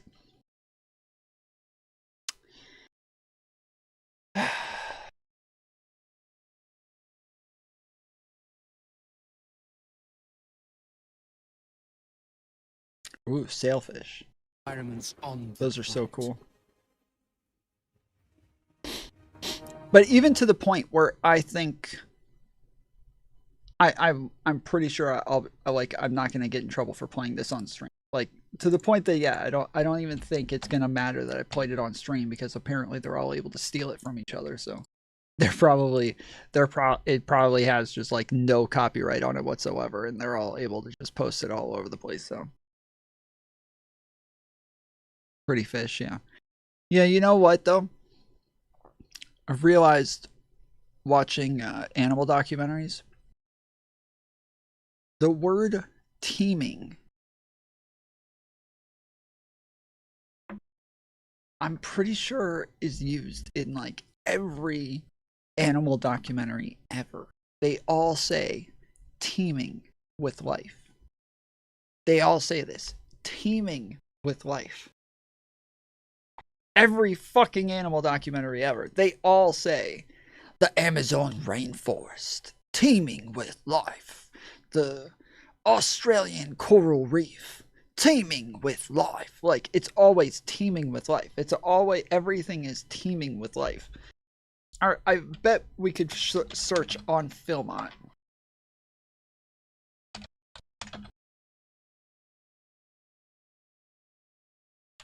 Just teeming with life. All of YouTube, search it.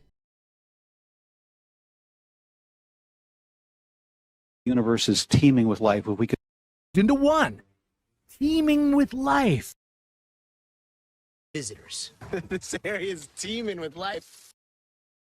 This lagoon on the Nile River, teeming with life, are an ideal location for the release of our female crocodile. Teeming with life, mysteries, and it's for you to explore. Teeming with life and features. You have the mid-ocean ridges, and they're big. They're huge. They're like some of the biggest mountain ranges on the face of the earth. Into one, teeming with life. Teeming both beautiful and terrifying. When you think of prehistoric times, you might picture a T-Rex rampaging through the... Certain is that the Earth was teeming with life long before we showed up. We came onto the cosmic scene just around 6 million years ago. Seaway was teeming with life.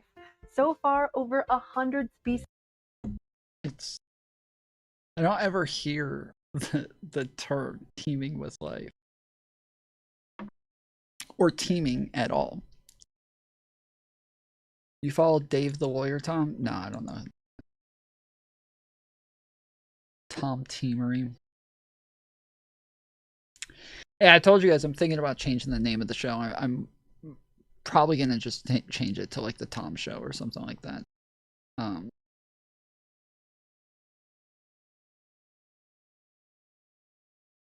We'll see, but that's the consideration. Why would you? Just based on like just the implications, probably it's probably a lot easier. I think about sometimes if somebody says like, you know, oh, I'm looking for somebody to watch for politics, and they go, have you watched Tom Foolery? They're like, what? No, am I gonna go watch Tom Foolery to what? To listen to politics?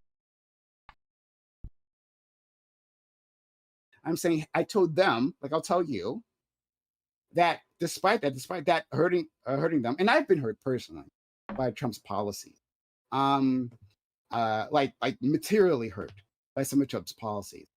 I saw that coming. I'm telling you, all the Zionists are laughing their ass off that Trump won the election. They're laughing all the way, and you're laughing along with them. And why would I be laughing along? I mean, when Kamala Harris won, what was your feeling? I mean, lost. What was your? How did you react? I think that she deserved it because she tossed it away. She tossed away a winning chance. It doesn't. Yes, it doesn't. He keeps doing this like it's a personal thing. It's not personal. It's the entire country, bro. It's not your own personal feelings. It's not about your own personal ego. It's not a personal thing. It is the whole country, dude. This is wild. The way that he talks about this, like, yeah, how did you feel when she won or when she lost? Well, she deserved it because she threw it away. Okay, but I don't care what she deserves. Well, I don't owe her my vote. No, you owe the fucking country your vote, motherfucker. What do you mean?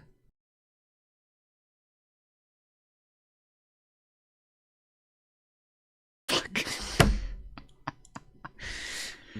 I just told you how I felt. No, you said that she deserved to lose. Again, that's again incorporating the kind of like she you know, you owed your vote. She deserved to lose. Yeah. These are all ways. She deserved to lose because she ran a bad campaign. Are you glad she lost? Am I glad she lost? I have mixed feelings about that.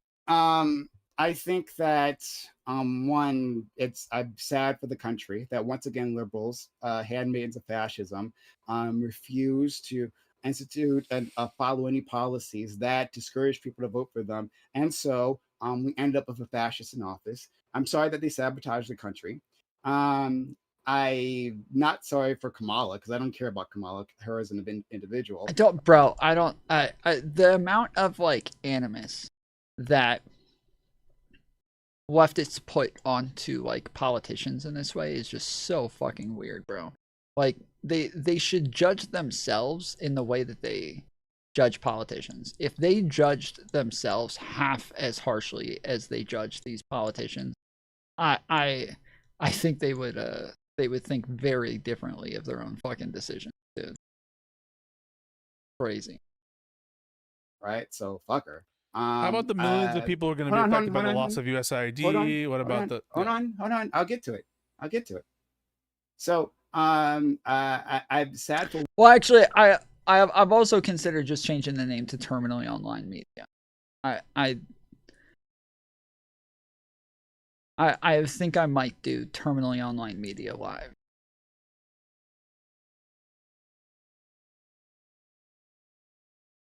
The only issue with adding live at the end is like Terminally Online Media. The initials spell Tom, T-O-M, right? And so I already have a channel called Terminally Online Media. So this would be Terminally Online Media Live. And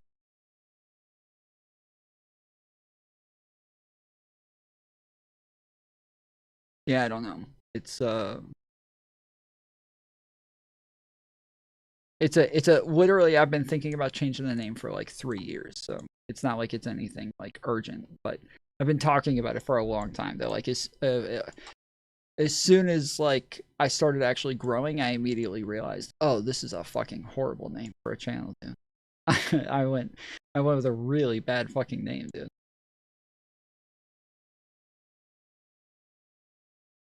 What Trump was going to do, how Trump is going to brutalize people over and above the brutalization that Kamala was happy with. But in terms of, so I even thought about changing it to like the TDS podcast for a while, but then I thought, well, once Trump's out of office, that doesn't really work anymore. So I need I'm trying to find something that's like a little bit better long term. So yeah, we'll see. For the DNC, for the health of the DNC, that I was happy. Because I think that her brand and Joe Biden's brand of politics needed a defeat. We needed this space. I don't know what that means. They needed a defeat. Well, I'll tell you what it means. We needed to be within the wilderness. That's Cenk Uygur. That's Cenk Uygur. I mean, well, wilderness is a common term that we use. A political wilderness. I mean, that's his argument is, I'm so hopeful now because we're in the wilderness and in the populous wilderness, you know? Okay, well, maybe. But yeah, so being in this political wilderness, that we have a chance to rethink what our party is going to be, right? That they weren't triumphant. In fact, they lost. It was a humiliating loss, historic loss. And now it gives us the space to reckon with that, and where we wouldn't have if she had won. However, of course, this comes at the cost of lives, of lives in this country and lives in other countries as well. I mean, this is a comment from YouTube. You tell me if you agree with it. 4 years of skull fucking Gaza was a good thing because it rattled the DNC. Thoughts? 4 years of skull fucking Gaza was a good thing because it rattled the DNC. Yeah. No, why would I say that? Well, it wasn't a good thing, right? It was bad that Kamala. Right. Yeah, what do you mean? Why would I say it? What? Holy shit! What do you mean? Why would I say that? Lost, wasn't it? No, hold on. Sorry. No, it is bad for. No, hold on. Let me. No, in your mind, is it bad? I'm just you personally. Let me. It is bad for the country because I have nuanced thoughts on this. It's bad for the country that Kamala Harris lost, right? But it's equally bad for the country that Kamala Harris chose that policy agenda, right? Equally bad? Hold on. Equally yes, bad? Because that's why she lost. That's why she lost. I'm not so sure about that. I don't know what the evidence is for that. Joe Biden and Kamala Harris. Like, you have to split the. When I say Kamala Harris, I also mean Joe Biden as well, because there was no daylight kid, right? Because she didn't separate herself, because it was a continuity of the both. So when I say Kamala Harris, I also assume I mean Joe Biden as well, unless I say otherwise. So yes, because of the policy agenda she chose and she put forth, right? That is the tragedy, because that tragedy put us in this particular situation. That's the case, right? So what the shit lib like Pisco desperately tries to frame this at, right, is that like, well, the country is at a deficit because she didn't get enough votes, rather than the country is a deficit because she didn't do a better job, right? Because she did a poor campaign, because she chose a poor policy platform. None of that. I kind of view it as separate issues. Of course you do. It's very important that you do, right? Because else we'd have to actually examine those issues. I literally think that they're separate claims. So one claim is, did Kamala do bad because she did X? And the other one is, did you do bad because you did Y? You know, whether you have culpability, you could be culpable, and Kamala I am also not is culpable for Kamala's actions. Well, I think you are, in a sense, ethically culpable. Yeah, it's for your own actions. The fact that everybody always wants to pawn this off on like Kamala or somebody else is ridiculous to me. That it's your own actions. You are or inaction, but yes, like your choice to vote or not vote or whatever. Like this is what we're talking about. That's where we disagree. For your own action, right? Because his argument isn't nuanced; it's contradictory. Yeah, it is contradictory, and it lacks all nuance. Like as soon as you get into the point of like, okay, so your whole thing is like saving Gazans, the Gaza, like Gazan lives, like that's what it's all about, right? But then as soon as you say like, okay, so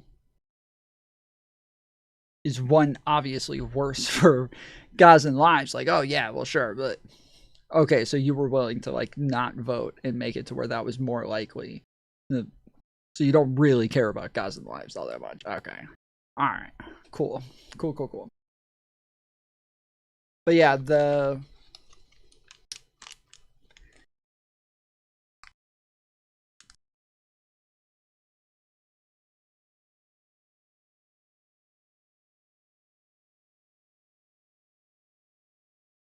problem is that a lot of people do these like category games where based on a category, they're going to make like a broad swath of decisions. And the category is genocide, okay?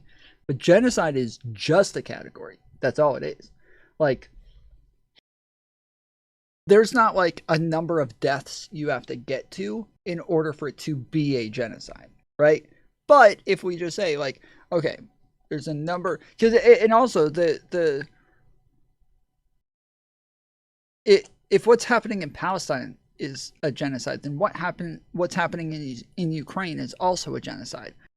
And you know that Donald Trump is way worse for Ukrainians. Like, nobody can deny this. Donald Trump is way worse for Ukrainians and pretty bad for Palestinians as well. But the difference is that Kamala and Biden were outwardly in favor of Ukraine. They were not all that outwardly in favor of Gaza. So just the fact that something falls into the category of genocide doesn't mean much to me, because if they're going to genocide like 1 million people versus 10 million people, And you still like, yep, sorry. I draw the line at genocide. Ha! Can't do it. I'm drawing the line at genocide. I'm not voting for either one of them. It's like, so you're willing to allow 9 million more people, 9 million more people to die just because it's labeled genocide, but your whole thought process is apparently like, it's just, yes, it's not about saving lives. It's not about helping Gazans. It's not about helping Palestinians. It's not about making it to where less die. It's not about any of those things. It's just, I don't like that they fall into this category. That's it. End of story. Nothing else. Did Trump say he thought, did Prime say he thought Trump would be a lot worse for Gaza at the time he didn't vote? He won't answer those questions. Like, he keeps saying that he doesn't think there's that much of a difference between the two. But, like, questions about, like, who's worse or anything like that, he won't answer those questions. He won't even answer hypotheticals about, well, what if there was this difference? He won't answer those hypotheticals. He won't answer them at all. He just refuses. He keeps saying, it doesn't matter. It doesn't matter. I draw my line at genocide. It doesn't matter. I draw my line at genocide. That's the end of it. I'm not engaging with hypotheticals. I just draw my line at genocide. So we have no fucking idea. We can't even like get to a point where we have like a little bit of an understanding of the way he thinks about this. Yeah, my own actions, I took an ethical stance, right, against genocide. Well, that's what I did. An unethical stance against genocide. Right, that, hey, if you support genocide, you don't get my vote, right? That's simple bar to clear, right? Most other people can clear it. Not Kamala Harris, not Joe Biden, and not Trump. For all the good it did for the Gazans, or yeah. I mean, no, you're it wasn't. basically No, suggesting I if can't do it because you put the emphasis on me, right? You put the emphasis on other people for all the good you did for the Gazans, but I couldn't do any good for the Gazans other than like maybe sending money or protesting on their behalf or something like that. you could have voted for Kamala, and if other people, yeah, you could. No, hold on. I couldn't have done that. Could I have? Because we're talking about not dispositively you by yourself. No. But... Okay. I couldn't do it. Well, so, no. He could have dispositively voted for Kamala. Yes, he could have. He could not have changed the outcome of the election by himself. But that doesn't mean anything. That doesn't say anything. Like, that's like him being like, oh, well, yeah, I went ahead and kept, like, killing the Jews because I couldn't by myself stop the Nazis from, like, gassing them. So even though, like, I had an option between killing some Jews and not killing some Jews, I chose to kill. They said that you can kill 1 or you can kill 0, and I chose to kill 10. But I wasn't going to change the overall genocide, okay? Like, I wasn't going to stop the Jews from dying, so I don't know. I don't know what you expect from me. Like, well, you can still make your own fucking decisions here. Okay, so it wasn't my fault then, right? So I couldn't have had an effect. So I've only seen bits of this debate. It sounds like Pisco needs to deploy a few more yes or no's. Well, you can't, because Prime won't engage with hypotheticals. So, like, it's impossible to actually have a nuanced, productive conversation when the other person isn't actually willing to explain their ethics in any way. Was it my fault, right? The only vote that I have the power to change is my own vote, correct? Right? The only vote that I have. I'm not sure about that. You also have an audience. You also have. That's fair. Yeah, that's fair. You know, like I assume you have some. Everyone hangs on my words. People. That's true. But I mean, everyone hangs on my words. But whatever. like, then if that's the case, then you have no negative. You know, I for those of you who don't know, PrimeCayes is a legend in the Twitch politics space. Like truly, like PrimeCayes is a legend in the Twitch politics sphere. He is,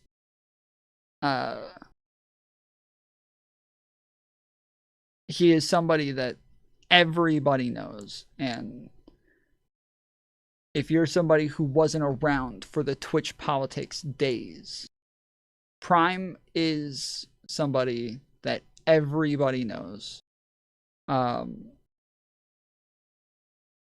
He used to, when I was like back in the day, and I've said this a bunch, like when I first got into Twitch politics, there were a bunch of open panel channels, and I kind of did open panels on my channel as well. But that's how I got into Twitch politics, is I saw PrimeCayes and that people were just on there debating, and so I just started hopping on and debating people and arguing with them, and ended up streaming on Twitch because I was kind of gaining an audience over there, so I just started streaming on that platform. And he would have like sometimes like hundreds of people watching. Destiny would even raid him fairly often, where he would have thousands of people watching. Destiny often just jumped on to the panels as well. So did Vosh, so did Dylan Burns, so did like all of the streamers. Like PrimeCayes was the place to be. It was the fucking spot, especially late at night. Like his panels, they didn't even start until like 8 p.m. And then he would do like 8 to 10 hour streams. And he always had this pitch that he would do where he would like every 30 minutes, he would stop like everybody arguing and give his pitch for like, hey guys, thanks everybody for joining today. You know, if you want to support the channel, you can give Primes bits, like this, that, and the other. Always getting like hype trains and shit like that. Like it was a lot of fun back in the day. But he had Dylan Burns started dating a girl, which was weird because Dylan Burns had just come out as gay just like 6 months earlier. But all of a sudden was dating a girl who apparently had a fling with Prime before, and so she accused Prime of sexually harassing her. And so Dylan Burns helped her come out with all of this information. But it turned out they didn't really have a whole lot of information. And it wasn't just Dylan Burns. It was a whole host of content creators, which there were a number of them who had dated this girl. And all kind of dogpiled Prime. And Destiny was the one who jumped on and kind of like saved Prime. But it kind of caused like so much fucking infighting in like the Twitch politics space that it not only like split up his community and caused like a ton of hardship for him to where he had trouble like ever getting back to where he was, but on top of that, it split up just pretty much all of Twitch politics. Like this was like the beginning of the end for Twitch politics. Is PrimeCayes channel was like the bedrock for that community that existed, and once his community didn't exist, there wasn't much of a way for Twitch politics to continue existing. So it all kind of fell apart from there.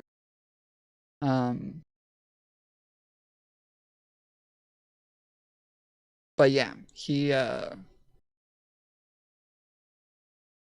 has, I think maybe like 20, 30 people watching him on good days these days, but back then it was always hundreds. Words for anyone who voted for Kamala or anyone who voted for Trump, because they didn't affect the genocide either, because their vote wasn't dispositive. Is that right? Of course you would have. Yeah. You do put moral culpability. Like No. the thing is, Prime. No. It's so. I want to say no. it's so ridiculous because you saying that your vote didn't matter. If it didn't matter, you wouldn't put so much weight on it, and the fact that you voted against Kamala or not for Kamala in the first place. So clearly, your vote matters to you, and clearly you do ascribe some culpability if someone votes for Kamala because you think that that's voting for the genocide because you're voting for someone who's in favor of the genocide. So can you spare us with this? I mean, this is. I won't. No, I won't. But sorry, again, I won't let you do your moral preening on this because I see what you're trying to do, trying to shift this something. No, when I say that, I encourage people to vote.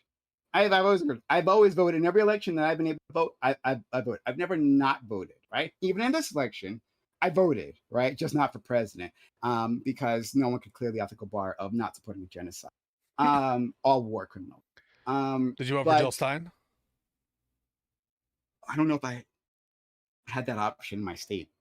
But in any case, and I have some problems with the Green Party, but Jill Stein's fine.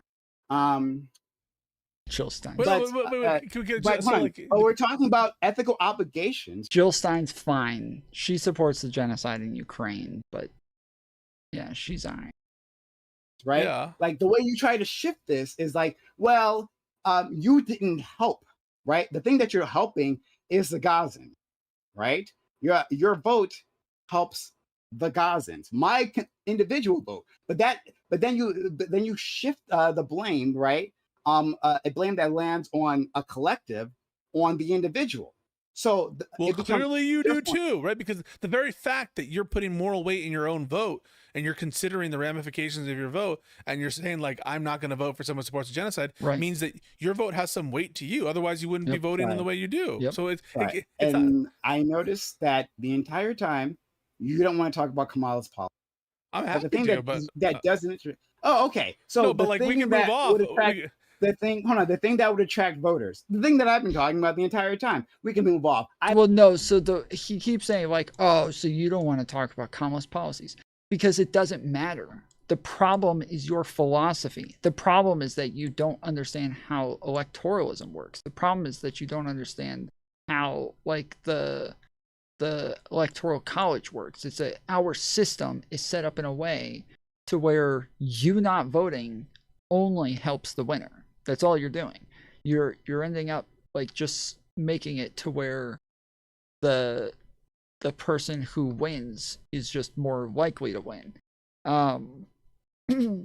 Or sorry, let's say the person that you're making it to where the greater evil has a better chance of winning. Let's put it that way. You're making it to where the greater evil has a better chance of winning if you choose not to vote. That's the difference. And so it's not a like a one or the other sort of thing, but he makes it this like binary of like genocide or no genocide. But it's like, well, what about more genocide or less genocide? Like, what about that? Like, what the fuck? I've always been. Well, no, I think the entire time we were talking about your vote, right? Like your vote. Why'd you vote? No, the reason why I voted is because of Kamala policy. Or the reason, or I didn't vote was because of Kamala's policies, right? The thing I've been saying the entire time, right? The thing that you've been avoiding the entire time because you want to put the ethical weight on voters rather than the candidate. I think you do have something to answer for because, but listen, can we just address it because to be honest, right? You do put weight on your vote. You do put your weight on your vote. It's not this. You can't just be like, well, my vote wouldn't have affected anything. That's a cop out because the fact that you're putting so much like moral prescription on your own vote and this moral line means that you do value your vote, and it's not enough for you to just be like, well, it wouldn't have mattered like that. If you're treating the vote the way you are, where it like you're highly valuing it, it's more than just the dispositive nature of whether it would have changed the outcome. That has to follow. You understand what I'm saying? Let me see. Maybe I can build a bridge here. I think we already have a bridge, man. I mean, the bridge is there. It's always been there. Yeah, the bridge to you to come over to my side. Yeah. So Hmm. Okay, let me shift this a bit.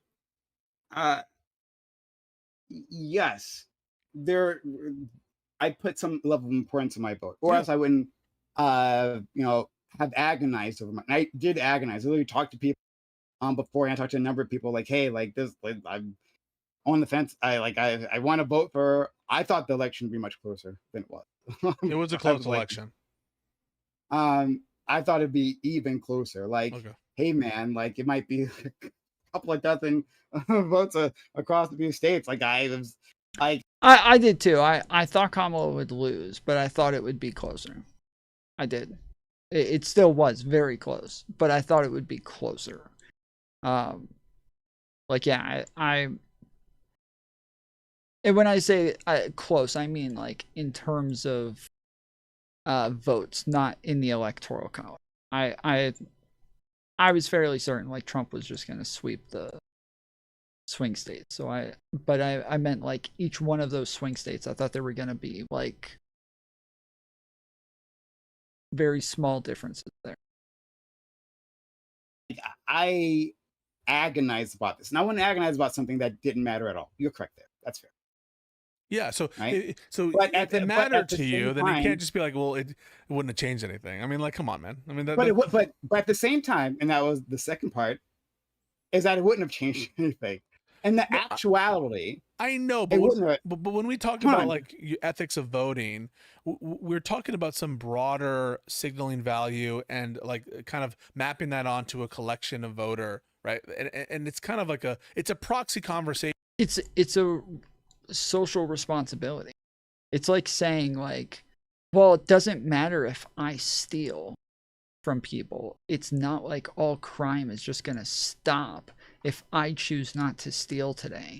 Like, well, no, we're talking about your like personally moral decision in action right now. Like who you vote for, your decision to vote is still your fucking decision. Like you still have your own ought there that you ought to engage in, but it doesn't to just say like, oh well, I wasn't going to change the election. That doesn't matter. Like it's not what we're talking about.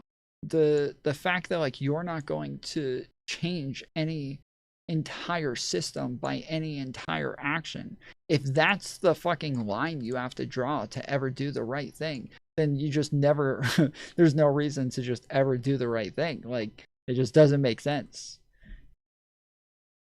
Of who ought to have won, right? So we all understand that any individual voter has an essentially zero chance of affecting the election. And so when we say you should have voted for XYZ, we're not saying it in the sense of if you did, a person who supported the genocide didn't ought to have won. So in other words, you're saying it was good that Kamala didn't win. I'm not going to attach good or bad to it. Because the options are Kamala or Trump. So again, that was going to happen either way, though. You can feel, but the argument would be they ought to have gotten to the general election. But once they're in the general election, that's it. Like they're there now. Like pick from your options. What is something that's good other than something that ought happen? I don't like what is good other than what ought occur. Let me not use your language, okay? Let me just use my language.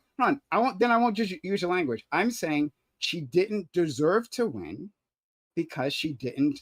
She supported genocide. So I don't know what you mean by deserve to win, meaning it would does deserve mean something other than didn't earn the win? Maybe so might be does clearer. Earn the win like when you say yes, but did Trump earn the win? Like that doesn't. He keeps doing this very like non-pragmatic thing where he's not taking into consideration that somebody is going to win. He keeps doing this. He keeps acting like there's a possibility where just nobody wins and there's no president. Sorry, there's no president because neither one of them met the ethical, minimum line. Like neither one of them were meeting my bar. So no president. Prime should be saying, I thought Trump was better chance of ending the genocide, so I voted for him. But he doesn't seem to believe that. I don't think he believes that at all. Not whatsoever. I think that he believes Trump is like way more pro-Israel and that he's like more willing to count out to Bibi and more willing to go along with whatever it is Netanyahu wants.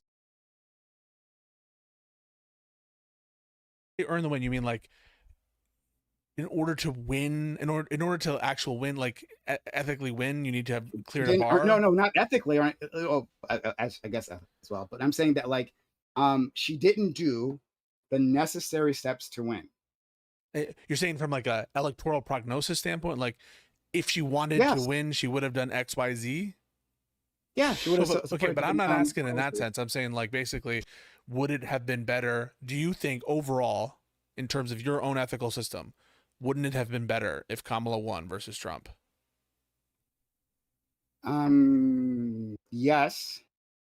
Okay, so if you think it would have been, so in other words, if it would have been better under your ethical view for Kamala to have won, why wouldn't you have done a thing that is in line with what would have been because she better? didn't earn my vote. Because the thing that you want to ignore. Yeah. So you pretend like you're integrating this into your arguments, but you aren't. The thing that you want to talk about is, hey, you owe her your vote. Oh my right? goodness. He keeps doing this, like, owe her your vote. But Pisco should have like totally denied this line of thinking from the very beginning. From off the rip, he should have said, like, I totally I'm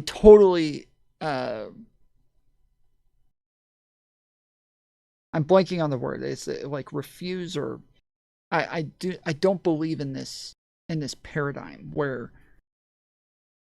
owing somebody your vote like is relevant. There is no owing somebody your vote. Not the candidate. You owe Americans. You owe immigrants. You owe trans people. You owe those people your vote, because now all of their fucking rights are getting taken away, and it's because a bunch of people like you either chose not to vote or voted for Trump. And so, yes, I reject. Thank you. I reject this entire line of thinking. I totally reject this way of thinking where it has anything to do with owing a candidate. But he keeps making it about the candidate. He keeps making it about owing the candidate. Fuck the candidate. I don't give a fuck about the candidate. I give a fuck about the policies that they have and whether or not those policies are going to be beneficial to Americans. But he has this like vitriol for Kamala Harris to where he just can't imagine himself giving her something. He's giving it to her. I could not give her this vote. I would not imagine gifting my vote to her. It's so weird. It's so strange. I was not a big fan of Kamala. I didn't like Kamala. I wish she was not the candidate. I was very unimpressed with Kamala Harris. I had no qualms about voting for her. None whatsoever. Zero. I already go into every single election with the mind frame of there will be a lesser of two evils, and whoever that is, I'm voting for them. That's it. That's the end of story. It doesn't matter if they're the worst two fucking people in the world. I will vote for one of them. One of them's going to be less evil than the other. And I will vote for them because I want the lesser of evils. How could you have a moral system? How could you be a leftist? How could you be a leftist and have a moral system that is about minimizing harm, minimizing suffering, but then getting to a point where you're like, well, okay, that I know that there's like definitely less suffering here, but they don't meet my ethical bar. If it's Hitler or Hitler plus one, it's still obvious. Yes, I always give the hypothetical. If there's one person running saying I'm gonna kill I'm going to genocide 6 million people, and the other person's running saying, I'm going to genocide 40 million people, I'm voting for the person who's going to genocide 6 million. In this case, it would be Hitler, right? In this scenario, okay? Like, it's, I guess Hitler versus Mao. But I'm voting for the 6 million genocider, okay? That's who I'm voting for. No question about it. Zero question about it. And I will be morally righteous in doing so. I will be morally righteous in voting for fucking Hitler to genocide 6 million people. It will be the morally righteous thing to do. As a person who is nominally aligned to the left, you owe her your vote. Like Hillary Clinton, no, you owe me your vote, motherfucker.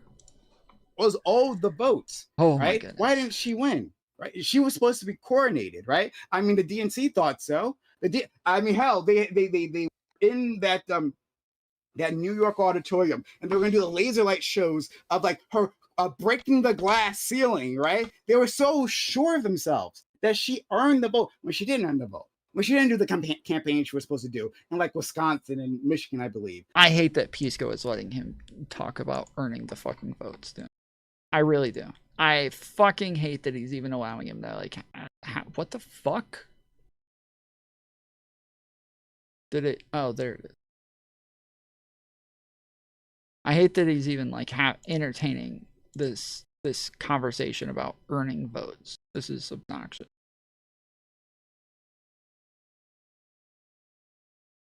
She didn't, where she didn't go. Yeah, I kind of just view that as a separate, like, when you say, like, how is that separate? No, it's not. They're separate Things. things. These things are Your ethical responsibility to vote for the better. I don't have responsibility. You don't have responsibility to vote responsibly. Okay, so if you clearly think you do because you voted not. No, try this. Yeah. No, try this. Hey, if the candidate, so there's a Democrat and there's a Republican. The Republican campaigns hard, right? Campaigns like Trump did, right? Which is meaning constantly campaigning, is everywhere, is constantly pushing the message. The Democrat literally does not show up anywhere, right? Never. Yeah, Kamala's and Hillary's credibility is separate from yours. No. It's separate from yours. These things are intimately tied. So I'm trying to. Did you vote for Joe Biden? Hey, hold on. Did you vote for Joe Biden? Okay, cool. I did vote for Joe Biden. Okay. Yes, I told you before. I already told you. I voted in every election that I was eligible for president. So you did the right thing there. You did the right thing. Even though Joe Biden was a Zionist in 2020, he was a Zionist in 2020. I had no idea that he was a Zionist, and I had no idea he was pro-genocide. If I had known he was pro-genocide, I wouldn't have voted for Joe Biden. Make that very clear. But in any case, if the Democrat literally never goes anywhere, but like we are and doesn't talk about their policies, right? But I guess we're to assume. They're a Democrat, so they must have cleared some sort of bar for the DNC, and they are our candidate. Who's going to be on the ticket, right? Does that person know your vote? They literally never. Yeah. So when you keep saying owed vote, like I understand an owing. Well, you said owed as well. Yeah. This is a concept that I often see. He said, you don't owe it to the candidate. You owe it to the American. He did say. He said it's an ethical thing that you ought to vote. But he didn't say you owe Kamala Harris your vote. But he keeps allowing Prime to reframe it as that, even though he already corrected him on it. With people, I have to say, who are kind of cagey or didn't vote in 2024, they said, even, I'm just saying, like, there are some people who will say, like, it doesn't really matter what I did or didn't do because, Kamala deserved to lose, or Kamala wasn't owed people's vote, or she wasn't earning the vote. And I just view those as kind of, and I'm not saying you're doing this on purpose, but I kind of view that as a weasel way to get around the real thing, which is like, was it the right thing to do to vote for her? Because like, I don't understand the concept of deserve separate and apart from what ought to happen. Like if I deserve something, it means I something ought be given to me. If she deserves to win, it's because she ought to have victory. She ought to have the victory. When I gave you the option before, which we never really got a chance to explore because you kept trying to bastardize the hypothetical of the two pedophiles, right? Yeah. One slightly worse than other, right? Is there an ethical obligation to vote for the slightly worse pedophile? Is that slightly assuming worse that there's pedophile? only two options? There's a third option. What's the third option? Not voting. Yes. Okay, but when the not system provides voting is not voting for either of them. If that's has no chance. Yes, again, there's not a third option for president. That's what Pisco keeps saying, like, there's only two options, and Prime keeps going, no, there's not. There's another option, not voting. Well, we're not talking about the options for voting. We're talking about the options for president. One of those two is going to win, dude. One of them's going to win. Tom would vote for a pedophile? Yes. If there's one pedophile who's going to rape 100 kids and another pedophile who's only going to rape 5 kids, I'm voting for a pedophile to rape 5 kids. I'm dying for that fucking pedophile who's only going to rape 5 kids to win.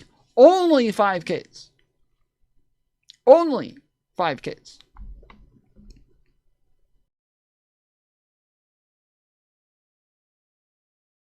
Of affecting the dichotomy, then I think you have a moral obligation to vote for less child rape. Do you agree? No. Oh, okay. You don't have an ethical obligation to vote yes for any child rape, right? Okay. Tom, what about 100 versus 99?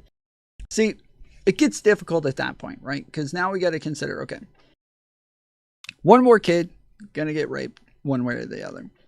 Now we got to consider their policy position, right? But if we assume all else equal and it's 100 versus 99, yes, of course, I want to stop one kid from getting raped. Yes, I do. I want to stop one kid from getting raped. I know what person is like, oh, I could stop a kid from being raped, but I don't feel like it. Not going to do it. Sorry. That's Prime right now. That's what Prime's doing. Prime's going, oh, I know that one person might genocide a lot more people, but I need to feel morally righteous. I need to feel good about myself. So I couldn't possibly save thousands of lives here. I couldn't possibly take the time to save thousands of lives because I want to feel morally righteous. So that's bullshit. It's not all else equal, though. One fascist versus generations of oppression. I don't know what that means. That's not. I have no idea what you're talking about. But I'm saying that, like, if you're saying it's not all else equal, it would have to take into consideration their policies. So if we're saying Trump is going to rape 99 and Kamala is going to rape 100, I would still vote for Kamala. Yes, I would probably take the one raped kid for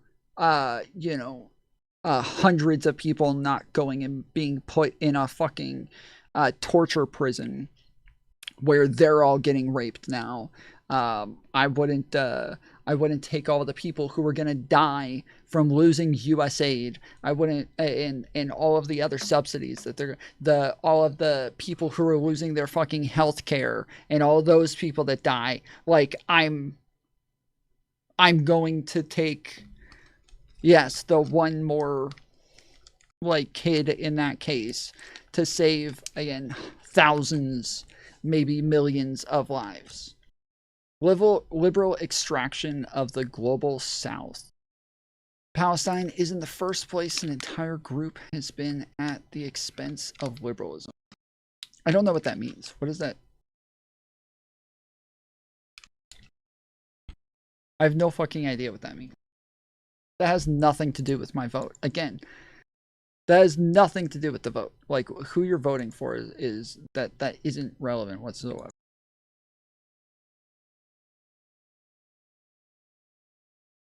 Okay, so if you were given the option, I think these particular style hypotheticals should be rejected. Use a better example, please. Wait, are you serious? They're not. These aren't. The point is to take it to the most extreme thing you can think of to understand that is how binary the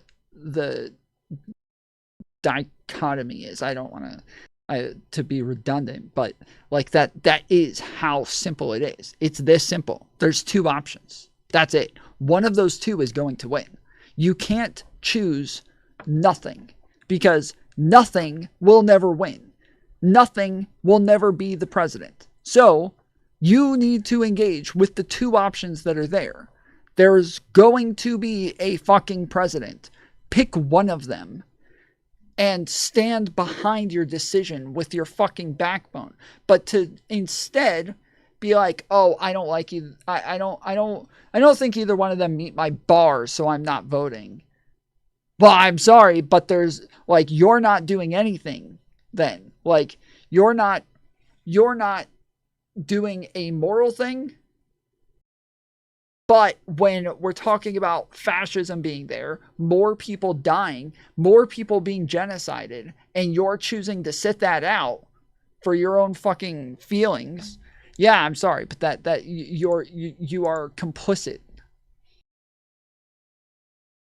What's the third option? All other parties in the USA suck. I'm going to vote for blue Democrats no matter who. Well, exactly. Like, there's nothing.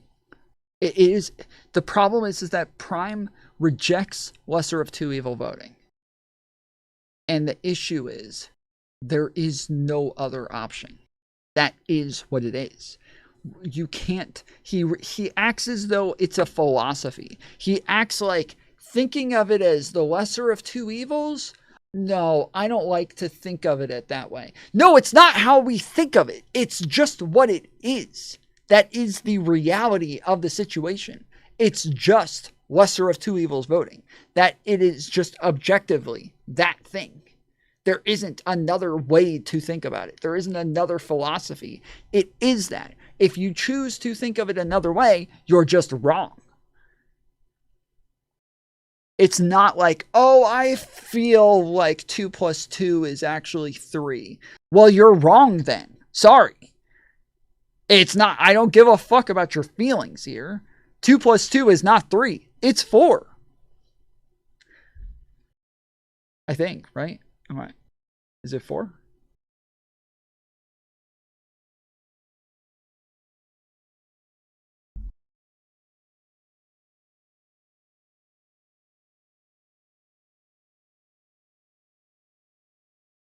Only one of two can win, but you can choose not to vote.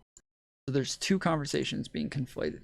Right, but that's why Prime keeps saying that he wants to have a conversation about whether or not Kamala Harris was a good candidate.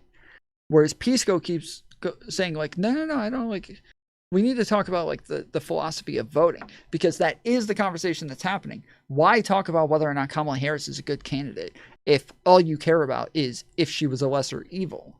I don't care if she's good. I don't know what good is. I have no fucking clue what a good candidate means. I know that she's the lesser of the two evils. Oh, well, then I'm voting for her. Like, that's just how it works. Like,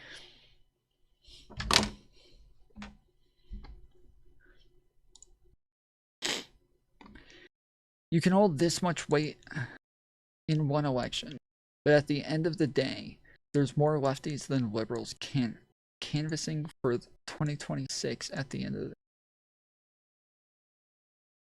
You think there's more leftists than liberals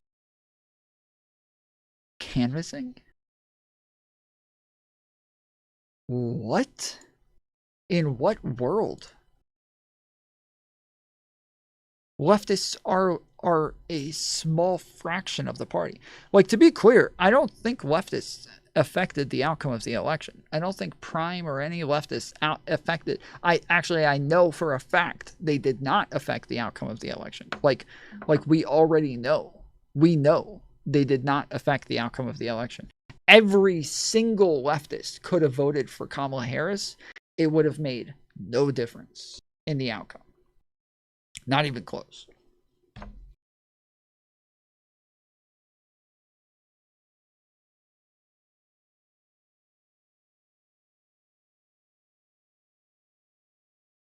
For 2026 election. Okay, I don't know where the fuck you get that from, but okay.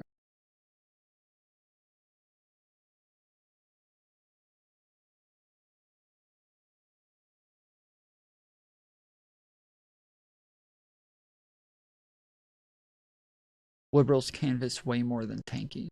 Well, again, hold on. Tankies are like, I hate this. I hate the fucking term tanky because everybody tries to use it very differently. They all want to have like their own fucking definition of what a tanky is. But again, tankies are people who are like they're apologists for the USSR. That's a tanky, right? It's like very specific to like being an apologist for the USSR. But they all want to, there's like 3 different definitions. That's like the main one. That's what a USSR and CCP kind of is, because it's not even just the USSR. It's not just the USSR. It's about the brutality and the like authoritarian aspects of the USSR. It's not just the USSR, right? So somebody can be authoritarian and like a Marxist-Leninist. That doesn't necessarily make them a tanky, because they can believe in authoritarianism and having like brutal actions to get that done, but they don't like the way that like Lenin did it, right? Like no, I wouldn't do it like that. No, that was a horrible way of doing it, right? Well, okay, well then they're not a fucking tanky. But the people use it as either it's somebody who's just like an authoritarian communist, or it's somebody who is a conservative socially and leftist fiscally, or like, you know, a Marxist. And then there's the apologist for authoritarian, like brutal aspects of the USSR. Like that's a tanky, right? And you say or China, but like, you know, tanky, like it's the fucking Russian tanks that we're referring to. It's mainly just the. I find it hard to believe that somebody would be an apologist for Mao's China and not the USSR. So I don't even know if that's even like. I don't even know if there's a reason to even add in like China too. Like, okay. If they're apologists for fucking authoritarian measures in China, like, actually, no, I think you could be an apologist for authoritarian measures in China still, because the shit that Russia did was still leagues away. So, yeah, I don't know. If you vote for genocide of every single race, or vote for genocide of all but one race, who are you going to vote for? Cohen. Neither? I'm going to vote for any of them. Okay. No, I'm not going to vote for any. No, I'm not going to vote for any. Look, you don't have genocidal maniacs aren't owed my vote. Child rapists aren't owed my vote. I get that you are for the pro slightly less child rape ticket, right? I get that excites you. I get that you can't wait to go out, sweat it out in whatever state you're in, right? I'm just trying to reduce harm, bro. I mean, like, you can put it. Yes. Yes, exactly. Harm reduction, dude. Exactly. Harm reduction. You do nothing by sitting out of the election. You're like, when I was younger, we had like less than 50% of the population voting. Like less than 50% of the like registered voters were voting. It was horrible. Like it was really bad during like the Bush and Obama days. Like it was fucking ridiculous. But ever since Trump came in, now we got much higher percentages voting in like the 63% area. And just because, yeah, like people care about this a lot. Like everybody's out there trying to make sure that their vote counts and that they're doing their part. So, if you thought sitting out was gonna make a difference, I'm sorry, but you live in the wrong fucking era for that to be a thing. You live in the wrong era, because maybe during those days, it would matter. Viva la revolution. But that's what I'm saying, is that like in those days, sure, I could understand how you could think like, well, if we sit out, the more we all sit out, the more they're going to be forced to change. But you know what happened instead? The more people fucking sat out, the worse the fucking parties got. And we ended up with Hillary Clinton and Donald Trump because everybody loved to fucking sit out all the time. That's what happened. Everybody kept sitting out. And now we ended up with this. So it didn't get better. And now that we ended up with this, now everybody's fucking voting. And so now, if you sit out, you are just a tiny little percentage that is sitting out that's adding to the tiny little percentage that's sitting out. You're like, there's not this like disproportionality that you're helping in any way. You're just doing nothing. And we're all the worse off for it. So trying to reduce ever so slightly less tolerate, right? You don't which care that pedophile, like, so which pedophile is say it to the thousands of Gazans. No, don't try to put that on me. No, I won't. Yeah, see, no accountability whatsoever. None. No, I will not. I will not take accountability for my vote. My vote did not decide the outcome of the election. Okay, well, then we can just say the same thing to every single person who voted for Trump. Because each one of them as an individual didn't affect the election. But them as a collective, they did.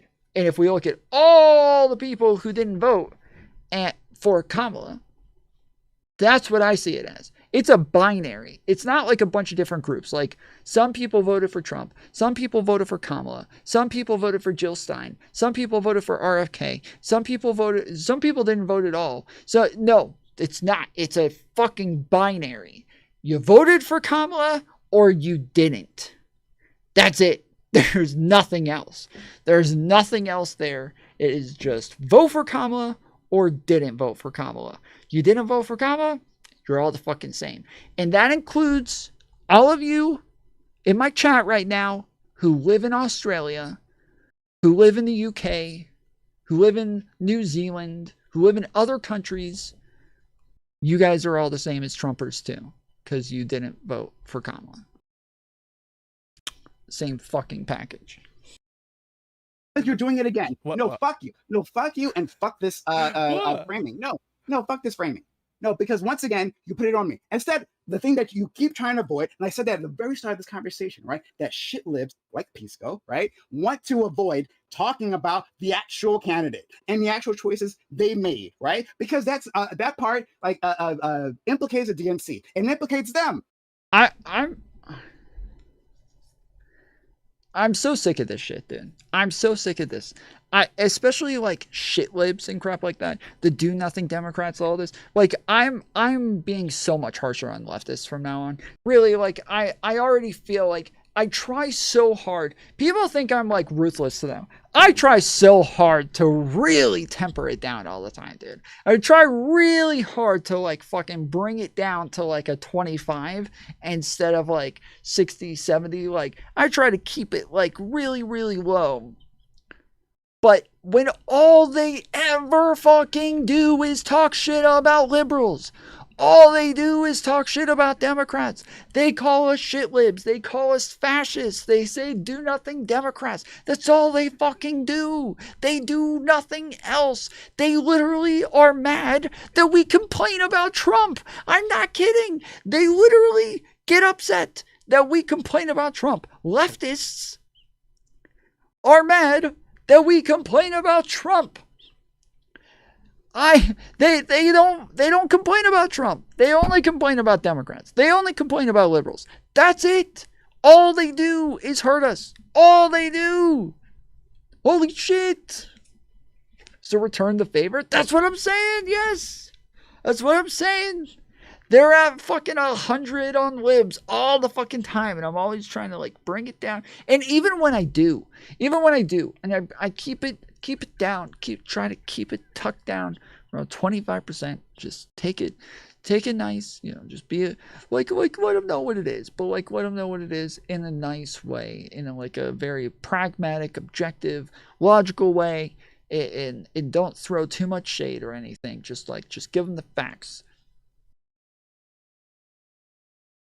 It doesn't give me any favor. I'll still have fucking a bunch of leftists in my chat going off about how all I do is say hateful things about them and that we need to come together right now and blah blah blah.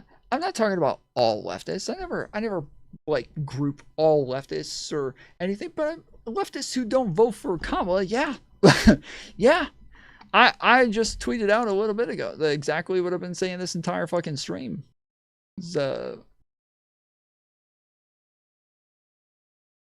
Leftists who didn't vote for Kamala helped Israel kill more Palestinians, helped Trump take away trans rights, deport more immigrants, lock up innocent people, take away tons of financial aid, strip our institutions of their checks on the executive. They selfishly chose to help Trump and Israel so they could feel superior while throwing literally everyone else under the bus, including Gazans. You're the same as a Trumper, and we won't forget it. The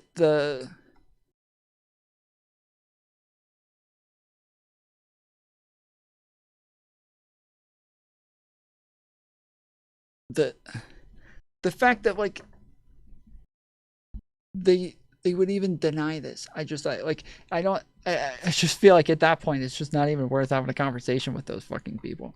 Like if they can't even understand that that's just like a fact. These are just fucking facts, dude. Like it's not even worth having the conversation. Right, them for supporting these awful candidates, right? They don't want to talk about Kamala Harris, right? They don't want to say that. All they want to talk about. So you think I'm culpable because I voted for Kamala Harris and I advocated for Kamala Harris? You think I'm culpable? Yeah, not voting for Kamala doesn't equal helping Israel kill more Gazans. Stop the cap. Wanting that not voting for Kamala equals complicity with Israel killing for Gazans is pure Cohen delusion. It's a literal fact. It is just a fact. It is just a fact.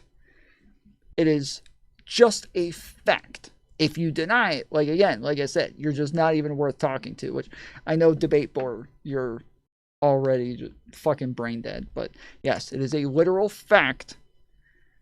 You are a fucking genocidal maniac if you didn't vote for Kamala. Well, with genocide, even though my vote wouldn't have changed anything. No, I think you feel that way. I think you feel that way. I don't feel that way. You're culpable. This is why you want to obfuscate the conversation. So in any case, right? The policies is what the original sin here isn't my vote. It's not my vote, right? That's the end. That's how Israelis. Who cares what's the original sin? About the original sin? Like, because it actually fucking matters. Actually, the order of operation matters, counselor. Of course it does. Why does what the original sin matter? Just like, oh no, of course it does. Hold on. This is what Israelis do, right? Israelis like, well, we're attacked on October 7th. History begins on October 7th. Okay, but don't you criticize them for that? Don't you criticize them for that for focusing? Absolutely, right? So I say, hey, let's back. Like, okay. And so, hold on. Where do you think I think history begins, Pisco? Where do you think I think history began? Tell me. When does history begin? 3 billion years ago at the fucking Big Bang or something? I don't know. Sorry. In terms of the presidential election. I was wondering what possible answer he could give here that would make this make sense. Like, I'm so lost. I don't know. 1776, Declaration of Independence. I don't know where you start. Like, I'm not trying to be glib here. I don't fucking know when you start the clock. Okay. I'm trying to be as good faith. I really am trying here. Okay. No, it's all right. So when I'm talking about looking into history, right? I feel like the way that you're framing this is that year one or second one, whatever, is when I cast my vote, my empty ballot vote, or November 4th. Let's just put it that way, right? November 4th. That's when the election was. Maybe it's done this stuff. Whatever. The election. That moment is the beginning, right? That's where we start assigning probability. I say it happened before that. I mean, years before, right? Damn, his audio's shit now. The very least, when Joe Biden made the decision to support the genocide, right? At the very least, we should start there. Maybe we should start beforehand, right? I think we actually should because I think there was a myriad of things that helped lose this election that put us in this exact position. But still, for the purpose of this conversation, right, I think it's fair to talk about the inciting incident, which should be Joe Biden. Joe Biden is where you start the clock. I mean, that's convenient. Okay, where do you think I should start the clock? I don't think you should. I think you should take every action. Yes, I don't. The whole idea of like starting the clock somewhere, it seems ridiculous to me. What the fuck? Like, don't start it in any single one place. Just live in reality. Maybe try for a little while. In the moment it's taken, considering everything. I don't think that the timeline here is like you had a decision on November, what was it, 3rd? You had a decision on election day. Wherever, election day, yeah. On election day, and I'm assuming that you're part of taking into account what to do. You're taking things in the past, you're taking things in the present, and you're taking your priors and intuitions about what's going to happen in the future. And I just don't understand like original sin of it. It's the same with like the genocide in Gaza, right? Yeah, October 7th. Did you condemn it? I think that yeah, hold on, we'll do this. I think people have the right to fight back within armed resistance. I condemn the deaths of civilians. I don't condemn the deaths of a military asset, right? So any like civilians that were like murdered in their homes, no. So I hate that people do this because I don't think anybody would say that like they didn't have any right to fight back whatsoever. It's the killing of civilians that was the problem. It was the killing of civilians. It's the way that they went in and killed fucking civilians that is the issue. But every time it's like, so do you condemn what happened on October 7th? It's like, well, let's see. What the fuck? Like, that's nobody's gonna be like, well, do you condemn military people killing other military people and in a war? Like, I don't support that whatsoever. In terms of like murdering military assets, absolutely. Okay, well, I'll just say, with respect to the genocide, just because, even assuming you start the clock at time equals 0 at October 7th, I assume you wouldn't be like, okay, because there's an original sin, it therefore justifies everything after that. I mean, that's the kind of thinking that I thought that pro-Palestinian people are like trying to fight against, and so I just don't. Right, I don't really. the entire time. So then, like, that's what I've been saying the entire time. What's the point of doing this? Like, okay, then like, what's the point of doing this whole like original sin was Kamala Harris, Joe Biden? Like, who the fuck cares? You had a choice, and you failed. Who the fuck cares? No, who the fuck cares? Guy, hold on. What am I voting for? What are we doing in the act of voting? Right? Yeah. Are we voting for teams? Are we voting for honor? Are we voting for pride? Or are we voting for? What are you voting for? Lesser of two evils. That's it. That's what it is. It is the lesser of two evils. You cannot like the system. That's fine. You know what?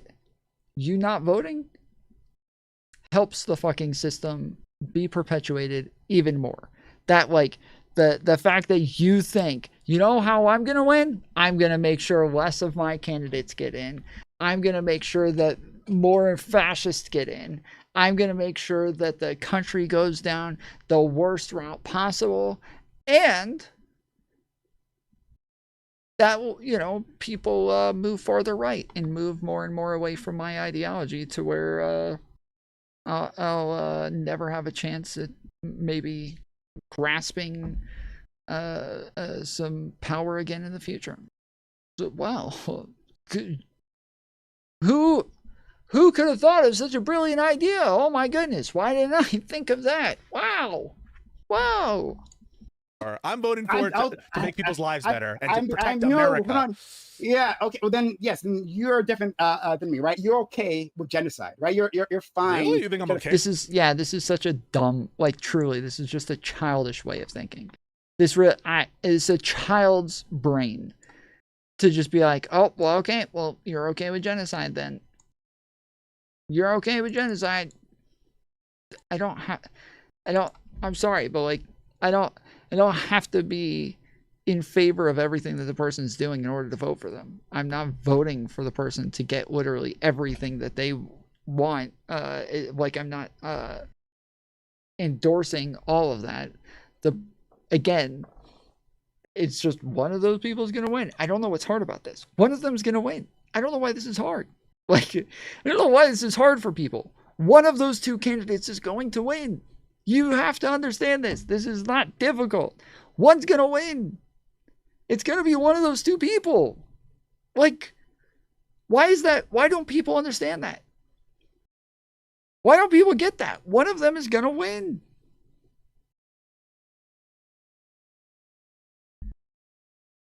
Genocide Yeah, actually, I think What makes you think that you're saying, literally this entire conversation. But hold on, right? So what are we voting for? Are we voting for individual leaders who make promises, who push a policy agenda that will actually have effect in real life, right? Or are we voting for red team, blue team for the honor of our cities? Is that what we're doing? Well, what is the point of voting if not voting for a specific policy agenda, right? Like people would make fun of the uninformed voter, right? Because like the reasons why they vote are just like utterly baffling, right? You can't seem to pin them down as to like what makes sense to these individuals. And you like don't, low information voters. Like low information are you about to voters, virtue right? signal and be like, I love these low information voters. I love them, what they stand for? No. Oh, my bad. I thought you were gonna be like, people make fun of these low information voters, but you do too, right? Yeah, I think you should. I think you should be educating yourself on the issue. All right. Maybe on like you know, first past the post and crap like that. Maybe educate yourself on that. Maybe sometimes you think maybe people should understand how our electoral system works. Maybe issues are important. I read I that wouldn't wrong. be arguing about these issues. Got That's it. fair. That's fair. But you think that Kamala's policy platform is better than Trump's, and so I just don't like.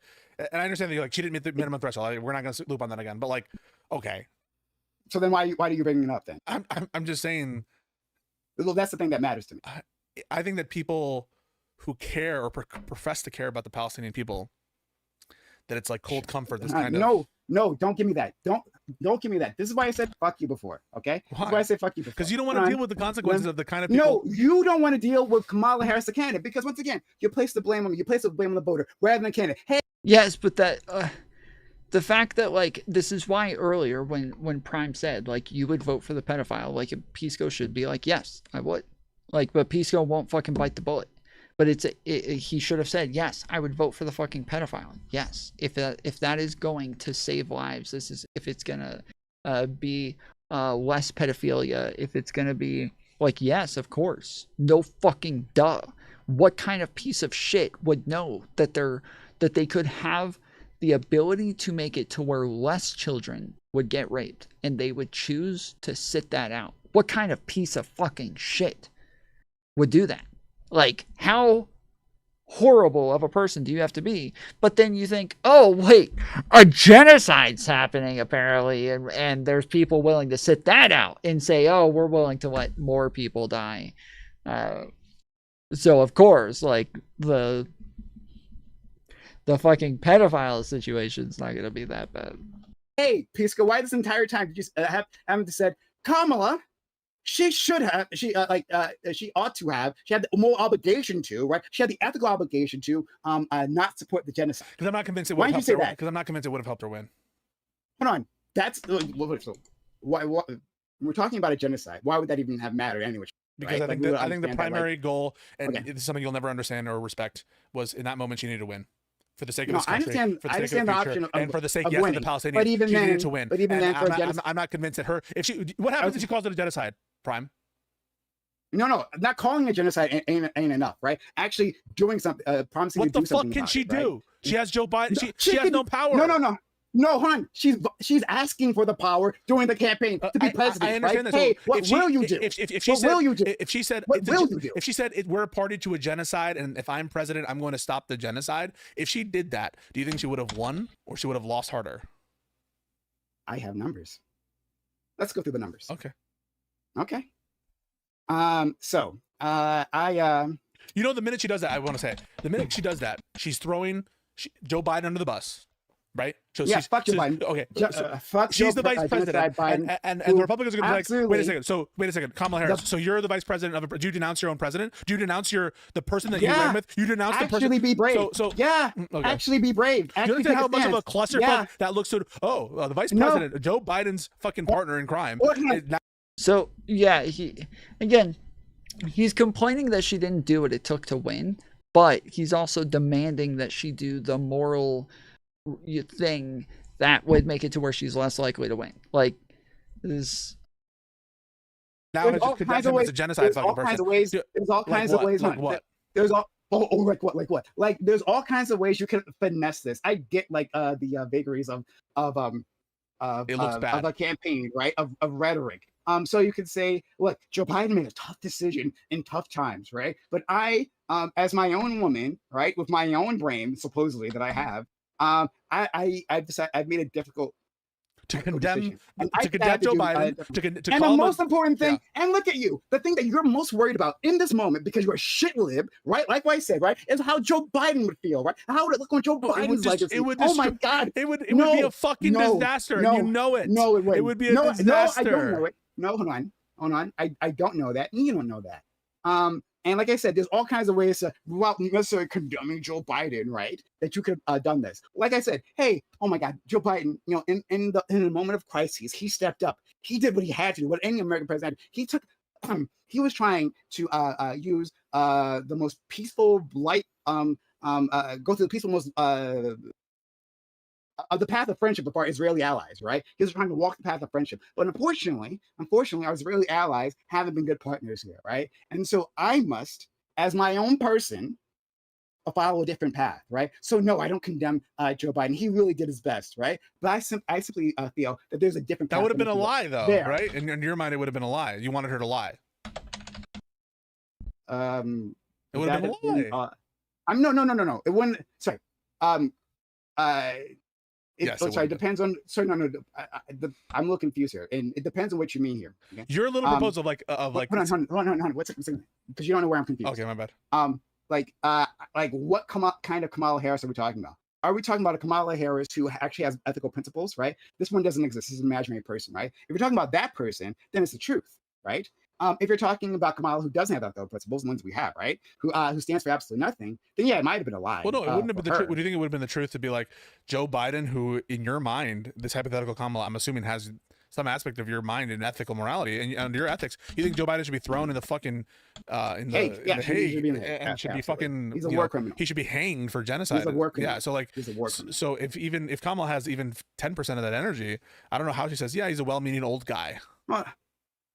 Because she also has some Pisco psyche, right? And she understands that she needs to win. It would be a disaster if she just condemned them, right? And so instead, she'll say that he was a good person doing the best that he could do at the time, right? And then if the Miss Harris, you've called this a genocide. Your administration is going to be funded. Is it your position that your genocide, that your administration you're a part of, is funding a genocide? Wait, no. I want you to be Kamala Harris, right? You be Kamala Harris. Okay. I'm the reporter. Okay. Miss Harris, you've recently called it a genocide, and you said that America is a part of genocide. Are you saying that you're a part of an administration that is intentionally helping a genocide in the moment? Yes. Yes, that administration that is intentionally helping a genocide. Why don't you resign, Miss Harris? Why haven't you resigned yet? Because I was doing the best I could behind the scenes. Now that you've come public, don't you have an obligation to resign, especially since the administration is not listening to you? No, I'm going to use this platform to hopefully gain office. So have you stopped working with the administration and stop being read in on meetings because of your moral? I mean, like, do you understand how fucking stop being read on the meeting? Can you acknowledge this is a fucking disaster thing to do? I don't. No, I don't. Okay. No, I don't. No, I think that is delusional. Like that. Okay. That entire setup. Come on, guy. I mean, like, this is no. Okay. I don't. No, you keep saying, you can state it. Hey, this is a disaster, as if campaigns don't have the right to respond, right? Hold on. What was the disaster? Your administration is going to fund.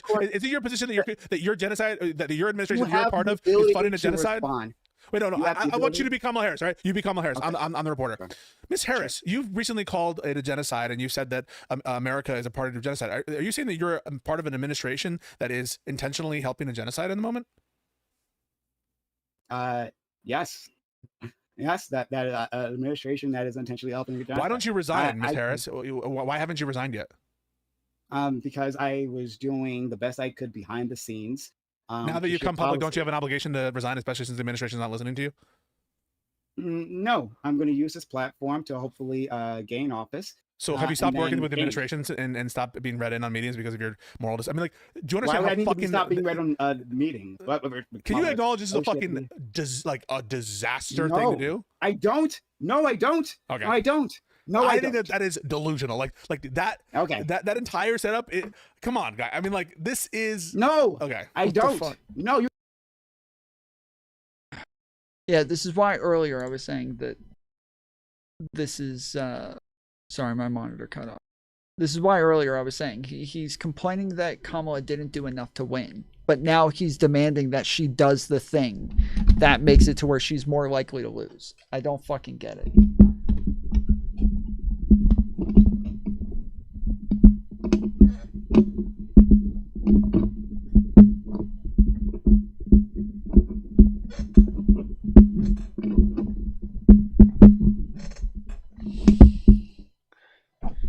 Like, how can you complain about both?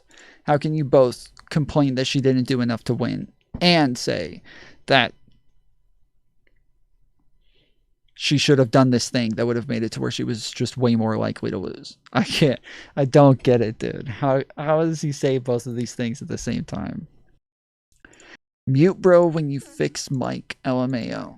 Why? Michelle said she wanted ASMR. Sorry.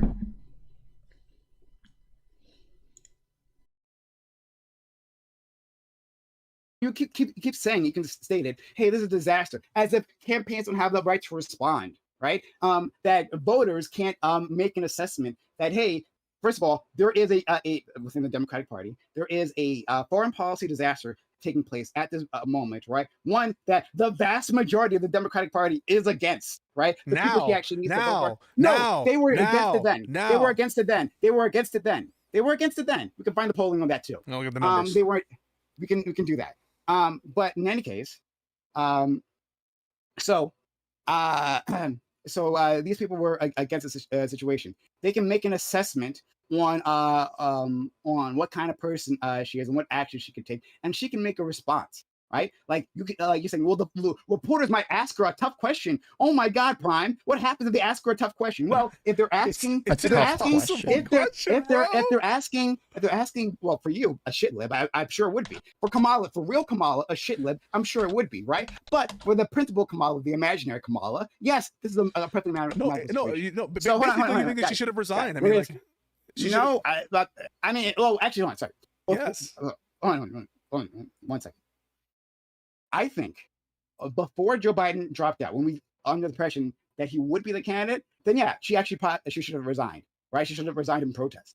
She should have resigned saying, hey, I'm not going to be part of this administration. That or at the very least, she should have started with, hey, this is a disaster. Like, make a speech like, hey, I'm taking an ethical stance against this, right? I've done my best. President in the background to discuss this, but I have to put more pressure on him, so I'm taking this public, right? And if it still doesn't change, she should have resigned.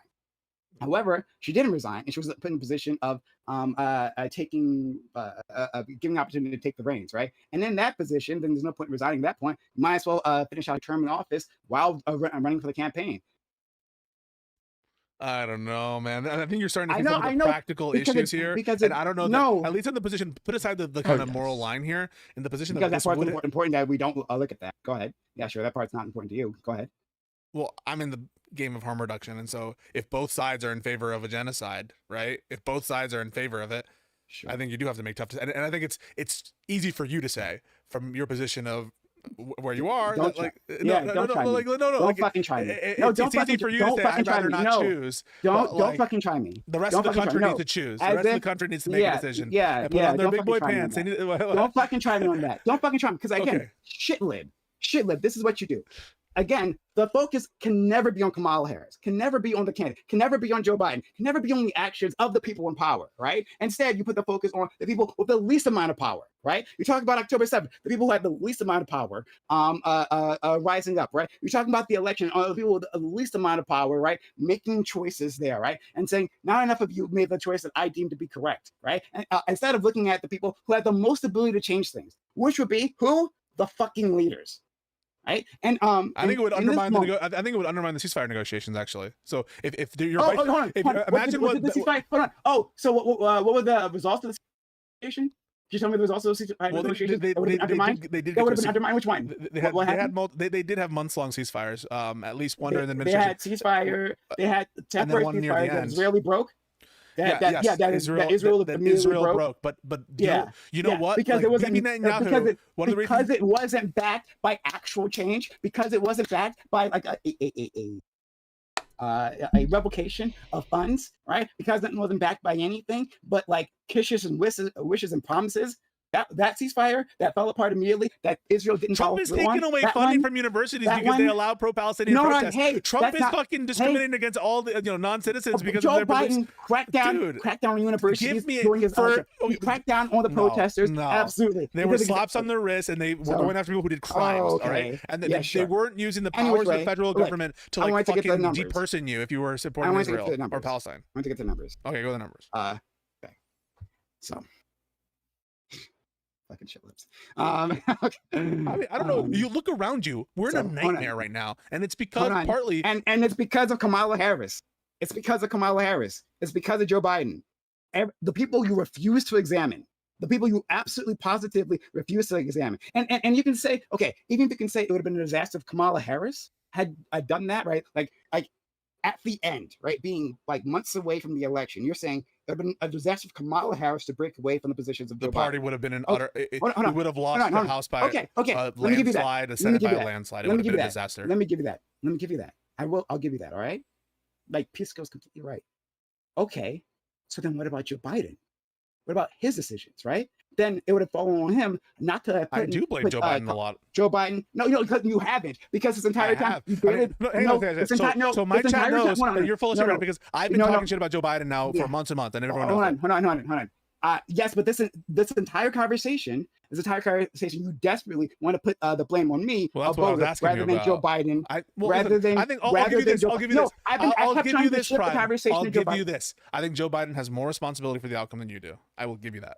100%. Than anyone else other than like the Netanyahu administration outside of Israel, basically. I mean, I don't know about that, but I'm just gonna say Joe Biden's decision not to drop out. Anyone? Hold on. Who else? Like outside of, I'm saying outside of Israel, outside of the Netanyahu administration, right? He would have the most culpability. Than who else would have more? Well, I think well, I don't think it has to do with Gaza. I think it has to do with him not dropping out.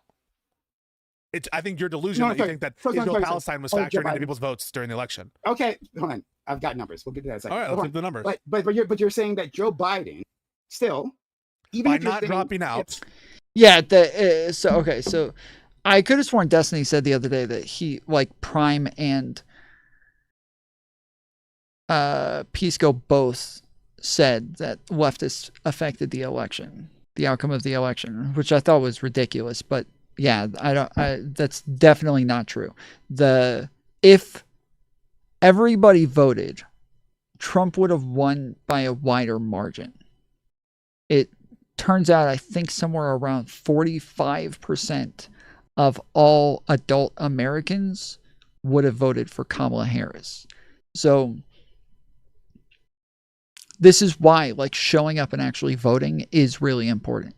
This is why just showing up and voting. This is why every Republican president in my lifetime, until this presidency of Donald Trump, this presidency of Donald Trump is the first Republican president in my lifetime to ever win the popular vote. Democrats have won popular votes my entire lifetime. But that didn't always mean that they were the majority of the country. It just meant that they were showing up. But even when we knew that Republicans were not the majority of the country, they were still able to win elections. Tom is what, 30? 26. Thank you. Your appeal to your lifetime is irrelevant. It doesn't.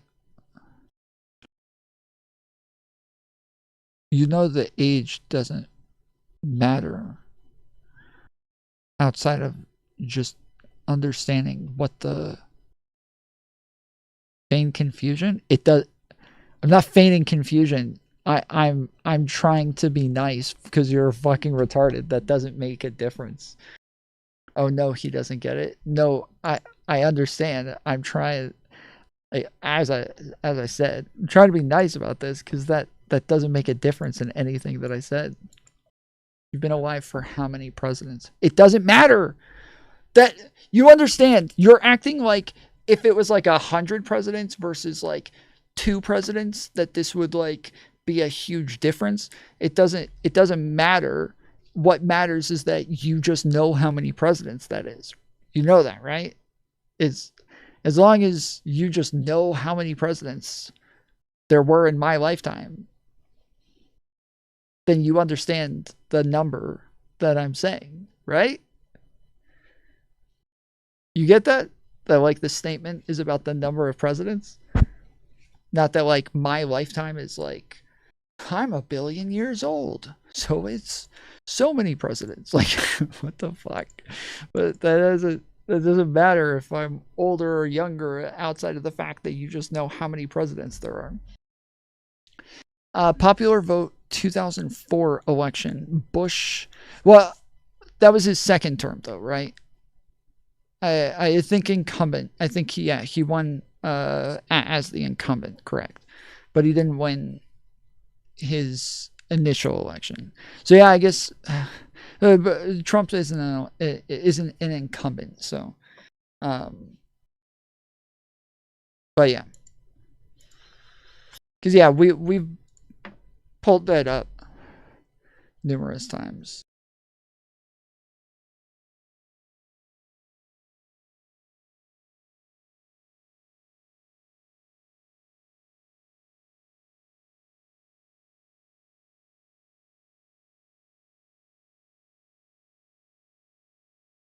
I'm trying to get the bot on this channel to work differently, and it's not. I can't get it. I'm surprised they talk for this long. They go on for. We're only halfway through. I'm surprised that they. It's not that they talk for this long. I'm surprised that Prime is like a brick wall. Yes, that's the part. Is that I'm surprised that Pisco hasn't actually like narrowed in on the major differences here. Like the fact that like Prime doesn't want to engage in hypotheticals. Like, okay, well, I'm sorry, but we can't have this conversation if you're not willing to give me more information about your thought process. And if you're only going to give me this one scenario, I don't understand your thought process on this scenario. I have to give you other scenarios in order to understand how you came to this conclusion. Had more of an impact than you. Okay, by not dropping out. Okay. But it's not because of Gaza. Hold on.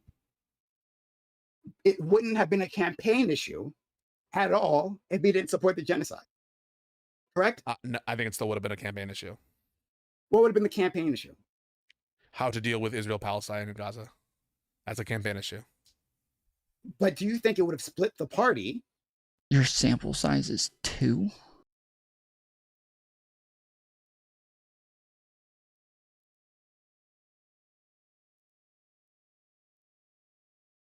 This isn't hard to understand. Apparently it is, J-Mac. Apparently it is.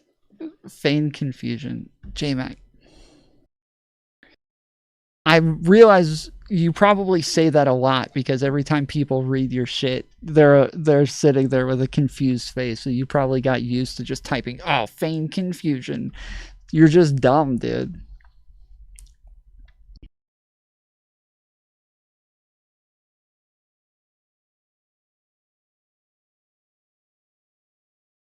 Not clever. I'm not a very clever person. Wasn't trying to be clever. But you say it a lot. You say it every time you're in my chat. Oh, feign confusion. Sorry, you say very confusing things very regularly. I'm not feigning. You're just a very confusing individual. No, you just rely on pretending to be confused to escape responding to points. What do you think I'm not responding to? Okay, I'm almost 40, homie. I'm not 26. I'm not 30. I turn 37 in like a month. I've had what, 5? Clinton, Bush twice. Bush, Clinton twice, Bush twice, Obama twice, Trump, Biden, Trump. So yeah, six presidents.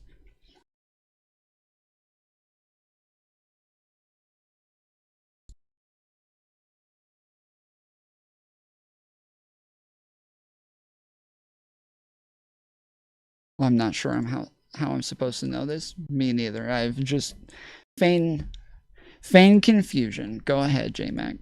Yes. If we aren't supporting, if the Democratic Party isn't actively Yes. supporting the genocide. Yes. I disagree. I mean, like the entire one of the strongest minorities of the Democrats is the Jewish American community, who in principle, you know, is more representatively pro-Israel. It's constantly been a big source of contention in the party. So they always vote for. It's not and they just, always vote for. And they always vote for. Actually, you know what? Let me leave that. Let me leave that alone. Let me not get distracted by that. Okay. These are the numbers. So I have three. Well, I guess actually four sources that I'm looking at. CNN election desk. I heard jail time keeps you looking young. You know, it's actually interesting. Almost everyone that I know that was like a drug addict, they all look young. Like, I feel like everybody that I know that was a drug addict for a long time, I think that they all look very young. Well, especially more so the ones that started when they were in high school. And so the idea that it like stunts your growth or something, I wonder if it like stunts your growth. Yeah, it stunts your aging. But yeah, all the people who were young or like started doing drugs when we were in high school, but then like stopped later on in life at some point, they all just look much younger. Even there was a guy that I knew that had been doing meth his entire life. His name was Mark. And Mark, he talked like this. He was always like everything's like always motherfucker. You gotta be kidding me, motherfucker. You don't tell me some fucking shit. It was always like this. But he looked very like young and like fit, but it's hard to explain. It's like a Benjamin Button scenario where he looks young and fit, but like his skin was horrible and wrinkled, and he just had, yeah, I don't know how to explain it, but this was like all of the people that hung out around Mark as well. They were all in their like 40s and 50s, but they kind of looked like they were like 30-year-olds. And it was just, I was always surprised to find out how old these people were. Every single time I was like, wait, are you really that old? But there's, yeah, it's an odd, I guess, thing. I don't know how to say it.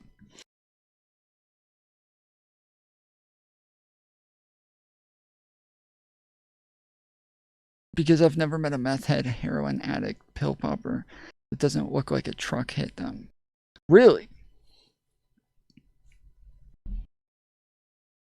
Yeah, I was a heroin addict. Did lots of pills.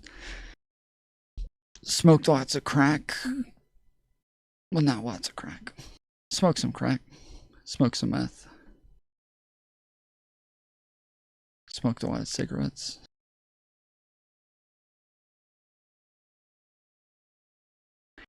Yeah, bro, once you get over 40, drug addicts look like shit. Well, that's what I keep thinking. Like, I feel like there's going to be a point where all of a sudden I just, like, age within, like, 5 years. I'm just going to look fucking old.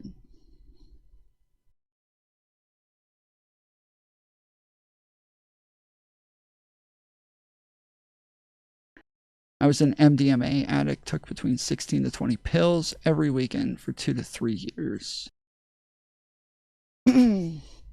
My vice was amphetamines. Yeah, I've never liked uppers. I have to take Adderall now, and I fucking hate it. I fucking hate that shit. I've never liked Adderall. But I do like MDMA. I do like acid.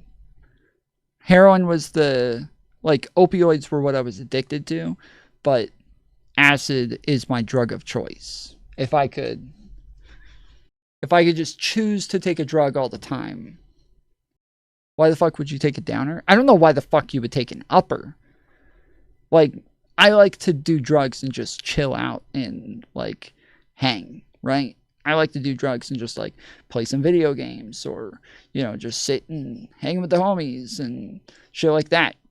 Do fucking uppers, dude. I'm gonna be like, I gotta get out of here. We gotta go somewhere. And then all of a sudden you're out in the fucking woods playing in a creek with mud all over you and shit. Like, I don't want to do that. I don't want to go outside. It's crazy.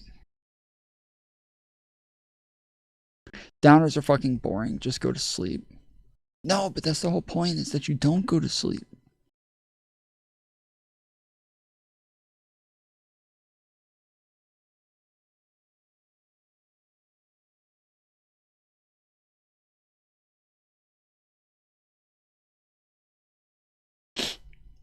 Uppers are for 15 to 25. Downers after that. I guess. I don't know. Acid is my favorite too, Tom. Let's go. Yeah. Yep. Acid, definitely my favorite. I would love to do acid many more times. Yeah, I think the last time I did acid, I tripped way too fucking hard. Like, the last time I did acid, it ended up being by far the strongest acid that I had ever gotten, and I took 2 of them, not knowing that this was going to be the strongest acid I'd ever had. So hard to find true LSD these days. Liquid LSD is where it's at. Well, I mean, they were blotters, so technically it was liquid, but it's just in a blotter. So.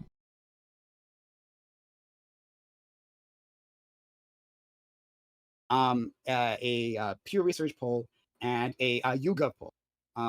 Sorry, it's a Pew Research study, election study. Okay, just real quick. I was adjusting my mic because I was realizing earlier when I was recording for the video essay that my audio goes way too far up and down between me talking. And so even when I go down and I talk like this, it drops way down. Whereas every time I recorded other people, their voices, even they went down like this, their volume still stayed around the same mark. So I was like, okay, this is going to be a problem for like getting audio settings good for this video essay. I need to adjust my mics to where it's closer to my mouth like everybody else's. But then I went to one of my videos the other day and I realized my mic actually used to be farther away from me and it had less background noise and still had killer sound. And this is, so when you guys say like you don't know what difference I'm talking about, you don't know how, I kept saying like my audio quality used to be much better and way less background noise. You didn't hear my mouse clicking or my keyboard or anything.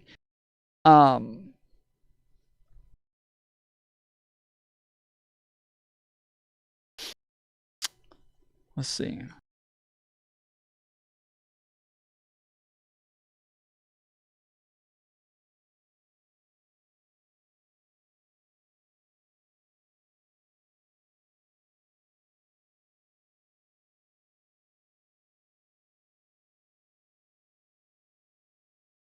Here it is.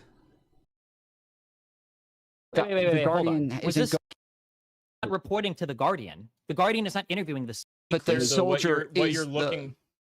Go ahead. Sorry, go ahead. I was going to say the soldier is the source in this case, and so we're just taking the soldier's interview as his experience there. But the Guardian hold on. Was this soldier actually interviewed by the Guardian? So you can see my mic is so much farther away from me, but it doesn't have any, like, it has no background noise whatsoever. This mic is a bit more tinny. It's the same mic. The mic hasn't changed, but my audio settings have. Again, I've explained this a bunch of times, but Aaron came over. Aaron helped me with my mic settings one day, but in the end, it really ended up fucking them up. And my mic settings have just never recovered. I haven't been able to find like the right sound ever since. And so this was, I had everything perfect and now it's all fucked. So do you have a Go XLR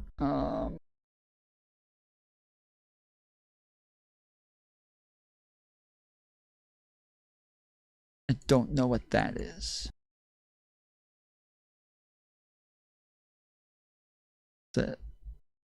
An XLR is like this type of plugin, right? This is a Shure mic. Oh, a soundboard? I don't have like a nice soundboard, no. I have soundboards, but I just don't have super nice ones, no.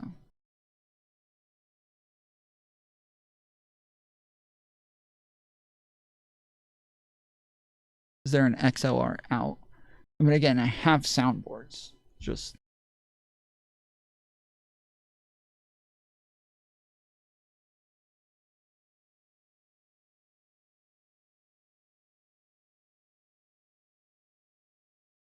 That old mic. It's the same mic. Come here.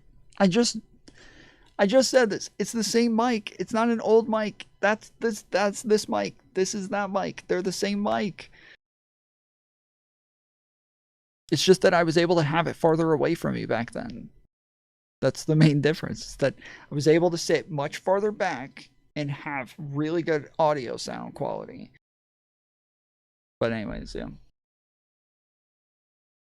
There's a difference here, and it's important later on. And a YouGov poll. Okay, 3 different sources.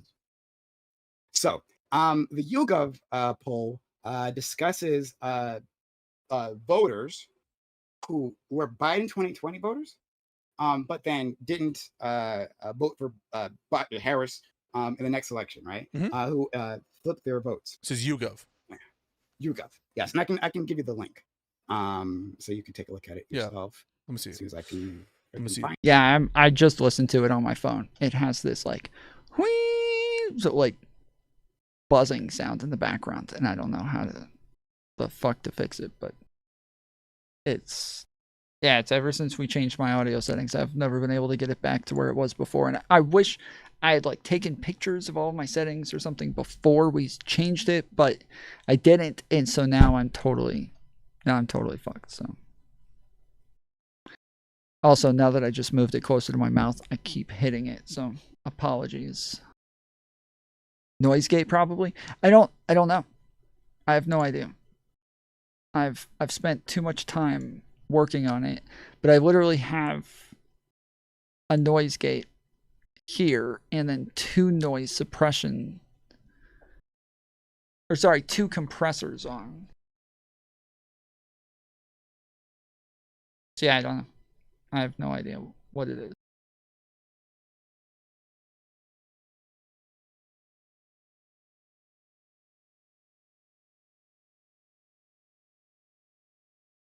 Not sure. Find it.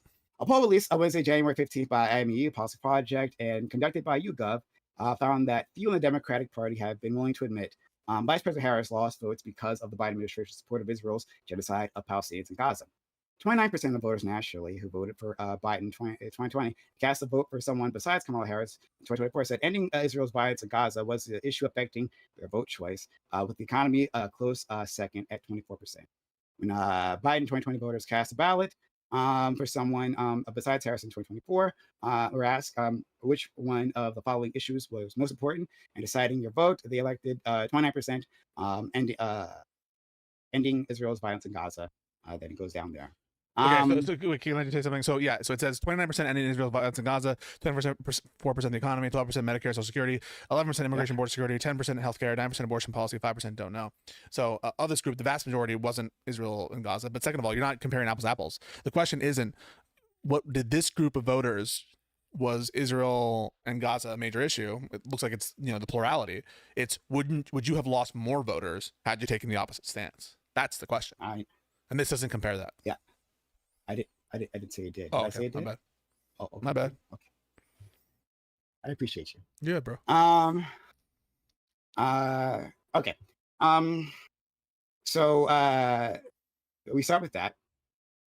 And there's a separate question there at the bottom. Near the bottom, it says, by more than 3-1 margin, Biden 2020 voters who did not vote for Harris say they would have been more likely to have voted for Harris if she pledged to break from President Biden's policy towards Gaza by promising to withhold additional weapons to Israel. All right. So this is, and this is what I focus on. This is a very specific policy agenda, right? Not just ending the Israel's violence in Gaza somehow. It's a very specific policy ask, and 36% said they'd be more likely to vote for her, right? The ones who did not vote. 54% made no difference. I'm aware. Okay. I'm aware. I saw those numbers too. Okay. I'm the one presenting these numbers, so I saw them. Okay. All right. Okay. Making sure we great. got to that too. Okay. Great. Love you. All right. So, here's what I did. So I went to CNN, their election desk. I'll send you the link. So wait, he just read the YouGov poll that said that 45% of Americans that didn't vote were going to vote for Kamala, right?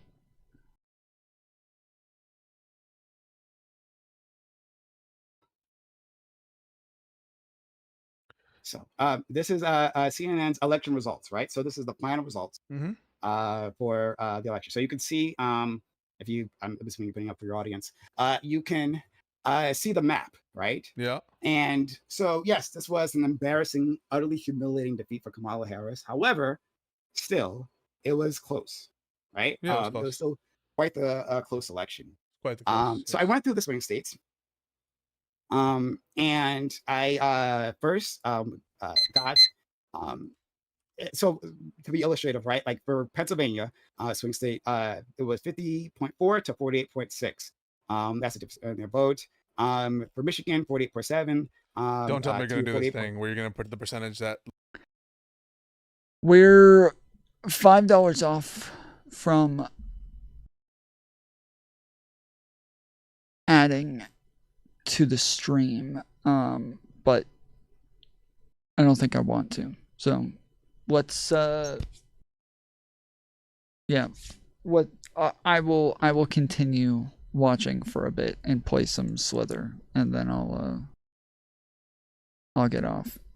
Hey yo, Tom Bottery in the fucking house. Let's fucking go, boy.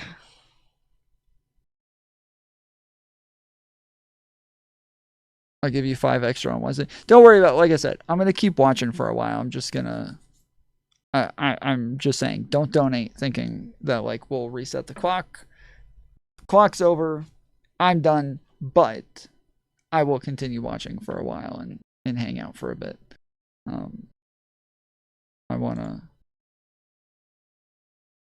wanna keep playing Slither. So yes, everybody welcome Tom Bottery to the channel. little percentage, and you're going to try to pretend that. What are you going to do here with this? The numbers. Well, you're going to find out. All right. Pisco, I guarantee you, I wasn't going to stop talking immediately, right? I wasn't going to leave you in suspense, Pisco. I know, Pisco. but like, please don't tell me you're Pisco, I'm going not to going to do leave you in fucking suspense. napkin math here. If you no okay. Napkin math, actual math I've done. I don't know what you use napkin math. I did actual math here. Okay. Well, yeah, because if you're adding up a bunch of different polls, you can't just add up a bunch of different polls and then think that gives you a better conclusion. That's not how that works. You can't just add up like different polls and be like, well, I got a better conclusion now. Okay, all right. Are you ready? Yeah, I'm ready. Pisco? Yeah, I'm ready. Okay. I love Pisco. Do you love Crystal Ball too? Yes. Yeah. I'm a huge fan of Crystal Ball. I'm also a fan of Crystal Ball. Yeah, I think she's fantastic. She like constantly impresses me, like with her analyses, constantly.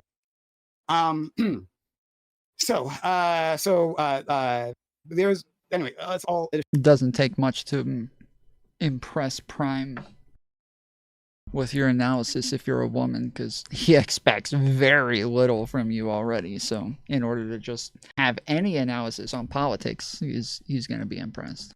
To show a small vote difference, right? And in terms of the hard numbers, right? If you click on the map, it'll show you like the hard the numbers between like how much you lost by, right? So in Pennsylvania, Trump got 120,000 more votes. Michigan, 80,000 more votes. Wisconsin, 29,397 more votes, right? These are tiny margins, right? Especially in terms of millions of votes. Okay.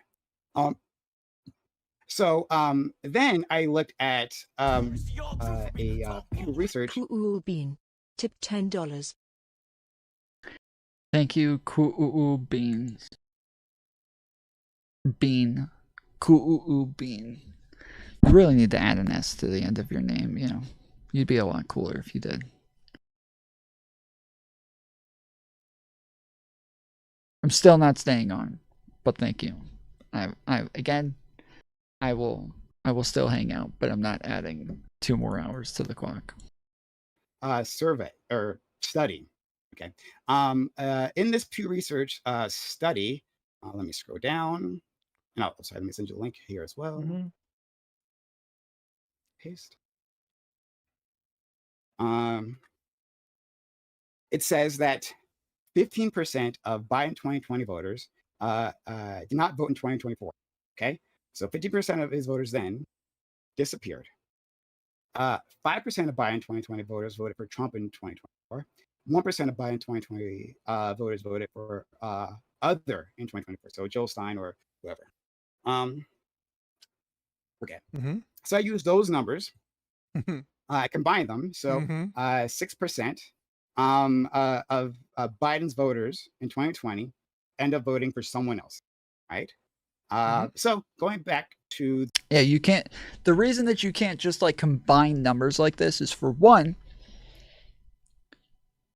you don't know that that they didn't all like count the same people. One, that they weren't like polled numerous times. Two, you don't... If you didn't go through their methodology and see where they got all the numbers from, some of them might have already done a meta-analysis and collected a bunch of other studies and put them together.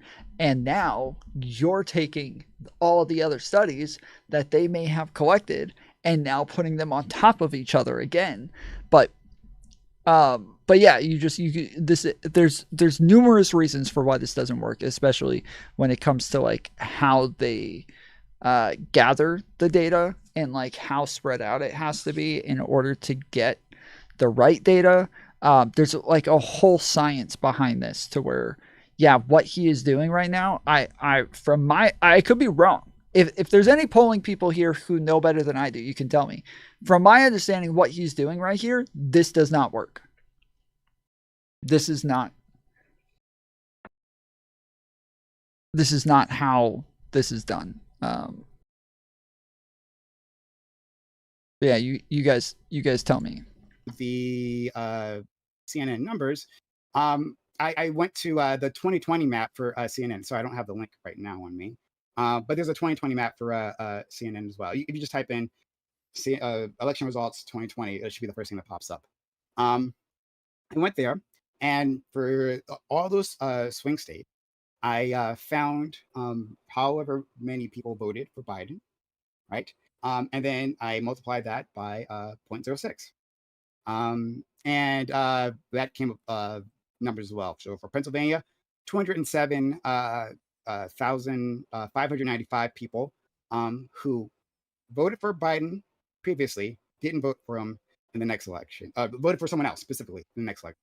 And then 168,242 in Michigan, 97,851. So for all of those, just those three right there, those numbers are greater than the margin that Harris lost. But that doesn't get me to where I need to be yet. Because you're still not counting. Wait, you would have to do it by that state.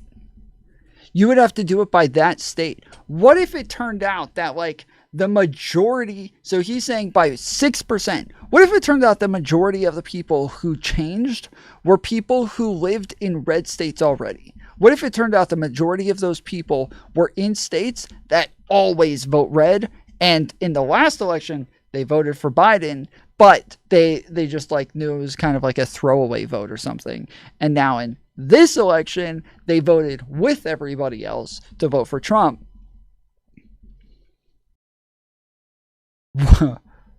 What if like almost all of those people were in red states and none of them were in blue states, especially swing states, which to be clear, it is very likely that they weren't in swing states, because both New York and California, where the like a huge part of the population are, both had pretty big drops in how many voted for Kamala. Like, they had pretty big drops in how many voted blue this time. We had entire states flip. The fucking blue wall was gone. Like, so that's where the difference would be. Not in like Michigan, Pennsylvania, Georgia. I think those are the three: Michigan, Georgia, Pennsylvania, or North Carolina. What she could have lost if she took the other position. So, can I continue? Yeah. Great. Oh, okay. Thank you. I appreciate you. All right. So I got those numbers, right? So those are the numbers of number of lost Biden voters to other voters. And then I also got the number of Biden 2020 voters who became non-voters, right? So that's 15%. And I applied that to those states, right? So now there was 7 swing states altogether. But to win, all she needed was Pennsylvania, Michigan, and Wisconsin. Mm-hmm. And I also have Arizona included here as well, because... No, he's wrong.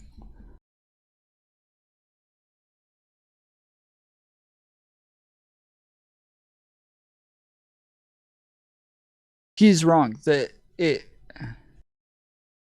I'm pretty sure it could have been... I'm almost positive it was not Pennsylvania, Michigan, and Wisconsin. I'm fairly positive it was Pennsylvania, Michigan, and Georgia. I'm almost positive it had to be those 3 states in order for her to win. The other one that it could have been was North Carolina, I think. But, or sorry. I'm sorry. I think it could have been almost any of the 3. But the 3 where she had the smallest margin were Pennsylvania, Michigan, and Georgia. That's what it was. And then North Carolina was the next one. But sorry, that's not right either. The 3 where she had the smallest margin that she could have won to win the election, to win the Electoral College, it would have been those 3. That's what it is. That would have been the easiest path to victory. That's why everybody says she lost by 230,000 votes. Because if you add up the difference between those 3 states, she had a difference of 230,000 votes. So it is those 3 states. I don't know why he just... percent. And I applied that to those states, right? So now there was 7 swing states altogether. But to win, all she needed was Pennsylvania, Michigan, and Wisconsin. Mm-hmm.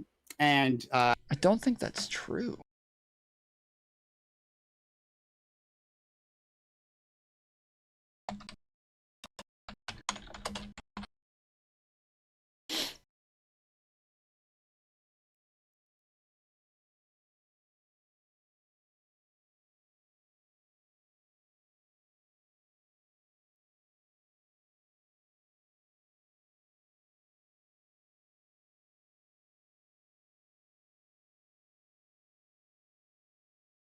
Okay.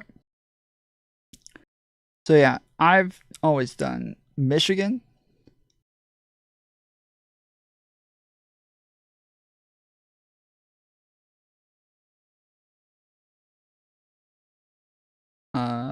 Pennsylvania, and Georgia. Now, this has Wisconsin, Michigan, Pennsylvania, and Georgia, Arizona, Nevada. But yes, the easiest path to victory would have been Michigan, Pennsylvania, Georgia. And then, yeah, like I said, North Carolina would have been the next one, I believe. But,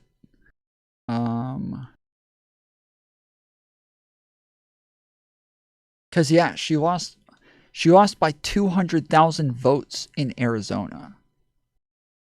She lost by 50,000 votes or 45,000 votes in Nevada. So 30, well, yeah, about 30,000 votes in Wisconsin. So let's see. This one was, but yeah, I don't think those had enough electors. Like Wisconsin has, it doesn't say how many electors they had.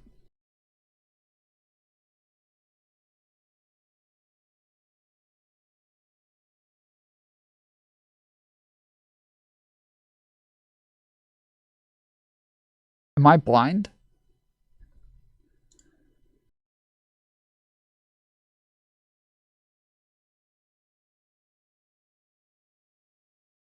Okay, there it is. 11. Why isn't it showing it?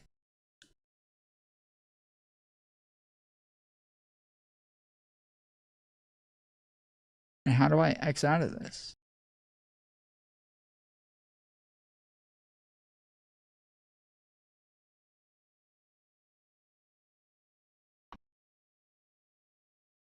So yeah, so they only had 11. That wasn't going to be enough.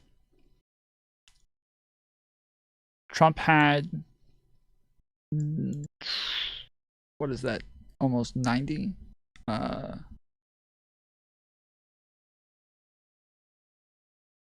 honestly, I can't do the math right now. Okay, Google. What is 312 minus 226? 312 minus 226 is 86. 86, okay. So, I think Pennsylvania had the most, I believe, with 19. Okay, so they have 19.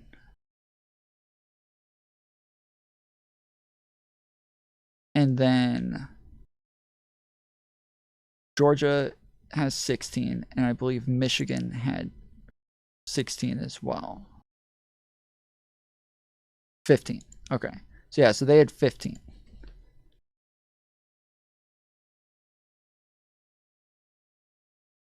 Yeah, it had to go through those 3 states. It just did. There's no way you could have gotten it without those 3 states.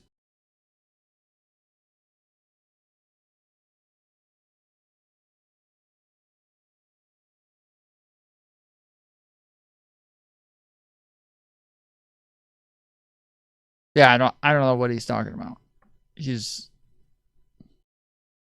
If you add Arizona in there, like you would have to have like a 4th state because it's only 11. And then what is Nevada? Like 6, right? They have like 6. Yeah, 6. 6 for Nevada. So yeah, no fucking shot, dude.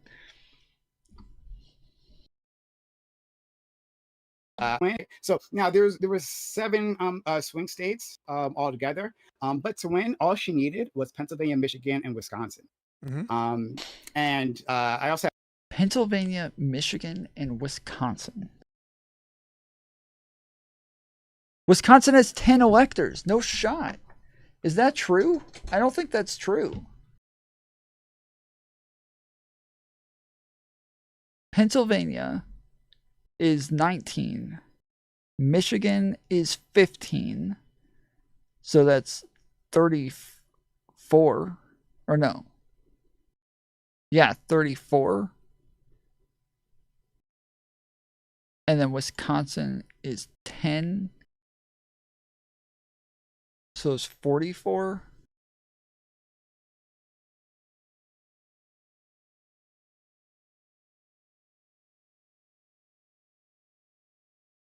Oh, maybe he's right. Yeah.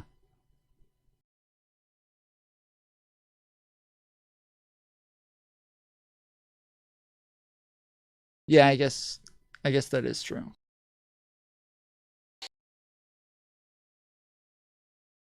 So there's 30,000 difference there.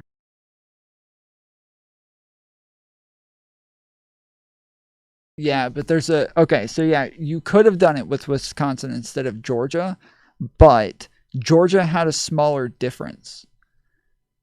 Because in Georgia, she only lost by, was it 15,000? Or is it, no, that's 100. Sorry. Yeah, that's 115,000. Okay, yeah, I guess he's right. I don't know if I did it this way. It's been a long time since we went over the math, but I could have sworn that we did Michigan, Pennsylvania, and Georgia.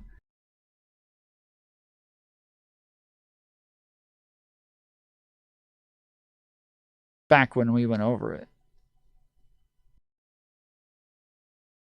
But yeah, he's right. Okay. Damn, I'm gonna have to redo the math then, because I'm pretty sure we did Georgia.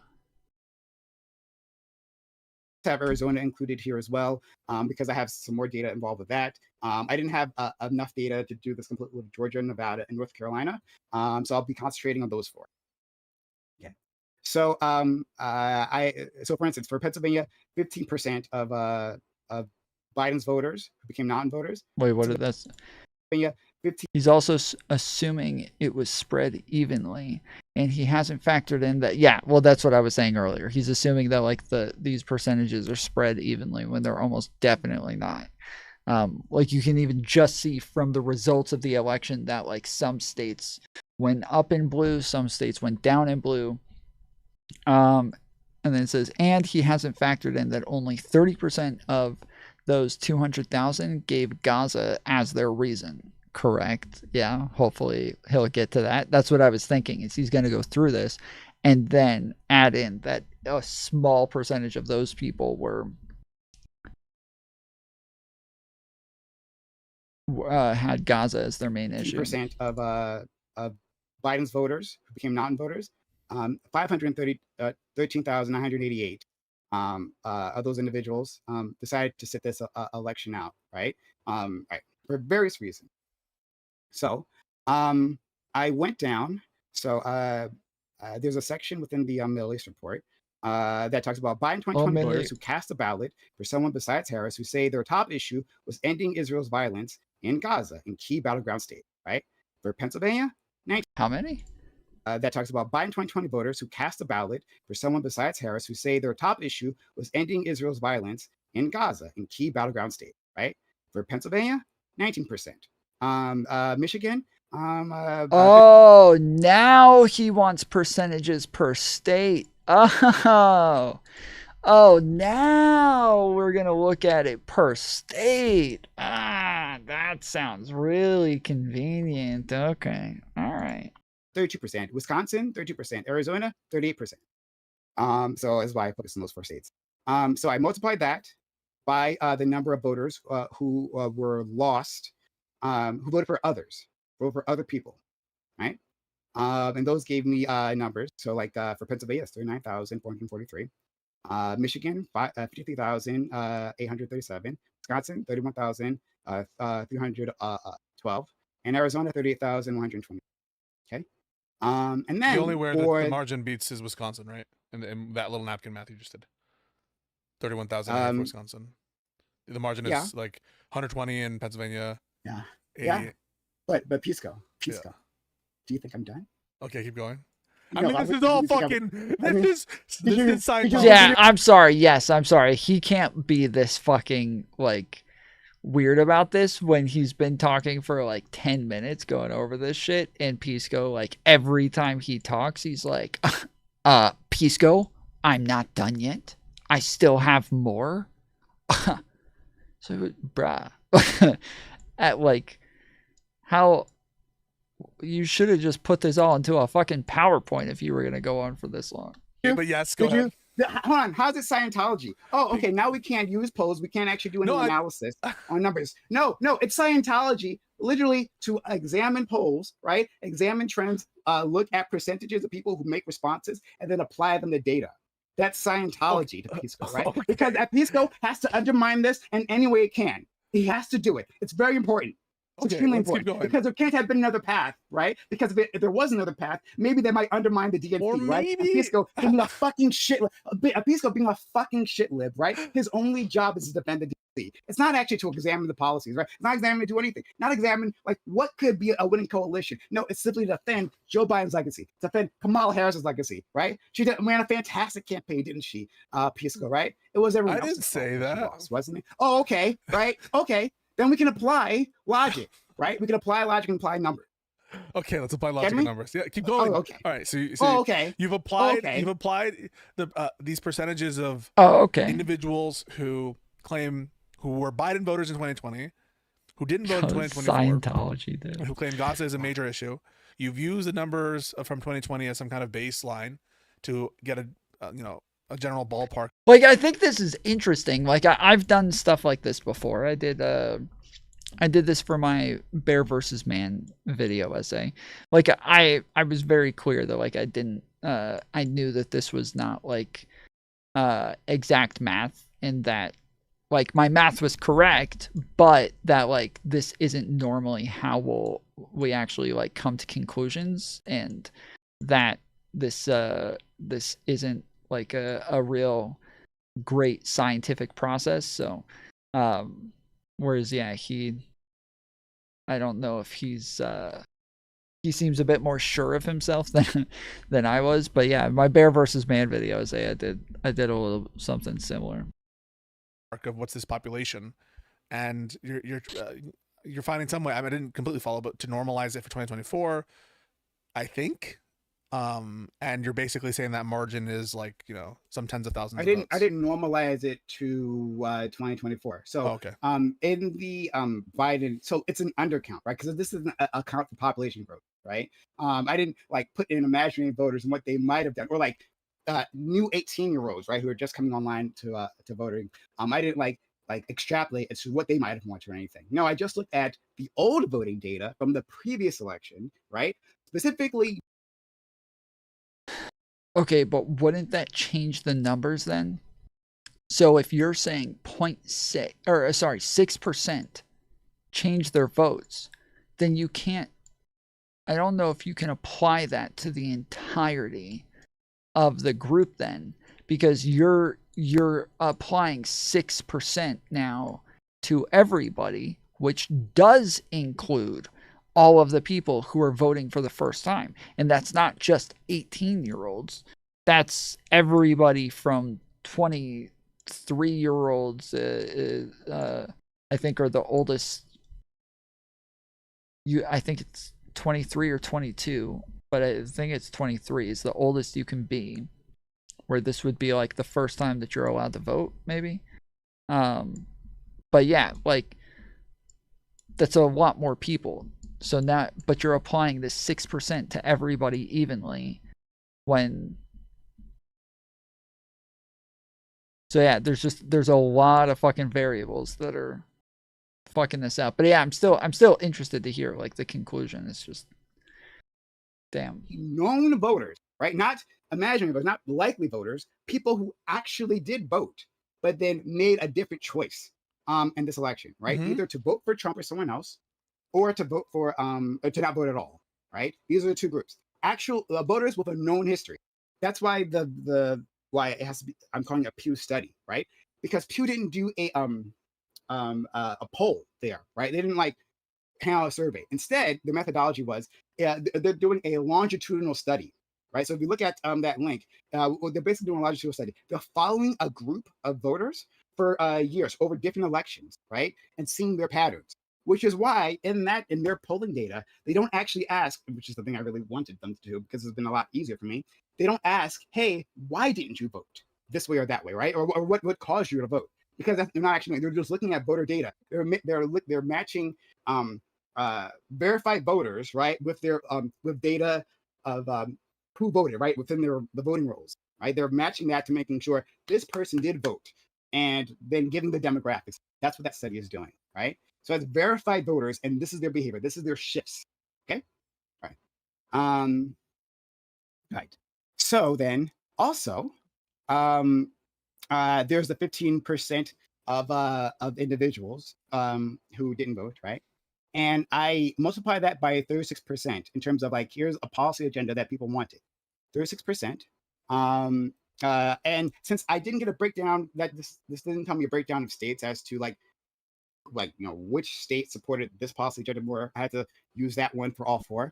So I multiplied 518, which is the number of Biden non-voters that were lost in 2024, and got like 186, 835 from Michigan, 151 to 418. Sorry, 151,418. So I'm not talking right. I apologize. Wisconsin, 88,066 voters, and Arizona, 90,295 voters. And so the total number of gettable voters, right? People were saying that this is an important policy agenda to them. You can add those two together. In Pennsylvania, 226,278. Michigan, 205,255. Wisconsin, 119,378. And for Arizona, 128,419. In 3 of those states, the 3 that she needed, there was voters who could have been convinced with a different policy agenda, and in fact, more than enough to win, right? Except for Arizona. Arizona, not enough to win there. But that's the ball game, literally right there, and with room to spare. Go ahead. Okay, 2 things I want to say to that. First is I don't know that many of these voters would have been swayed by a different policy position. I think that they kind of just threw her in the bag with Biden administration. I'm not sure if having a different policy page on her fucking on our website is going to make a difference for some of these people. How do we tell voters' attitudes? What was a usual way I'm not sure, but I'm not super convinced. Well, what do you mean? How else do we tell voters' attitudes? We know that the majority of voters don't actually vote on policy. So what do you mean? Most voters don't have a fucking clue what the people are running on. Like, so what do you mean? How else? Literally every other way, like everything. You don't know what the usual way. I'm just saying. Yeah. So I'm just not sure. How would we do that for any particular policy agenda? How would we do it for no? How would we do that for any particular? Yeah, you ask them. You ask the people what they. Oh, you would ask. Yeah. No, I understand. I understand. But like, I'm not so you sure. Understand. Okay, yeah. But you can ask them a bunch of shit, and like you can ask them who cares more about prices or whatever, and they'll say Trump, even though Trump has the fucking dog shit policy. So absolutely no. Voters are fucking. Whether it matches, that's unimportant whether it matches to reality, right? We're talking about what influences their vote, right? So the thing that influences their vote can be completely imaginary. Yeah, it feels like a lot of vibes doing a lot of work. Is all I'm saying. So like when you hold on, so what's vibes, right? Is it surveys done by reputable organizations? No, I think I think that people are vibes oriented. Yes, so yeah, correct. they'll give you different answers and stuff. So I'm just saying, like, I agree. The only point I'm making, I think it's a mild, modest point, which is like, I don't know how many of these people are fucking right, because if you worded like the questions like very different ways, you could have come up with drastically different answers. Like if you asked who would you be more likely to vote for if your main concern is the Gaza war ending, like versus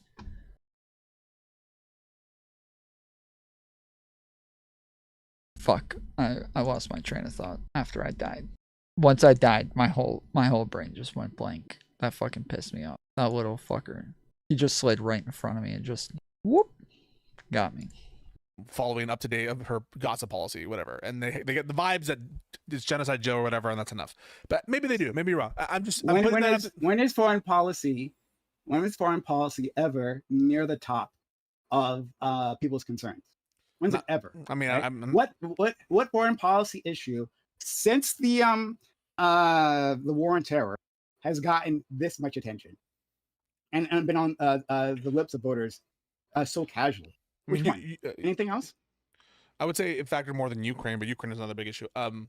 But anyway, that's the side point. The major point here is like you're not calculating the people she could have lost if she seemed too radical. That it's possible, you don't seem to consider it, that Trump could outflank her and get some people who are in principle pro-Israel but don't like Trump for other reasons. Well, correct, which is we've been over this, and there is a sizable portion of people who did feel as though she was too progressive. It wasn't a main like group. Like it wasn't a big enough difference to where it would have won her the election necessarily. But yes, there were definitely a lot of people who felt like she was already too progressive. So it's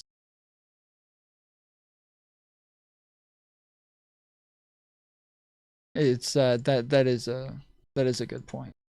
And so you're only considering what she had to gain and not what she had to lose. Aren't you missing a whole part of the analysis? Okay. 1 second. 1 second.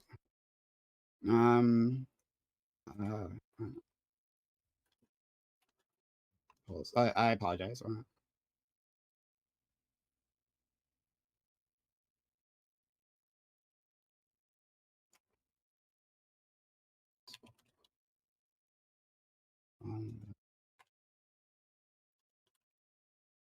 All right, let's see. All right, so wait a minute. How would we, to be clear, how would we determine this? How do you think the... I think the only way that you can is find the number of people who didn't vote for her because she was too progressive already, and then just apply that evenly. Because again, this is just like they said, this is like napkin math. Like you're coming up with like the best thing that you can, as close as possible. This isn't like this isn't real math. This isn't actually getting you a real answer, but that's probably the only way to get anything close that I can think of. Determine this. Would we ask people? We ask people. Take polls of people. Oh, is that okay? Oh, is that okay? Is that okay? Oh my goodness. It's okay to poll. No, it's okay. It's okay. Yeah. Okay, right? What's the poll? Well, but what we do, we can back the napkin math. Is that? What is, bro? His fucking attitude is wild, bro. Like,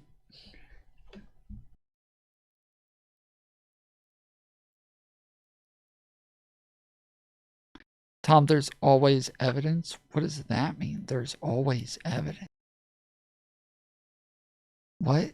There's always evidence of what? What we would be doing? No, napkin math is like applying a poll to like a 2020 sample set and extrapolating to it, like and trying to get these. Hold on. So I talked about voters. What thanks for the raid, Aaron. I just want to say thanks for the raid, Aaron. Appreciate you. Sure. I applied it to voters who actually voted. Right? Mm-hmm. That's what I did. Mm-hmm. Correct? Yes, but you used different studies with different samples, different sample sizes, with maybe even different questions asked in different ways, different it's and the sampling process again is like the most important part because of like how spread out this is and making sure that you're actually getting something that's going to give you a representative number. He's again just grabbing a bunch of random shit. No. I need you to acknowledge this. Yes, you applied a poll number. You applied poll numbers from IMEU and Pew to people who actually voted in 2020 and 2024. It wasn't a poll. It wasn't a poll in Pew though, correct? It was a survey. You said it's a survey based on a survey based on asking people stuff. So it wasn't a longitudinal study over a period of time tracking the same people or something. Yeah. Okay. It was tracking them and saying they're verified voters. So these are people who actually did vote. And then I'm applying trends that were found in another poll, right? So I'm applying only one poll. The IMEU poll? Yeah, I'm applying a YouGov poll to a set of voter data, right? Because they didn't have the raw numbers there. I applied it to verified voters. All right. So you think that, or do you think that the YouGov poll is not accurate. Is that your claim? I'm not saying that. I think YouGov Okay, is. you're not saying that. Okay, great. So then you keep trying to undermine. I'm saying you're numbers. only. No, I'm not trying to undermine the numbers. I'm just suggesting that you're only taking into consideration the amount of voters that Harris could have gained by changing her policy in Gaza, but not the ones that she could have lost by changing her position on Gaza. Okay, so in that same poll, it talks about people who are less likely to vote for her. 10% are less likely to vote if she had the specific policy agenda that I talked about, pledged to break from President Biden's policy toward Gaza to withhold additional weapons to Israel. Excuse me, I'm sorry, I can't talk. It's very late. Less likely, 10%. 10%. So would you like to go to the math and see if that's enough? Would you like to? Is that what you want to do? No, what I'm saying is like, no, you don't want to do that. You need to get a percentage of people who voted. Sure, would you like to do that? Would you like to do that? Would that convince you? Apply 10%. These are people who are saying they're less likely. The thing you're. None of this would convince me. If I was about to, I was just about to say, like, if he probably should have asked that first before going over any of it, because I think most people would be like, well, no, none of this would convince me of anything. I not one way or the other. No, like I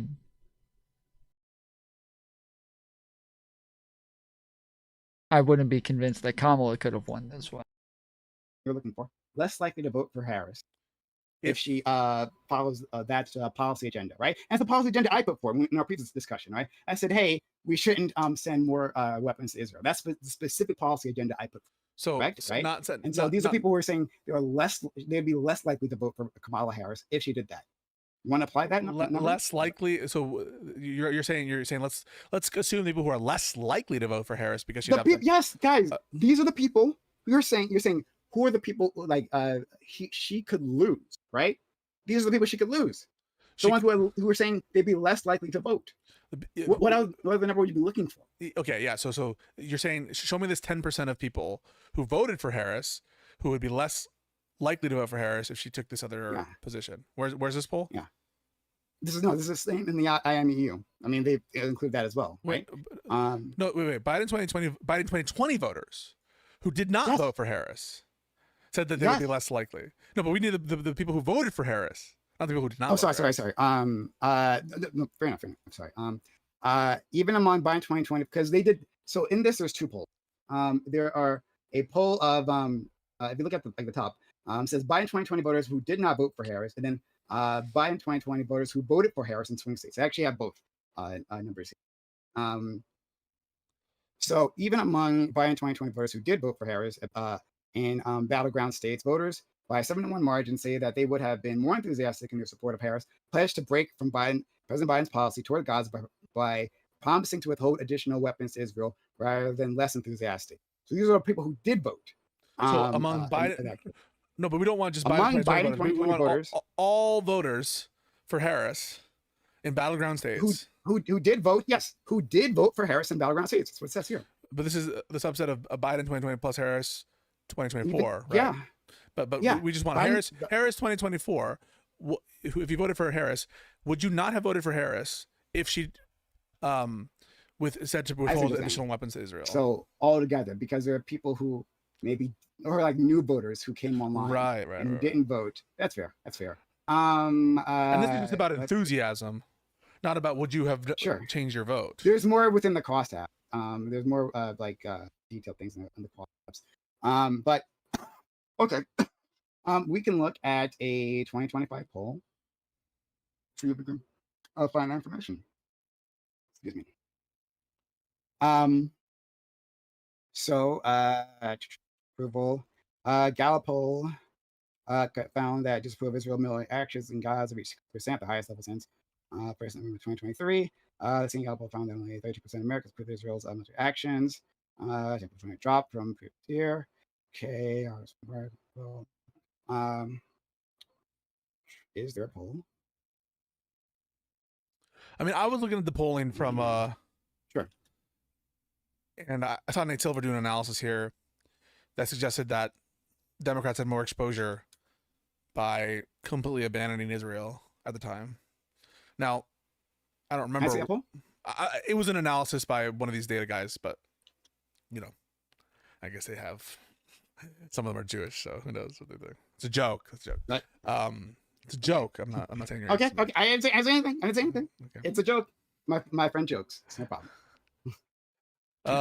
I just as the anti-Zionist here, right? I'm used to being called anti-Semitic. I don't want my friend to get in trouble. That's it. No, I was implying that you were not going to trust someone because they're Jewish. That was a joke. Oh. But I'm joking. Because of course you would trust a Jewish pollster. I would trust the Jewish pollster, or I would trust anyone who has shown that they're an honest actor. It wouldn't matter if they're but if they're shown to be a Zionist, I don't know, maybe not. But do you think that our government is occupied by Zionists?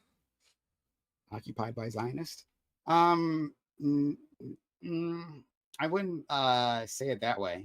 I would say that there's a lot of Zionist money that does control our government officials, absolutely. But occupied, I don't know, that sounds some awful implications. But in terms of like APAC money, in terms of billionaire money. Okay, Google. How much money did Kamala Harris take from APAC in 2024? Sorry, I didn't understand. Money who are just pro-Zionists that flowed into like the Kamala Harris campaign and just generally flows into the DNC. Absolutely. And in fact, I mean, that's what we saw, right? So I didn't get to talk about this previously, right? I didn't give you examples of like just how unwelcome pro-Palestinian side was, right? But there was, and I'm assuming you followed this, there was that incident at the actual convention where there was that Palestinian American lawmaker who asked to speak to the convention. Are you familiar with this incident? Yeah. Yeah, okay. So you would remember that she worked specifically with the Harris campaign to design a message, a speech approved by Kamala Harris's campaign, right? Why do you call her Kamala Harris? Oh, sorry, I do pronounce it wrong. It's Kamala. Sorry, no. Kamala. How do you pronounce it? Kamala. Yeah. Kamala. Sorry, I get that wrong all the time. Kamala. I'm not trying to mispronounce. Isn't that what I just said? I'm sorry. I'll just call her Harris. I'm not trying to mispronounce her name. I do apologize. I don't mean. No worries. It's not like some sort of inside joke or something. I used to pronounce her name wrong all the time, and Mantis kept getting on to me for saying Kamala. Or sorry, I said Kamala. No, fuck. I don't even see. This is what fucking happens every time. I can never remember which one is which. But I trained myself to say it the right way, so that now I don't even think about it anymore. Kamala. Okay, yes. Kamala is the right one. Kamala is the way that I always said it. But Mantis kept getting on to me for saying it wrong. And I didn't care until I started like looking at TikTok and kept hearing people calling everyone who says Kamala racist. And I was like, oh shit, what the fuck? Like, that's insane. Like, people are just like assuming you're fucking racist just for saying her name differently. So yeah, I worked on it for a while to make sure I got it right. So but Harris, right? Yeah. The Harris campaign, they approved of the speech, and then on the day of, they say, sorry, we don't, we won't be able to fit you in. You don't get to be a part of this. Yeah, they should have done it, but like, this isn't why she lost, dude. Come on, they lost because of inflation and because of fucking Biden memes. No, first of all, I have numbers, right, where you have none. I have numbers where you have literally none. Where she where lost you are because of inflation and Biden memes. Wait a minute. That's why she lost, because of vibes, inflation, and Biden yeah, memes. hold on. But you're only giving me vibes here, right? Where are your numbers? Where are your numbers to prove that, like, having supported Gaza, that she would have lost? Do you have those? Wait, what? The problem is that he is having to do napkin math for this, whereas I'm pretty sure there's literally studies like on this exactly. I think there are on like what the main differences were on like all the exit polling, just going over like the biggest reasons for why people disagreed with her, but nobody would ever just say there's this one single issue that changed everything for them. Like nobody, no pollster would ever say that. They just wouldn't. Like it's not, because it doesn't work that way. They're going to look at different groups in different demographics and say, you know, so the Latino community cared a lot about this, and so they lost some points here with the Latino community, especially, you know, Latino women by this much and Latino men by that much.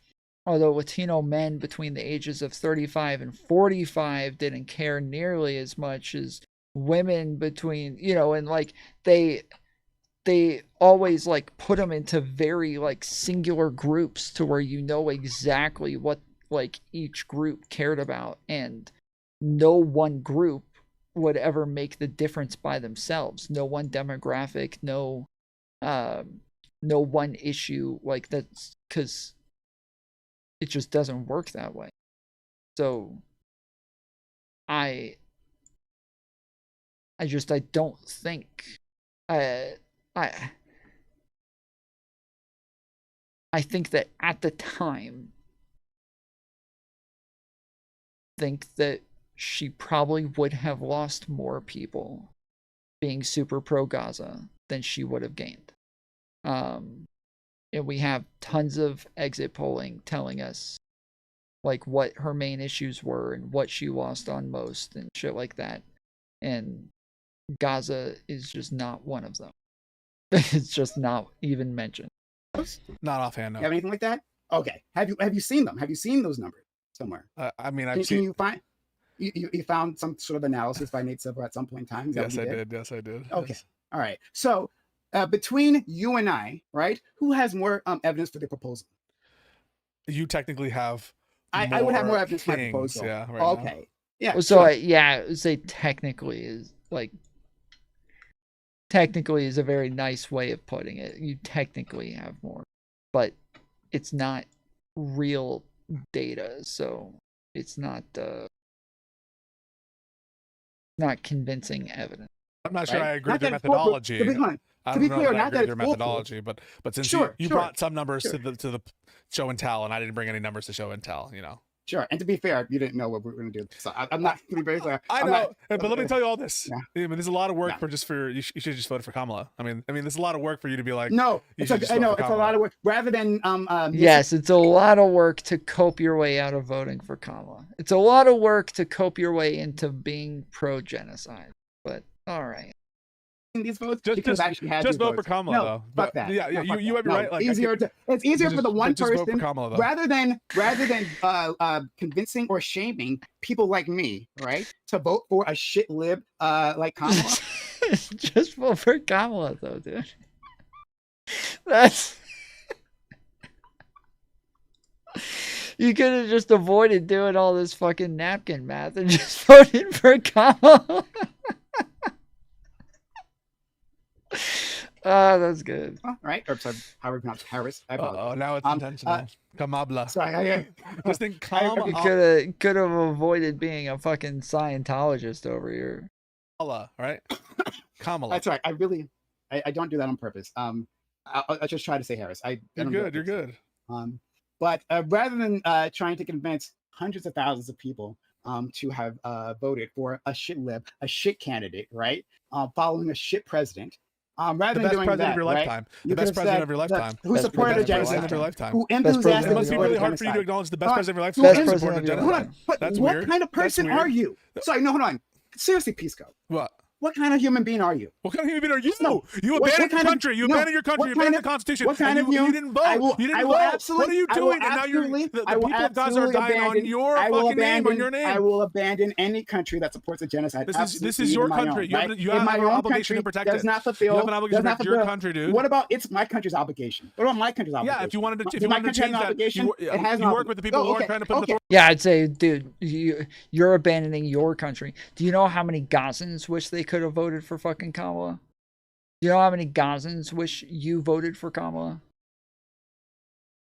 And who are the people? Because they support fucking Palestine. Who they didn't support? Who supported Palestine? and within the administration? Was it Kamala Harris who promised? Way more than Trump. Trump wants to build a fucking casino in Gaza and kick them all out.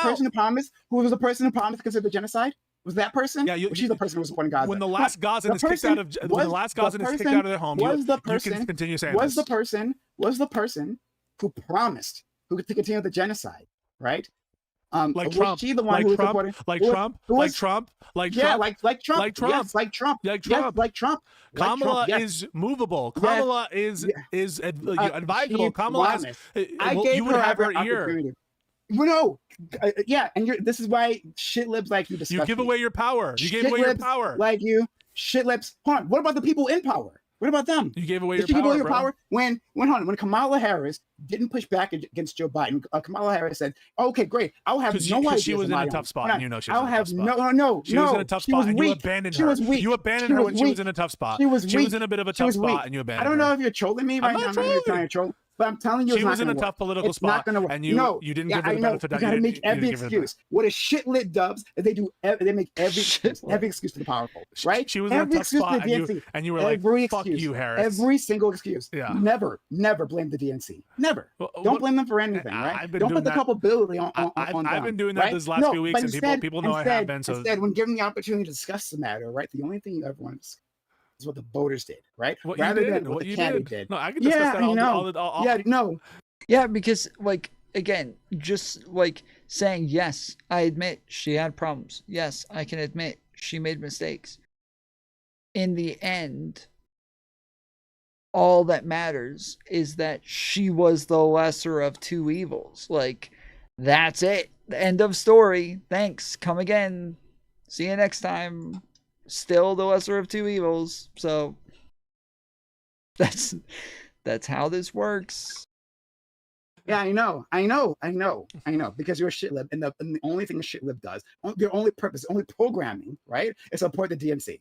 This is why you are morally compromised. I'm the person who's trying to protect our country from Trump. You're the person who wants to. You want to look on high with folded arms. Yeah, like you said, you'd vote for a Democratic child rapist.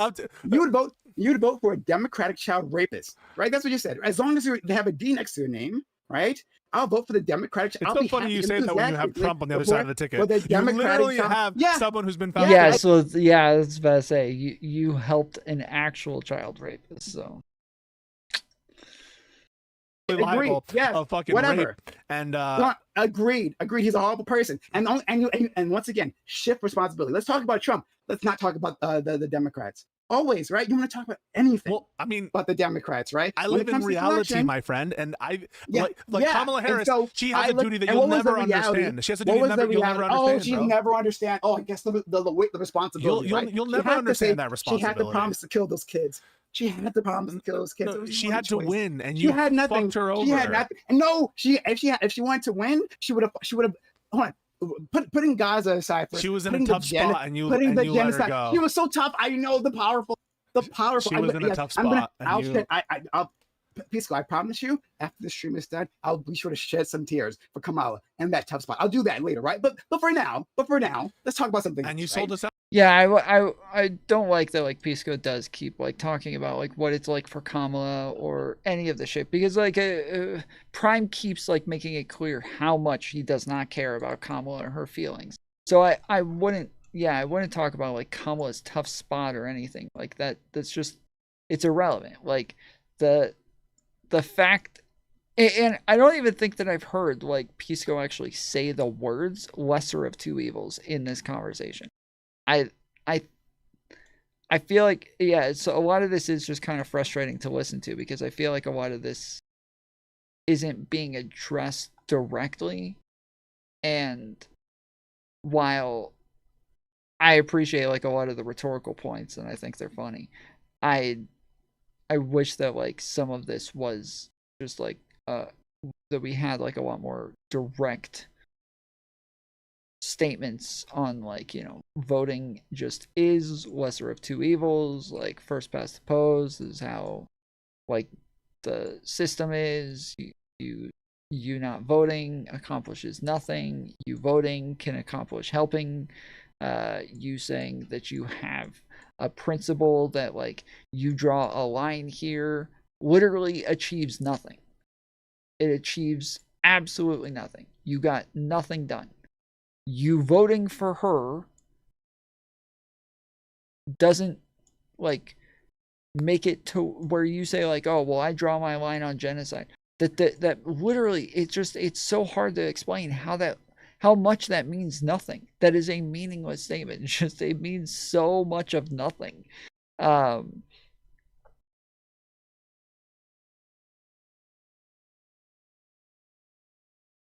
But yeah, there's my fucking shitlib brain doing logic again. I don't know what I was thinking. So putting the genocide aside, right? Let's just put the ethnic cleansing that's happening. Well, you're a party right to now, it because you chose not to prevent it. You chose not to. I chose not to vote for a person who promised to continue it. Okay. So putting that aside for a second, right? Like Kamala Harris, rather than something that voters appreciate is, You'll say her name right. I'm so tired of this shit. This is my queen, Kamala. You're gonna say her name right, bro. Okay. All right. Kamala. Kagala. See, you disrespect her. Kagala. She's now only it is had on one purpose. client, and now that's I will been disrespect the people. Her. That's been the no, people. No, I will disrespect We her. the people. No, fuck. No, sorry. To be clear, fuck Kamala Harris. Fuck Why? Kamala She Harris. has public service. Fuck Kamala Harris. Fuck Kamala Harris. Hold on. You don't even disrespect her more because I will. Right? Fuck Kamala Harris. Right? She was a garbage individual. I will absolutely do that. I will. A woman of color. Okay, I will absolutely speak. I will speak to another. I will decide. I'll speak to another individual, especially one in power. Yes. Fuck she was in a Harris. tough spot, Absolutely. bro. And you couldn't give her a solid. You couldn't give her a solid. No, I don't do her. She picked Tim Walz. She picked a white guy because of you. She picked a white guy, an old white guy, and I know you like that. And so she was angling. She was signaling with you. She had to do the blinking, like, please help me. I'm in a really tough spot. Help me. I know I'm gonna do some. Come on, bro. Why would I? She was signaling hard for your type of person, and you were like, I'm just gonna close my ears. I'm in second place over here. I'm putting in work.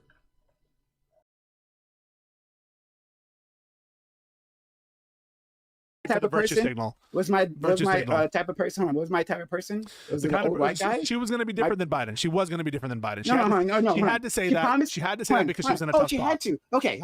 She was in a tough spot. Okay, this is a tough spot. And you didn't help her out. It was a tough spot when she was influenced by an incumbent president, right? Who? I mean, yeah, I would say I would have said the Prime, like, bro, that sort of statement is for like low information voters. Like you and I, like, we can just look at policy. We can look at like everything else that she said and done. We can look at her entire career because we know more about politics.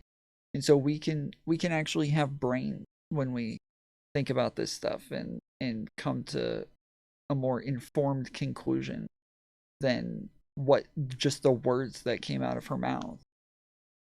Kamala Harris wasn't brave enough to stand up against. She was put in a tough spot by the DNC establishment, who she wasn't a woman by enough Joe Biden to stand in. But no, I'm talking about the rest of the DNC establishment. By Nancy Pelosi, Chuck Schumer, Hakeem Jeffrey, the whole gang, right?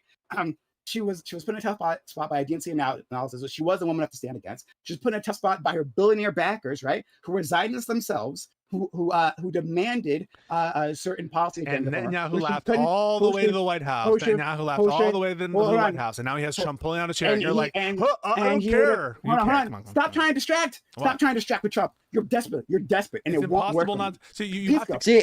It's wild that like Prime literally like acknowledges that Pisco says like he'll vote for the fucking child molester, yet keep saying he's trying to distract from the problems with Kamala. No, he's not trying to distract. He doesn't care. He said over and over, he doesn't care.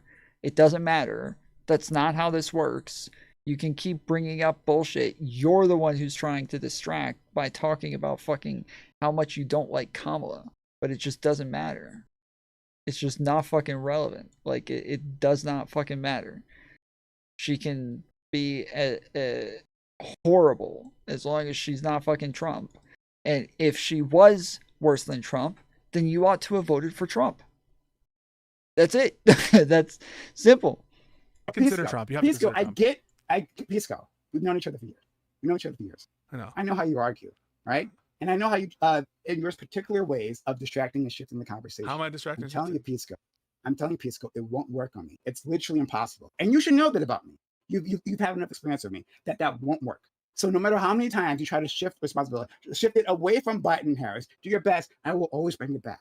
That's why you've been circling this. I blame more Biden than Harris. I think Biden should not have. Should not have what? Should not have run again.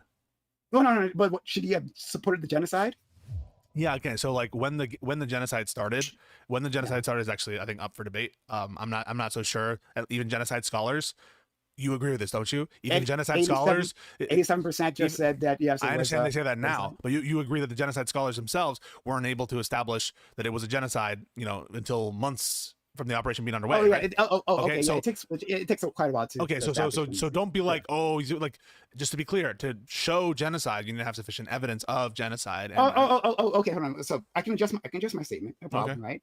When Israel's mass slaughter of Palestinians began, before it was labeled a genocide, right? So you don't have to have that moral weight on your conscience. Don't worry, right? When just the mass slaughter, my conscience is clean, bro. I know that I was trying my best. Yeah, I was about to say he doesn't need to worry about his conscience. He's the one who voted for fucking Kamala. All right, he did his part. The worst of all possible outcomes for the Gazans that you say you care about. Except for pushing Kamala Harris, right? Because Kamala Harris is perfect, right? There were two choices, Prime. You know it. There were three choices. There were two choices. I put the third choice. Somehow I put the third choice.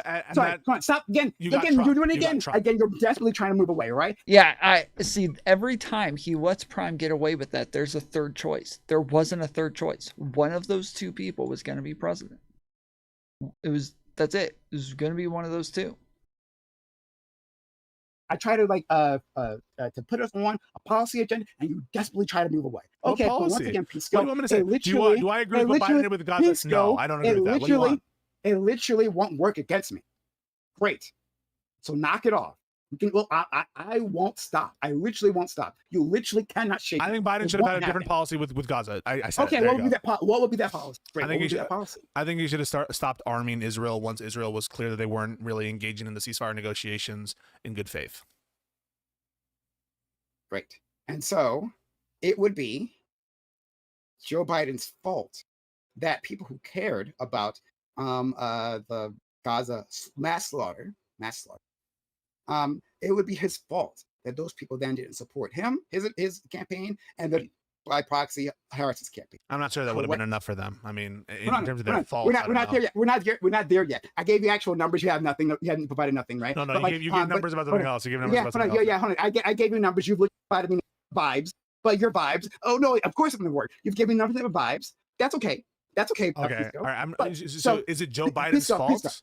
Yeah, is it Joe Biden's fault that he didn't get however many votes that were on the table? Yeah, it's his fault as well as the people who didn't vote. Oh, it would be sorry. There's such thing as mutual, like more than one person can be at fault. The people who Biden has a fault on the policy ground. Yeah, it's like to just say their fault. Like it depends, and that's what Prime keeps doing is he keeps obfuscating from his own personal responsibility to like, okay, well, what about their responsibilities? Like, all right, well, that's like a totally different thing. Like, whether or not they did what you wanted them to do is not the issue. It's that even if they didn't, you still ought to have voted for them. So.